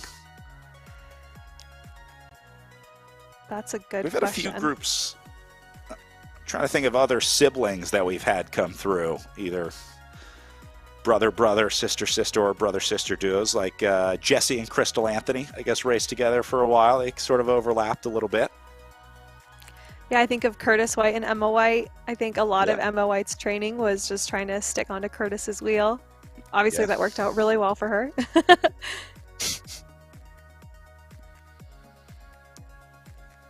Go a little further back, the McCormick brothers, Mark and Frank. I think there's a lot. I mean, all of the Gogans, all of the Keoghs. Yeah. We're not just talking about one sibling or another. We're talking about an entire family. We're talking about like generations of racing. There was a point where I would start like a half dozen Keoghs on a start line. They would all be in the same 5-year age range category at one point. And yeah, same with the Gogans. The New England cycling scene is, I should say, very strong. They had some legacy families up there. Yes, I think the legacy families are maybe diminishing a little bit now, but there was a time where, yeah, the family roots ran really deep, and I was fortunate to race on the Gogans team for a long time, so I was very involved in that sort of familial process of like, there are too many of you in a bike race to keep straight. Everyone had to be really dialed on their start line, on their start times, because mom and dad could not be saying, okay, my kid starts now. They're like, we're racing all day.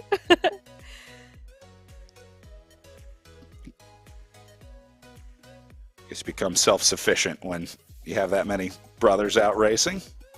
Yes.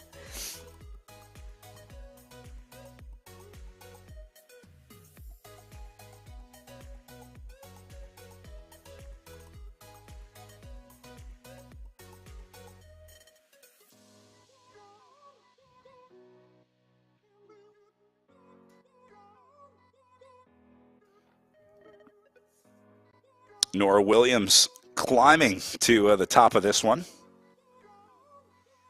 At the front of our 11 to 16-year-old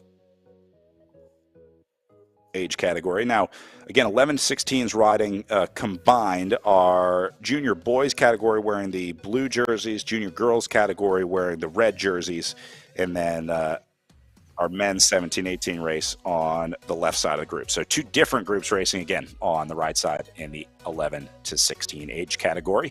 Meanwhile, 17-18 out for a nice little group ride. Looks like they're slotted in and looking pretty comfortable in this group of 5. So we'll keep our eye on that. Meanwhile, sounds like we have our new elite women's national champion, Jackie Godby, is over in the Vittoria Zoom room.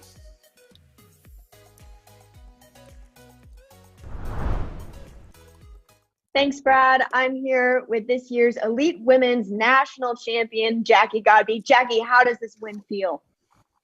Really awesome and really sweaty. I am so tired right now. Iron Horse is just an absolutely brutal course. So, you know, I'm just absolutely thrilled that, 1, I was able to finish today, and 2, that I was able to finish with a ride that I was really proud of.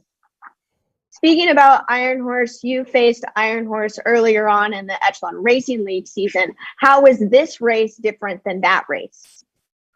Well, first and foremost, you know, this was really a time trial race. Earlier in the season, you know, I was up against some riders who were a lot lighter, who were able to take that Iron Horse 8-minute hill a lot faster than me.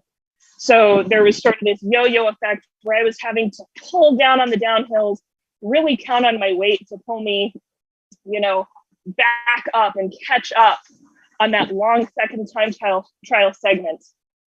Today, you know, I really didn't have that sort of catch-up mentality. So there was a lot more just thinking about the pace, thinking about what I needed to finish, you know, this 2-hour, 15-minute race. And you know, I was watching my watch the entire way, and I could not take that third hill as fast as the first. Like, this was definitely an endurance race today. Speaking of that, you got out to a far lead early, so it was like a time trial. How do you keep up that mentality? How do you keep going when you know that there's no immediate competition around you? I know that the faster I go, the faster I get to finish, and the faster I get to my chocolate at the end. You know, it's the same mindset I had when I was swimming back in college. You know, you get in there and you're like, I have to finish this race. You know, I'm not stopping right now, but the faster I go, the faster I get it over with, the faster I'm done. And then there's that brownie, that chocolate, that milkshake, whatever treat I have for myself waiting at the end. So speaking of chocolate, what treat do you have for yourself at the end? Today I have Ghirardelli, the good stuff. So I will be enjoying that once we're done here today. Awesome. Congratulations, Jackie. Enjoy your win. Brad, back to you. Thank you so much. Have a great day. Thank you very much, Emma. Congratulations, Jackie. Ghirardelli for the win today. Well deserved. A little luxury chocolate on tap for Jackie.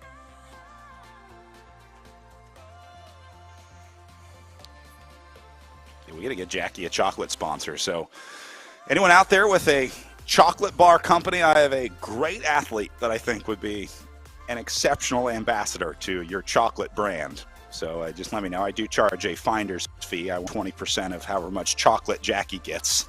But I'm more than happy to set it up. So let me know. Ella, what was your coolest sponsorship that you've ever had? You've had a lot of sponsors over your years as a pro cyclist. Like, what was the coolest product or free thing you ever got? Oh, it's so hard to say, but I think maybe one of the most novel was working with Pete and Jerry's organic eggs, because, I mean, who doesn't eat eggs? Like, we ate like kings for years. Just so many of the best eggs I've ever had in my life. You know, they're just like buttery and rich and delicious.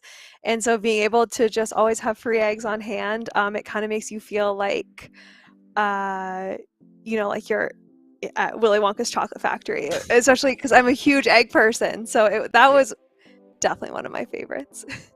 You actually owe me some money because I tried Pete and Jerry's eggs because you were so on them, and got my girlfriend hooked, and now we're at Pete and Jerry's house. So my egg budget went through the roof thanks to you.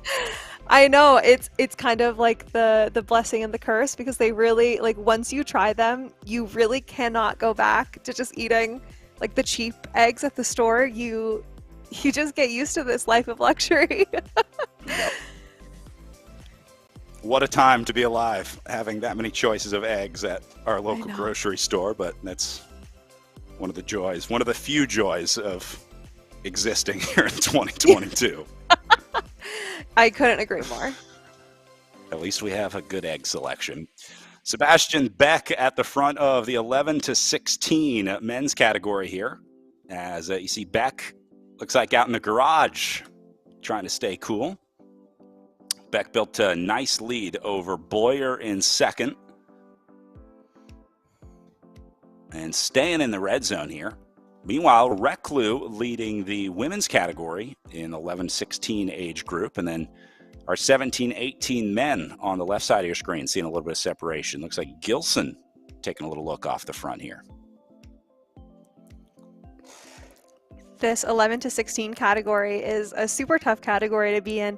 Looking at the start list today, we have riders ranging from 12 years old all the way up to 16. And, you know, any of us that are watching today have been through that developmental age where you go from being, you know, either like late elementary, early middle school, all the way up to high school. You know, there's so much that changes in your perception of racing and your training and your physiology that it's definitely, I'm feeling for the younger riders today, especially the 11, 12, 13-year-olds that are out there competing against these, you know, these young adults.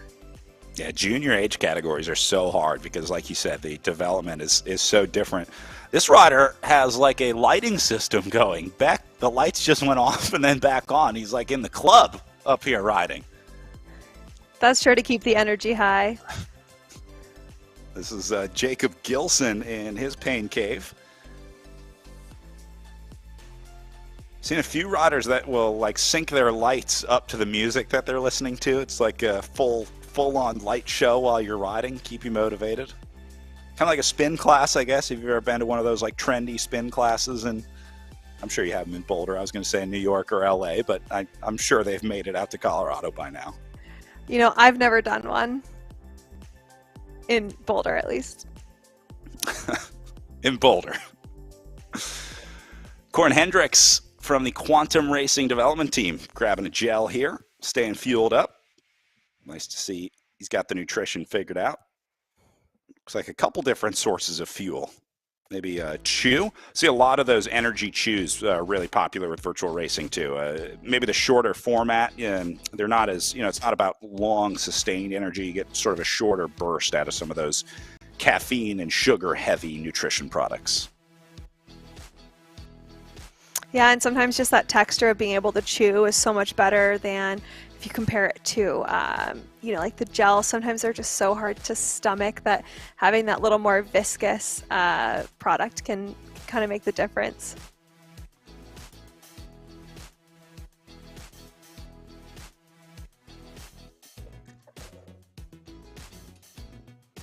Looks like Beck at the front of the 11 to 16-year-old age category, about to wrap up here inside his last 2.5 kilometers before getting to the line. And then we'll go pick up the front of our women's 11 to 16 race, as well as Reclu is trying to hold off Neal on her way in, about 6 kilometers back from here. So about 8K of racing to go at the front of our women's 11 to 16 category. So this is your leader, Sebastian Beck.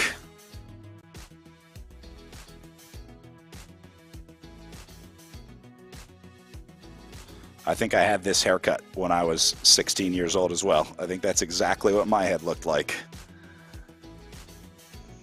So Looking much good, hair Sebastian. to navigate. Yep.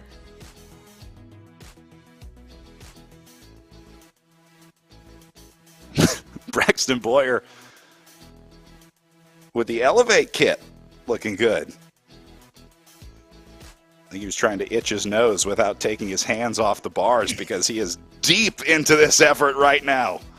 You can see his bike just rocking back and forth. Yeah.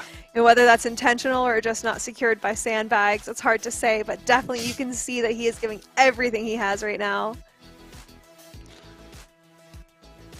Aditya Yoshi up next. Looking good. See the fan blowing his jersey here, keeping him cool. Looking quite a bit more composed than the last rider that we had on screen. But I don't think that that's always a great indicator of just how hard someone is going. Some people are just, like we talked about before, a little bit more theatrical. Here's a look at Natalie Recklow, your current leader in the 11 to 16-year-old women's race. Recklow riding her way up to the front.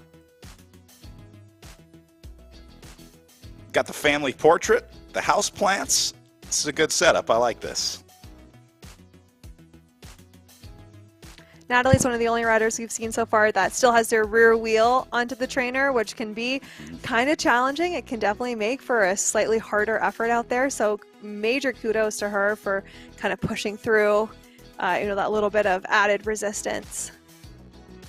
Here's Siobhan Arts up next, looking good. Siobhan sitting in third spot in the 11 to 16 age category. It looks like she is on a bike like a Peloton, or at least a stationary riding bike. It's hard to say exactly what it is, but it's really fun to see this more unique setup for some of these younger riders. I think this might be I think this is one of the Wahoo specific bikes, maybe. I think it is a training specific virtual bike. Those are fans set up on either side of the screen. You see those two black circles. Those are mini fans to blow on the riders, and then they have sort of an interface in between as well. So, yeah, that is super cool. That is really, really cool. Got the bottle cage down in front, easy reach. You don't have to worry about that top tube getting in the way. I got to get me one of these.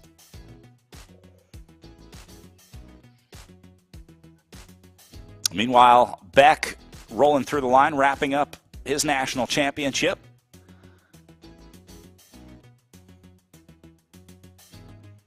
Nice pickup for Sebastian from the GHCF squad.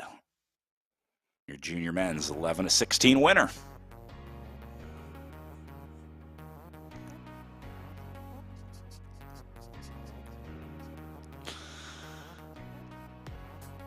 And then onto the cool down. Cold glass of water. Turn the fan off. Have That's a truly industrial fan. Yeah, that was not messing around. Look at Braxton Boyer. Way to go, Braxton. This is how you finish a bike race right here. This guy burying himself.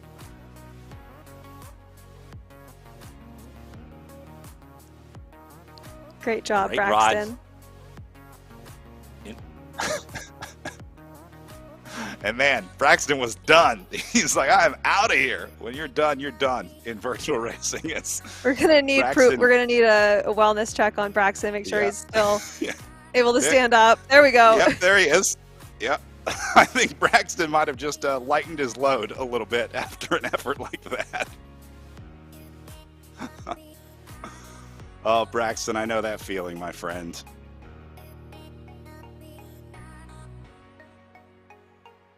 Ellen, did you have a favorite post-race? Did you have the Swan? You ever ask the Soigneur to have something for you after the race? Is there something that you like to get into immediately following the conclusion? Oh yeah, I always had dark chocolate almond milk protein shake. That was like my favorite thing. It was so easy to get down. It would just like settle my stomach. It was sweet. It was delicious. And then after that, I'd usually have like rice and eggs with rice vinegar. Was one of my favorites.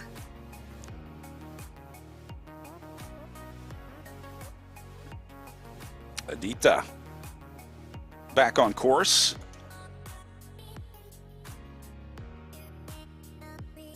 So I think this is going to be a bronze medal for Adita Yoshi, third place in the junior boys 11 to 16 category. Our 17-18s still with about 20K to go. So let's stay with the younger kids here, call these kids in, and then we'll go back over and catch the end of that 17-18 junior men's race.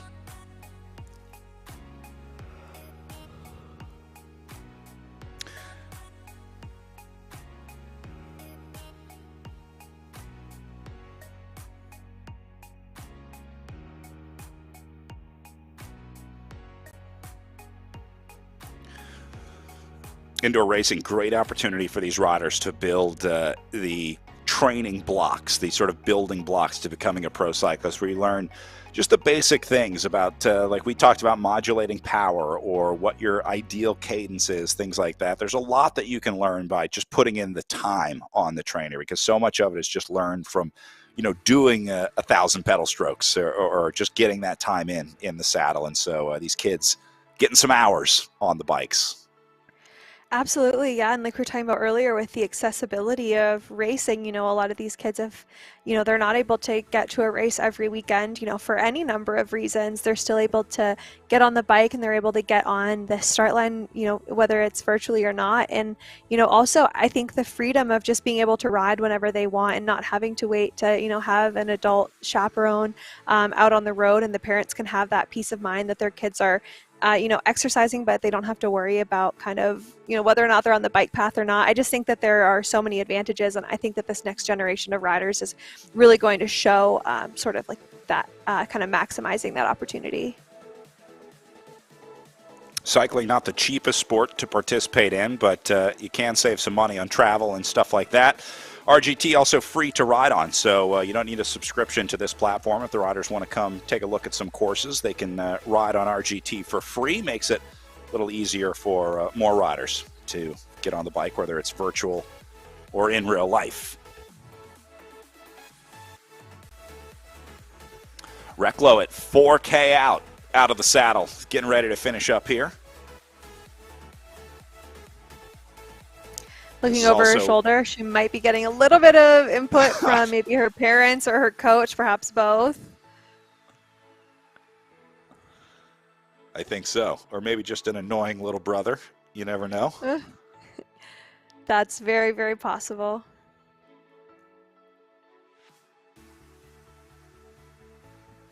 I was going to say, this is also where you learn how to suffer, right? You learn how to dig deep. You learn how to sort of get into that mental place that you need to be when you get into bike racing. Here's a look at Hadley Neal from the Quantum Racing Development Squad. Looks like she's got a coach or soigneur or probably parent watching some racing here.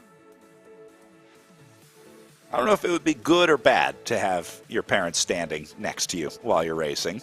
On the good side, I remember being a kid and like you go to a school play and you want to see your parents when you're there, right? Or you're at the big game and you want to look for your parents out in the crowd. But once you get into the like 15, 16 age category, I think you want to spend less and less time with your parents at that age. Yes, I mean, this was right around the age, you know, that I started working with a coach that wasn't my dad, because I think I got to the point where I was like, Dad, stop.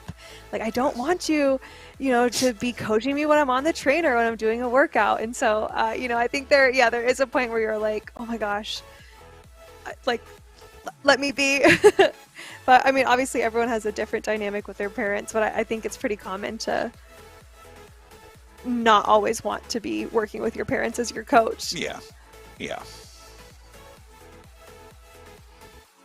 But God bless them. We wouldn't be here without those great parents that are there early in the morning, late at night, making the drive to the races, buying us bikes and kits and everything that it takes to be a bike racer. So while we're watching the junior races, yep, exactly. Where are my shoes? Mom and Dad probably have them. So big thank you to all the junior parents out there as well while we're watching some junior racing here. Absolutely. Shout out to you all for making it possible.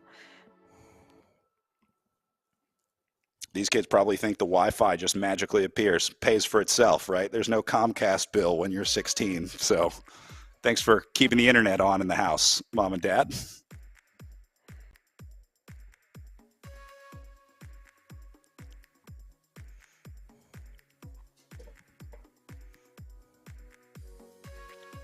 Siobhan looking at 4.4K remaining now on her way to a bronze medal in the 11 to 16 age category.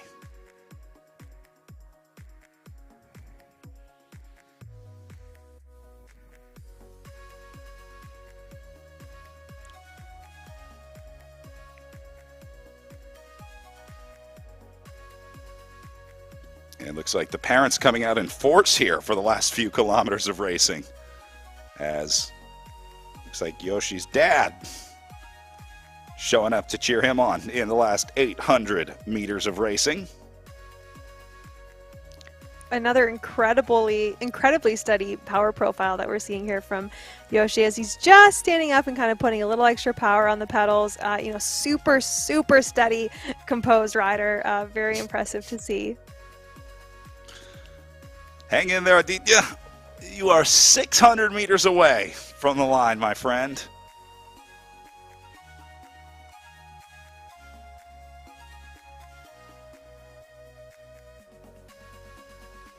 And this kid going to get a lot better, I think, as the years go on. Always good to get an early start on the training here for Aditya Yoshi, as he rides in for a national championship medal here in the Esports National Championships.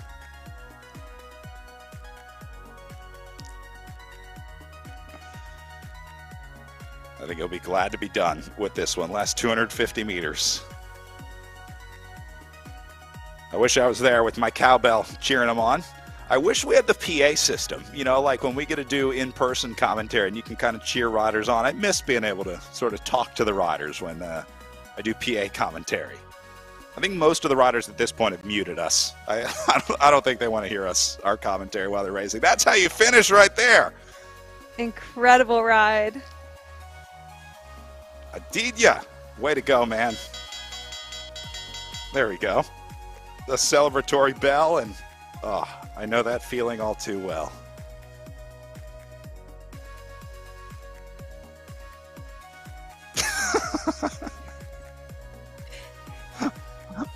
I love virtual racing.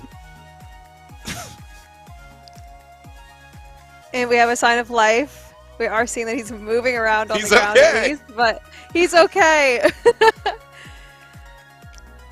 Our second rider of the day to disappear out of frame. In time for a little recovery.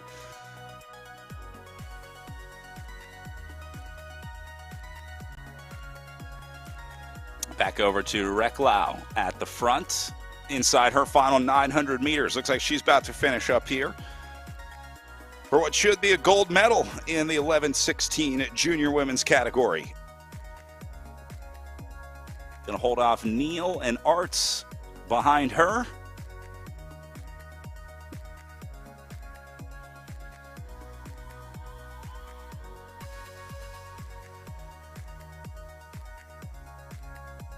Natalie going to have a new Stars and Stripes jersey coming her way. I'm not sure if they get the jersey in real life or not. I don't know how we're awarding the jersey with the national championships here.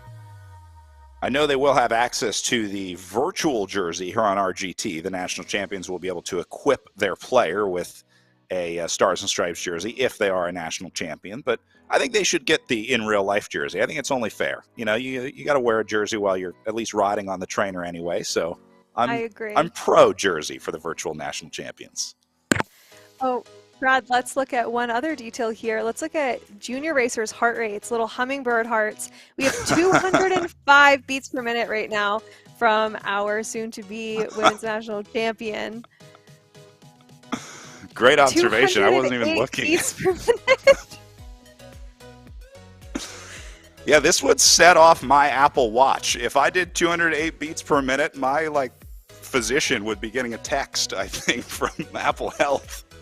They would say, "You're having a cardiac event. Are you okay?" Yeah. Well, Natalie Reklau rolls through the line as your new Esports national champion. And Dad says you're not done until you cool down.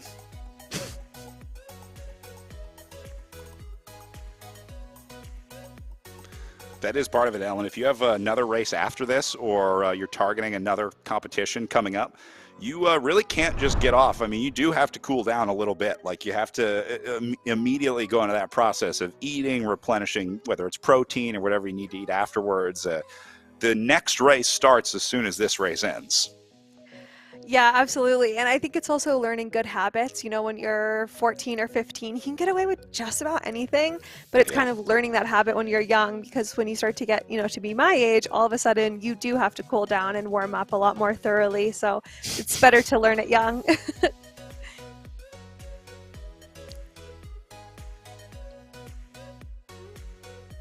And a good chance to work out that bike fit as well. Really develop a fit that works for you. It's a process over time, isn't it? I mean, it evolves the way that you ride on the bike, the way that you're most comfortable on the bike, the way that you're most efficient on the bike. So this is a good way to explore some of that inside yourself here as well. Siobhan Arts leading this group at 1.3K in, and it looks like we might have a little bit of a race between these two. Arts into the red.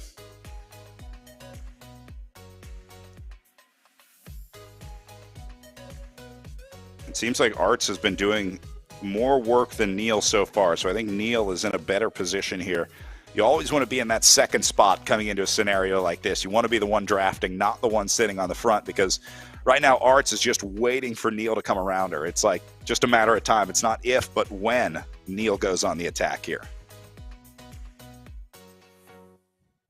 Look at the difference in power. Arts has stayed in the red zone the entire time. That's Siobhan at the bottom of your Vittoria Zoom camera.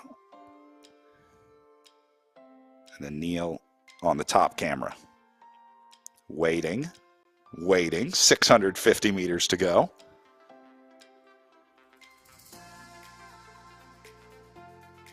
Heart rate just sitting below 200 beats.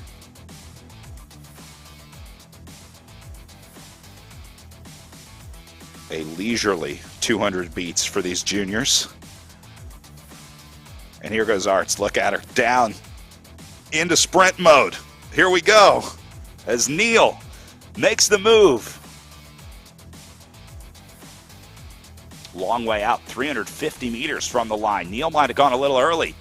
Here comes Siobhan Arts over the top. Arts gets onto the wheel. Now Neil has to respond. Neil having trouble holding on to the wheel. Got to close down that gap. Look at Arts going deep.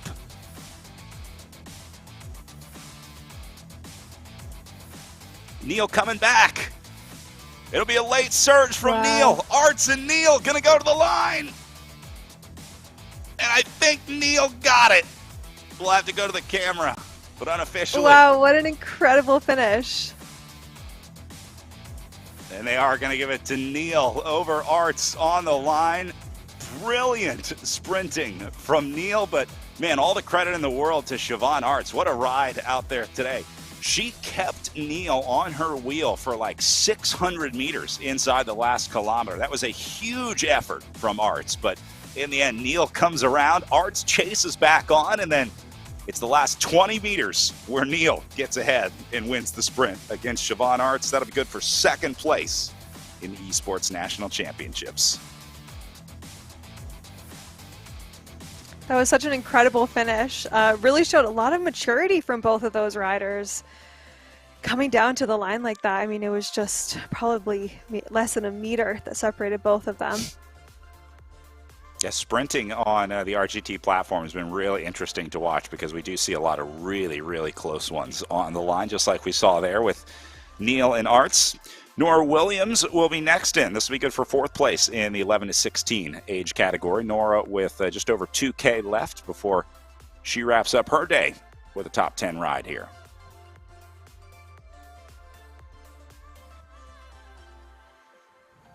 Checking in on our 17-18 junior men over on the other side of the screen here. Looks like they're still all together. This has come down to a group of 5. I think this was 6 at one point earlier, so they've dropped 1, and now 5 riders remaining in this 17-18 group. And I think Wyant was the last rider to drop out of this group, only about 700 meters back, so Wyatt probably has these guys in sight, but that's going to be really tough for a solo rider to get back in here. 18.7K to go. This might just be a selection being made at the back, just watching sort of one by one riders coming off, unless Collins goes on a TV attack as soon as we get to him on the coverage here. They got to the bottom young of the brother, climb. other Collins, is not able to respond. Yeah. Gabrielson going to go with him. Hendricks there as well, and Gilson able to go. But this is a big ask at the bottom of the climb. Remember, they still have about 800 meters to get to the top of this one, and that's 800 meters at a 5 to 7% gradient. So it's a long way to the top of this climb.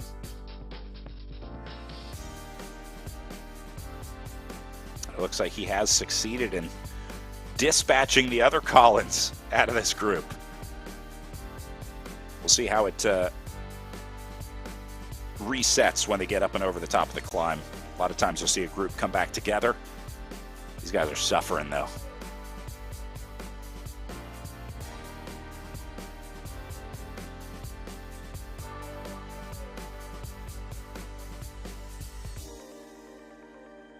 How about the fully zipped jerseys? That's some sponsor dedication right there. The lights just went off again. Did you see that? I am. It's really fascinating to sort of, I'm really trying to piece together what's going on with this light situation, but I know it's cool. No matter what it is, I know it's cool. I'm not sure why it turns on and off or what the indicator is.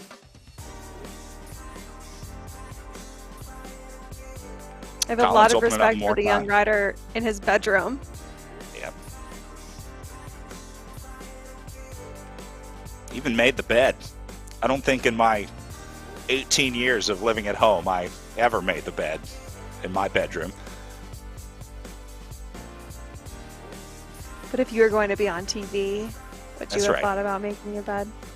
Well, we didn't even have Zoom when I was living at home, so that was not something I had to worry about. I had to just make sure that my AOL Instant Messenger away message was set. As long as that was good, that was all that mattered. Oh, yeah.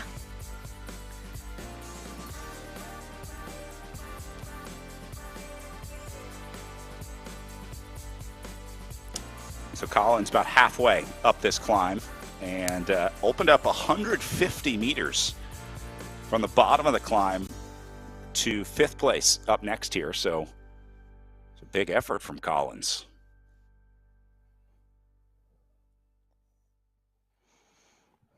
This will go one of two ways for him. It either goes really well or really poorly. I think he either is able to separate this group, cause a split, or he just blows up in spectacular fashion. But that's sort of the cool part about breakaways. You never know until you try. It's the cool part about breakaways, and I think it's made even better by junior racing, where these riders are just all heart and soul. They're all of them, no matter how long they've been racing, they're all still new at racing bikes. And so it's such a pleasure to watch these riders just give it everything that they had. We saw that in the 11 to 16 category. We're seeing it now, just going all in regardless of what's at stake.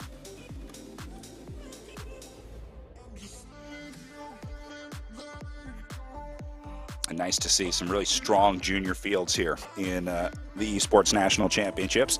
I hope these riders get a chance to translate this out into in real life riding as well. I know it's easy to maybe fall into the rut of what you're used to, but if you just started virtual racing, really encourage you to give it a try out in real life, because it is a lot of fun. It can be intimidating to get into that part of racing, to move from virtual racing where you just have to worry about you in your basement on your trainer, but there are a lot of great clubs out there that are happy to help riders that want to get into in real life racing. Your local bike shop can probably connect you with one of those clubs. USA Cycling has those clubs listed on their website as well, or you can just go to a race. If you see a flyer for a race, USA Cycling also has the local races listed on their website. I encourage you to just show up, race. You'll meet someone, you'll meet a team that you connect with and click with, but that's a big part of it, I think, Ellen, is having that sort of community that you can race with, but it can be hard to find your community when you first start racing. Yeah, absolutely. It can be so hard to find that community, but it's what really makes bike racing so special in the long run. Of course, racing is fun and going hard and all of that, but what really matters, I think, like over the course of an entire career is being able to make those friends and that connection. It also helps with some of the often complicated logistics of racing. If you need to get gear around, a lot of times the teams will have, you know, shared gear or compounds that they can use. So that's another reason to ride with the team. And then obviously some people to ride with as well. Always helps. It does, especially in those winter months. Obviously now, you know, we have the trainers and that camaraderie exists, you know, kind of riding indoors, but definitely on the days that you want to get outside, having a buddy to join you is just such a big difference.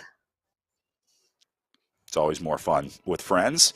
Peter Collins back on the front here and just going up and over the top of the climb right now. So we'll get a better indication of what that gap really is once they get off the climb and onto the flats, because right now that gap is going to be a little bit inflated because Collins is just finishing the climb while Gabrielson and Hendricks are still on the climb. So we'll wait until they get up and over.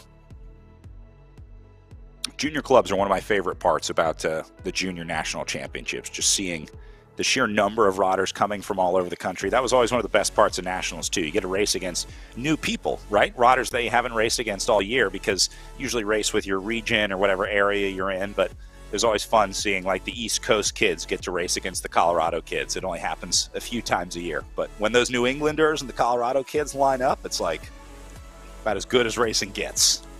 It's so good. It was always such a highlight for me when I was younger, getting to kind of meet everyone that you had seen on the results list or whatever. And then, you know, you get to see some of these junior teams pulling up with like these huge trailers and like 40 bikes pile out. It's like a clown car with all the kids. And it's just so cool to see so many young athletes so excited about racing and being together and just having that, you know, like that support and that familial support within them is so cool.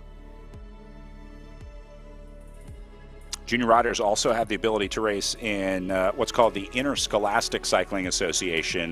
NICA is the sort of overall group that runs all that. It's a high school mountain bike racing league. So if you want to try out some wider tires, you can find a NICA league in your area. Find a high school that has a program. If your school doesn't have a program, a lot of areas have sort of regional programs where they can put kids together on a NICA team. So it's another good way to get into racing if you want to venture out into the real world, get off the trainer. You can find a NICA club near you. NICA is so fantastic, and the work that they've done to increase participation in these younger categories it's just insane. If you haven't witnessed it, if you haven't witnessed, you know, what I was racing in when I was in high school compared to what it is now, it's really hard to put into words just how much it's grown the sport. Game is changing out there. This is rapidly becoming a sport for more and more people, and that's what we like to see. More people from more backgrounds getting on the bikes. As Collins continues to ride away here at 14K to go, we're going to take our last break here from the Esports National Championships, and when we come back, our final finishes of the day for the Stars and Stripes jerseys.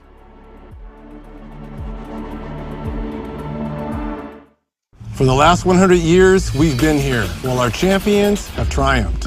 And since day one, it has been our mission to champion each and every rider, because the bike belongs to all of us. We champion each mile, milestone, and memory in the saddle. We cheer just as hard for the training wheels coming off as we do our Olympic champions. Because it's more than just a sport, it's a way of life. We don't just champion cycling, we champion you.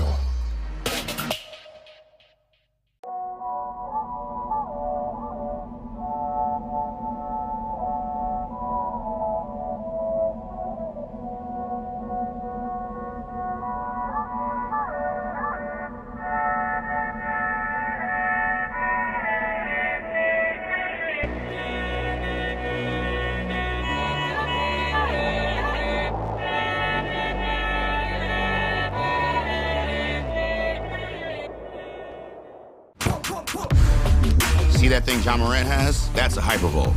That thing he uses to warm up and stay loose before he throws it down. That thing Tony Finau uses on course between shots. Ooh, that's money. That thing Robin and I use before and after we're on the bike so we can ride harder tomorrow. That thing Erlen Holland uses before smashing it into the back of the net. That thing that's for everyone. The Hypervolt from Hyper Ice. Give your body the daily relief it's been asking for.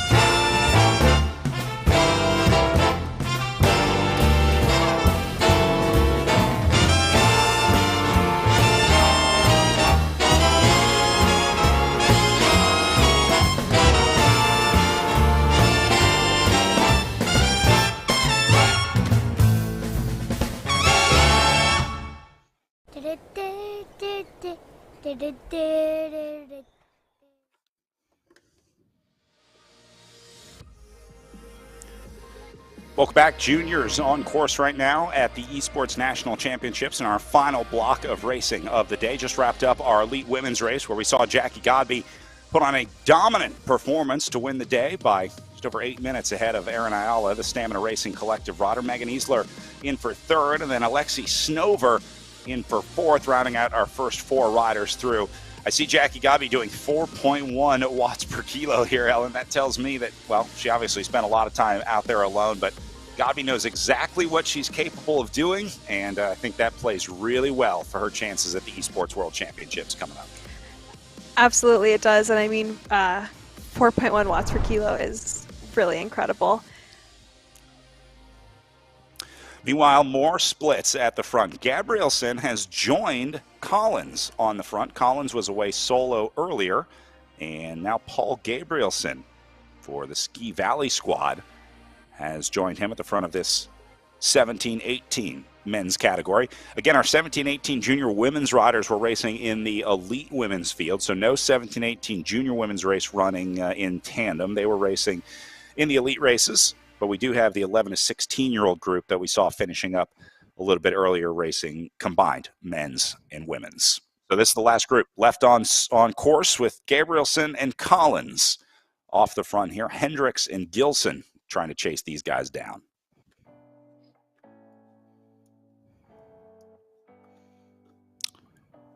All right, now I'm trying to figure out, oh, it's a towel, I see, on the left hood here. I thought it was like a bag of some sort, like he had snacks or something in there. I think it's just a sweat towel. I think so too, but how cool would it be to have like a little, like a snack hammock in between your bars? Fantastic. I am patenting that right now. I'm on the U.S. Patent Office website. I'm taking that one. I like it. The snack hammock. That would be pretty fun. It would certainly encourage you to make sure you're eating enough, right? Having it right in front of you there. Although something tells me in the 17-18 boys age category, these guys don't have any trouble eating enough. I was a bottomless pit of calories when I was 17 and 18 years old. Yes.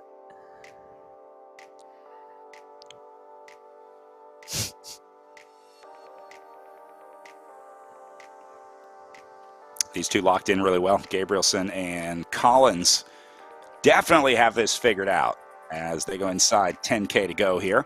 Big question is, does Hendricks catch back onto this group, back in third place at 220 meters back?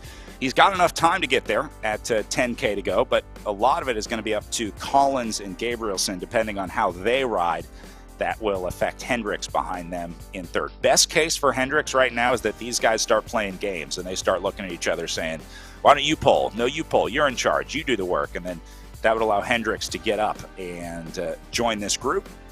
So here's hoping for a lack of cooperation up the front for Hendricks.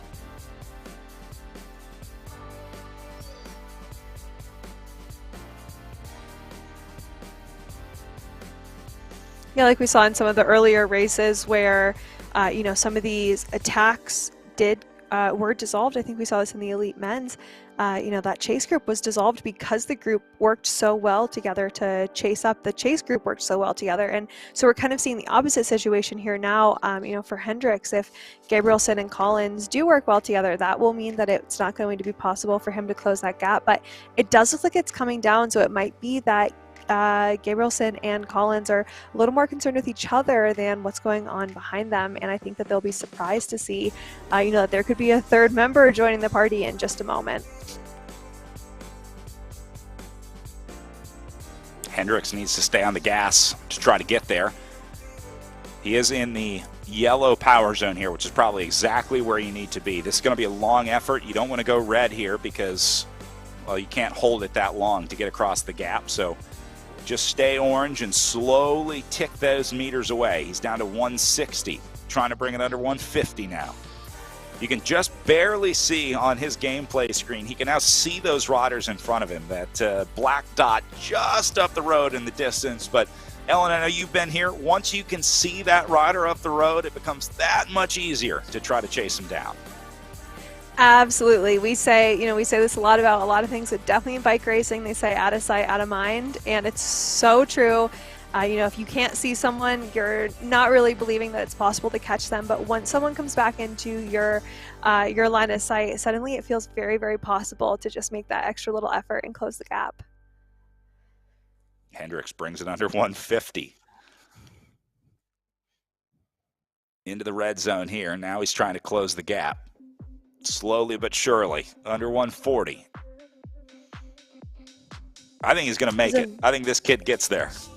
I think he does too. This is a really impressive ride by Hendricks. Very mature, composed.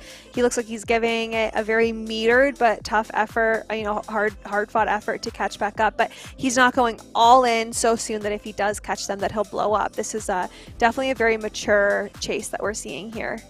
Yeah, from Hendricks. It's an experienced bike racer that knows his limits for sure, knows how to use those legs, and knows how to use that power. He's down under 120 meters now to catch Gabrielson and Collins. We're seeing now with Gabrielson, I believe, in his garage, as I was talking about earlier. For those who are riding in their garage or riding in their basement, I was expecting to see riders dousing themselves in water, trying to keep themselves cool, and I think that's what we just saw on camera. Yep.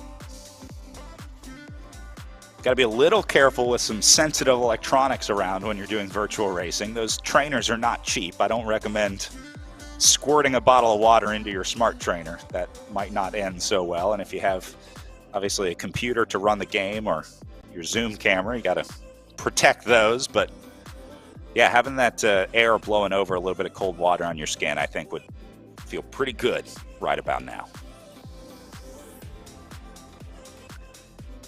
Looks like it's under 100 meters now, separating our leading two back to our chaser, Hendricks.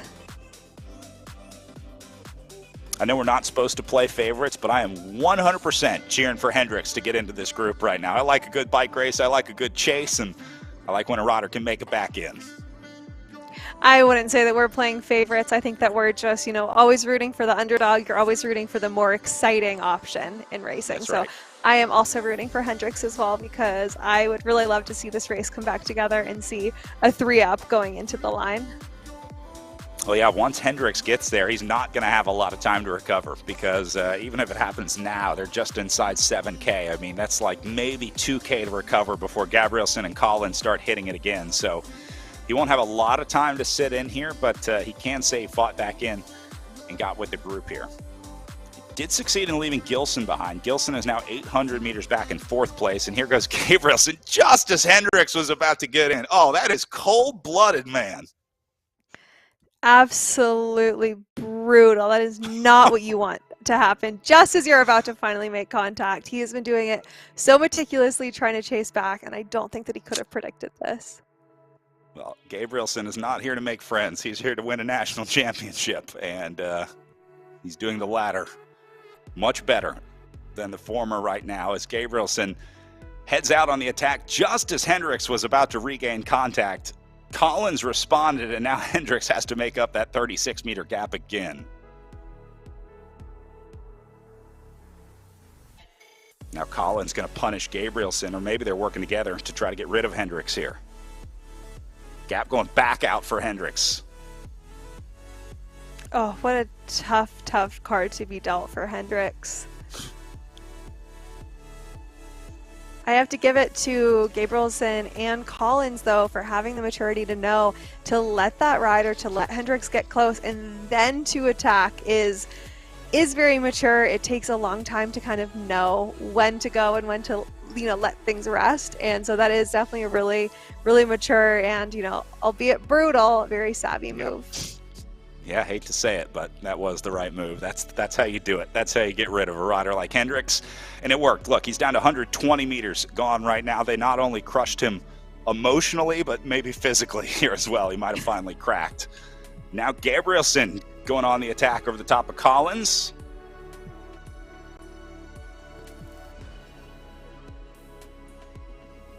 Collins has to respond to this one. You got to stay on this wheel. Got to stay in the draft in this scenario.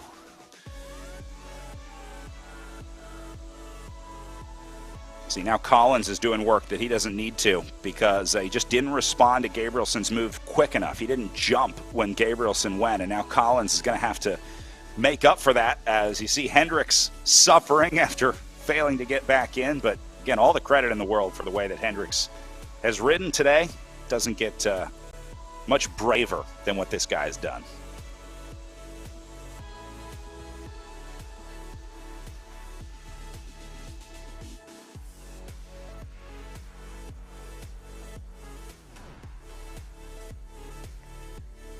And I can feel that pain all the way over here on my side of the country.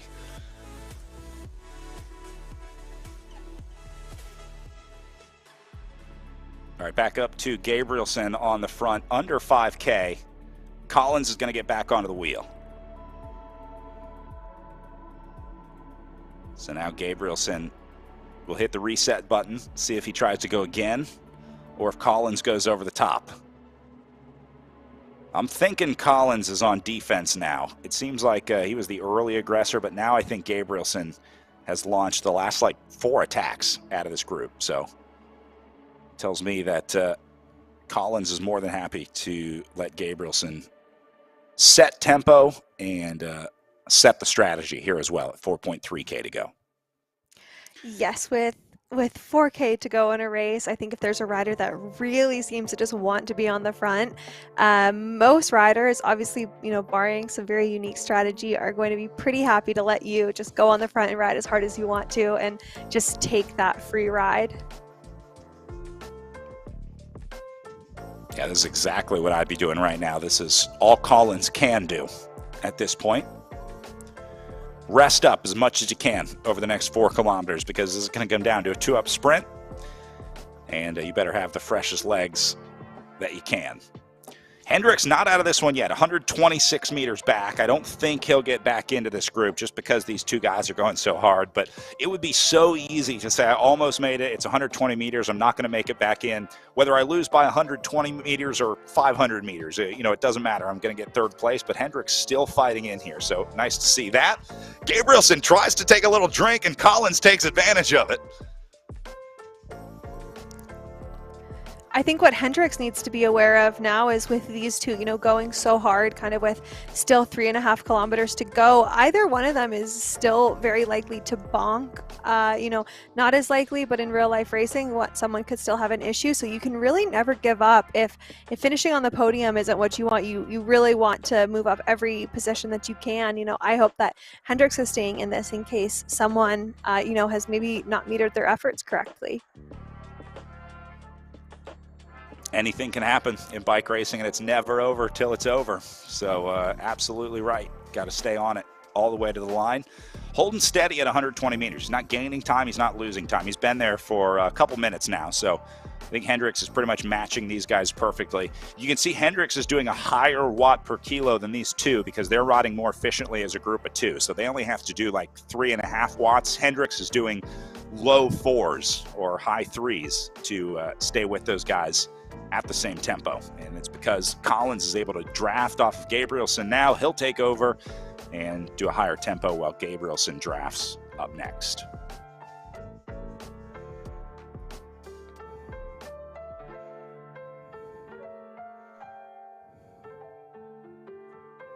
This has been a super dynamic final 10K. I can't believe that we have just under 3K to go. It feels like, we've been racing forever. There have been so many attacks and lead changes. As I was saying earlier, one of the most exciting things about junior racing is all the heart and soul that these riders put into these races. So yeah, really excited. We're at 2.5K to go, and I'm so excited to see who ends up becoming our new junior men's national champion. Well, these two guys can both feel the jersey on their back at this point. Gabrielson and Collins both going to have a shot at it. Hendricks is coming back. He's under 100K now, back down, or 100 meters now, back down to 90 meters to make the catch on Gabrielson and Collins. Although, yeah, now these guys back into the red zone, so I don't think that's going to fare well for Hendricks here as they go to 2K to go. Gabrielson on the attack. Again, you're looking at Gabrielson and Hendricks on your screen. The rider at the bottom of the Vittoria Zoom camera is Hendricks in third position.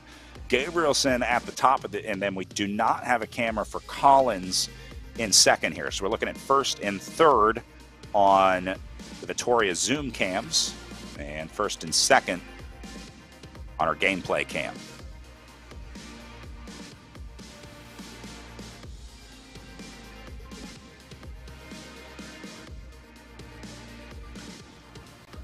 Well, there really is no right answer to this scenario, Ellen. There are a lot of ways that this one could be won, but you just, I imagine, have to sort of pick a plan and stick to it, right? You say, I'm going to go at 800, 900 meters, 400 meters, whatever it is for the individual rider, and just kind of stick to your plan because there's a lot of ways that this could go. Yeah, there are, just watching this, you kind of end up with your heart in your throat a little bit because you remember what it's like to be in this scenario where there's so much on the line and there's a lot more ways to lose the race than there are to win it in this scenario. And so I, love watching this, but I definitely don't envy these riders being in such a stressful position. Oh, and it gets even more stressful once you go under that 1K to go banner, which they're about to hit just up the road.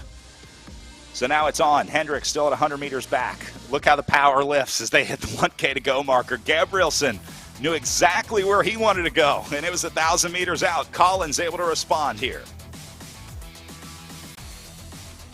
That's going to be it for Hendricks. He will not come back into the fold here.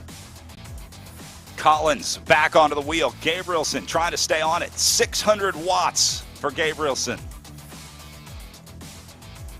Did he go too early, though? Collins responds, waits, and now looking for the counterattack. Collins still in the red. Gabrielson gets a little rest here into the green power zone. That might be all that he needed. Last 400 meters now. Collins back on it. And look how quickly Gabrielson responds from green immediately into red. Finds the draft, makes the pass at 260 meters.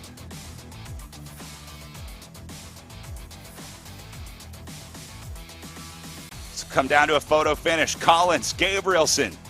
Gabrielson gets to the front.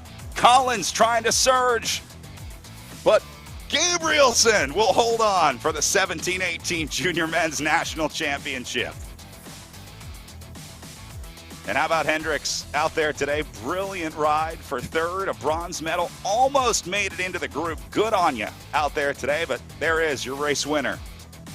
As Paul Gabrielson for the Ski Valley team has a Stars and Stripes jersey coming his way. I think our Zoom camera was a little ahead of our gameplay camera. We got to see the post up for Gabrielson already on the line, and well-deserved after that hard-fought effort. I was so scared. I thought he posted up early. I was like, you have 100 meters left. Happy to know that it was just a technological issue. There's Gilson coming in next for fourth place. It'll be a top 5 ride for Jacob Gilson, the AP Junior Development, presented by Corner Cycles team, another one of those New England squads.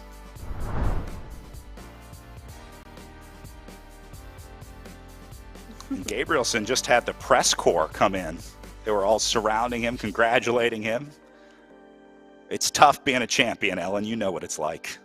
It is. It's exhausting having the fans swarm you after a race like Gabrielson's experiencing right now. Everyone wants to say hello, get an interview. Oh, that's part of being a pro. Race isn't over until you're closing that door on the hotel room or climbing into your camper and finally shutting the door and moving on to the next one. Oh, and what an amazing moment that is. All right, so Gilson on the way in here. We'll try and finish our top 5 riders in our 17-18 junior men's.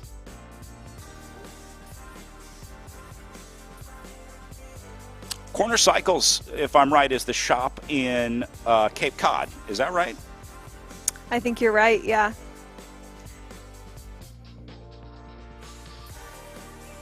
Looking forward to And heading the lights back there go for the out really, and back on again. Oh, right at the finish. I don't know what it is. I don't know what's triggering the lights on and off. Hit us on Instagram, Gilson. Let us know what was going on with your lighting scenario out there today, because we're dying to know.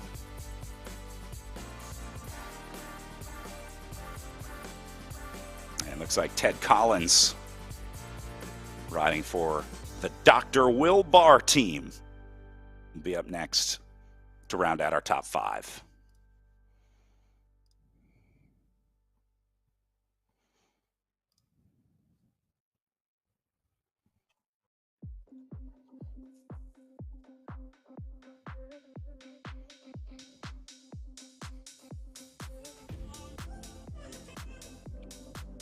Last 600 meters here for Collins.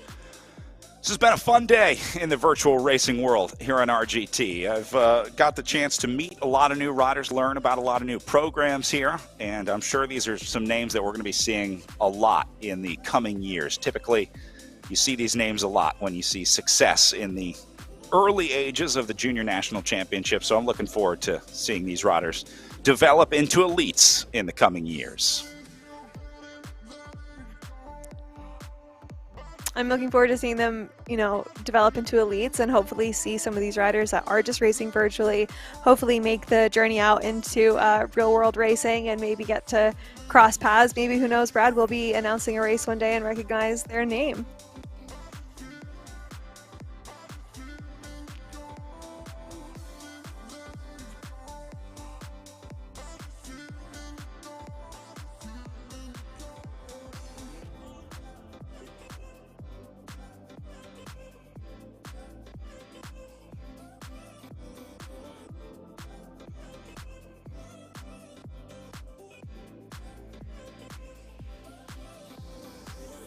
All right, so Cameron Wyant in next for the Summit Freewheelers, wrapping up our 17-18 junior men's category.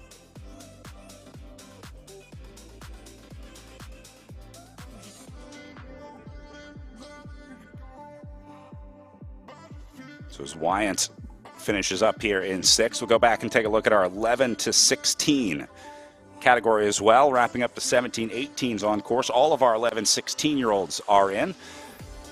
Did race these in combined categories, so Natalie Recklau will be your women's 11-16 national champion, and Sebastian Beck will be your men's 11-16 national champion. So well done to all of our new national champions in our masters, our juniors, and our elite categories. It's been an eye-opening day of virtual racing, and I hope to see this event grow. I hope we start to see more and more riders taking part in the virtual world here, Ellen. I do too. It was such a pleasure to get to see this racing firsthand, to get to commentate it, to you all at home alongside you, Brad, and, this was super cool. So thank you for letting me be a part of it. Paul Gabrielson winning your 17-18 junior men's results at 3.48 watts per kilo, just a little more efficient than Peter Collins. And look at the gap, 0.036 seconds, 3/100ths of a second between first and second place in our junior 17-18 category. Doesn't get much closer than that. That will be a finish that I think these two kids will remember for a long time to come.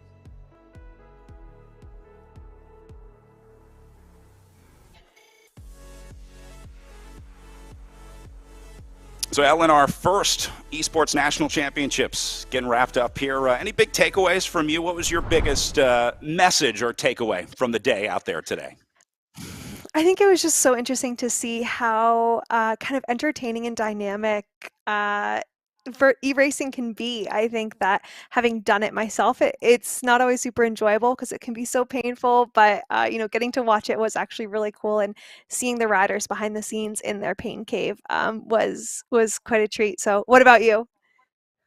I think seeing the new junior riders, getting to meet new riders, seeing the names of the future here in virtual racing that I'm sure we're going to be seeing on the roads in real life here in the next couple of years, the cool thing. So I got to see some of these riders in person. Sometimes we don't always get to see what they really look like when you're in the kit, the helmet, and the sunglasses. So it was nice to get some FaceTime with some of these riders out there today. Congratulations again to all of our new national champions, the Masters categories, the elites, and of course the juniors. Looking forward to watching our elites in the upcoming UCI Esports World Championships coming up here very soon.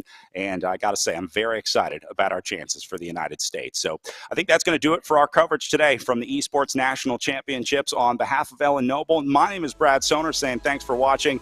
Congratulations once again to all of our national champions, and we'll see you next year at the Esports National Championships.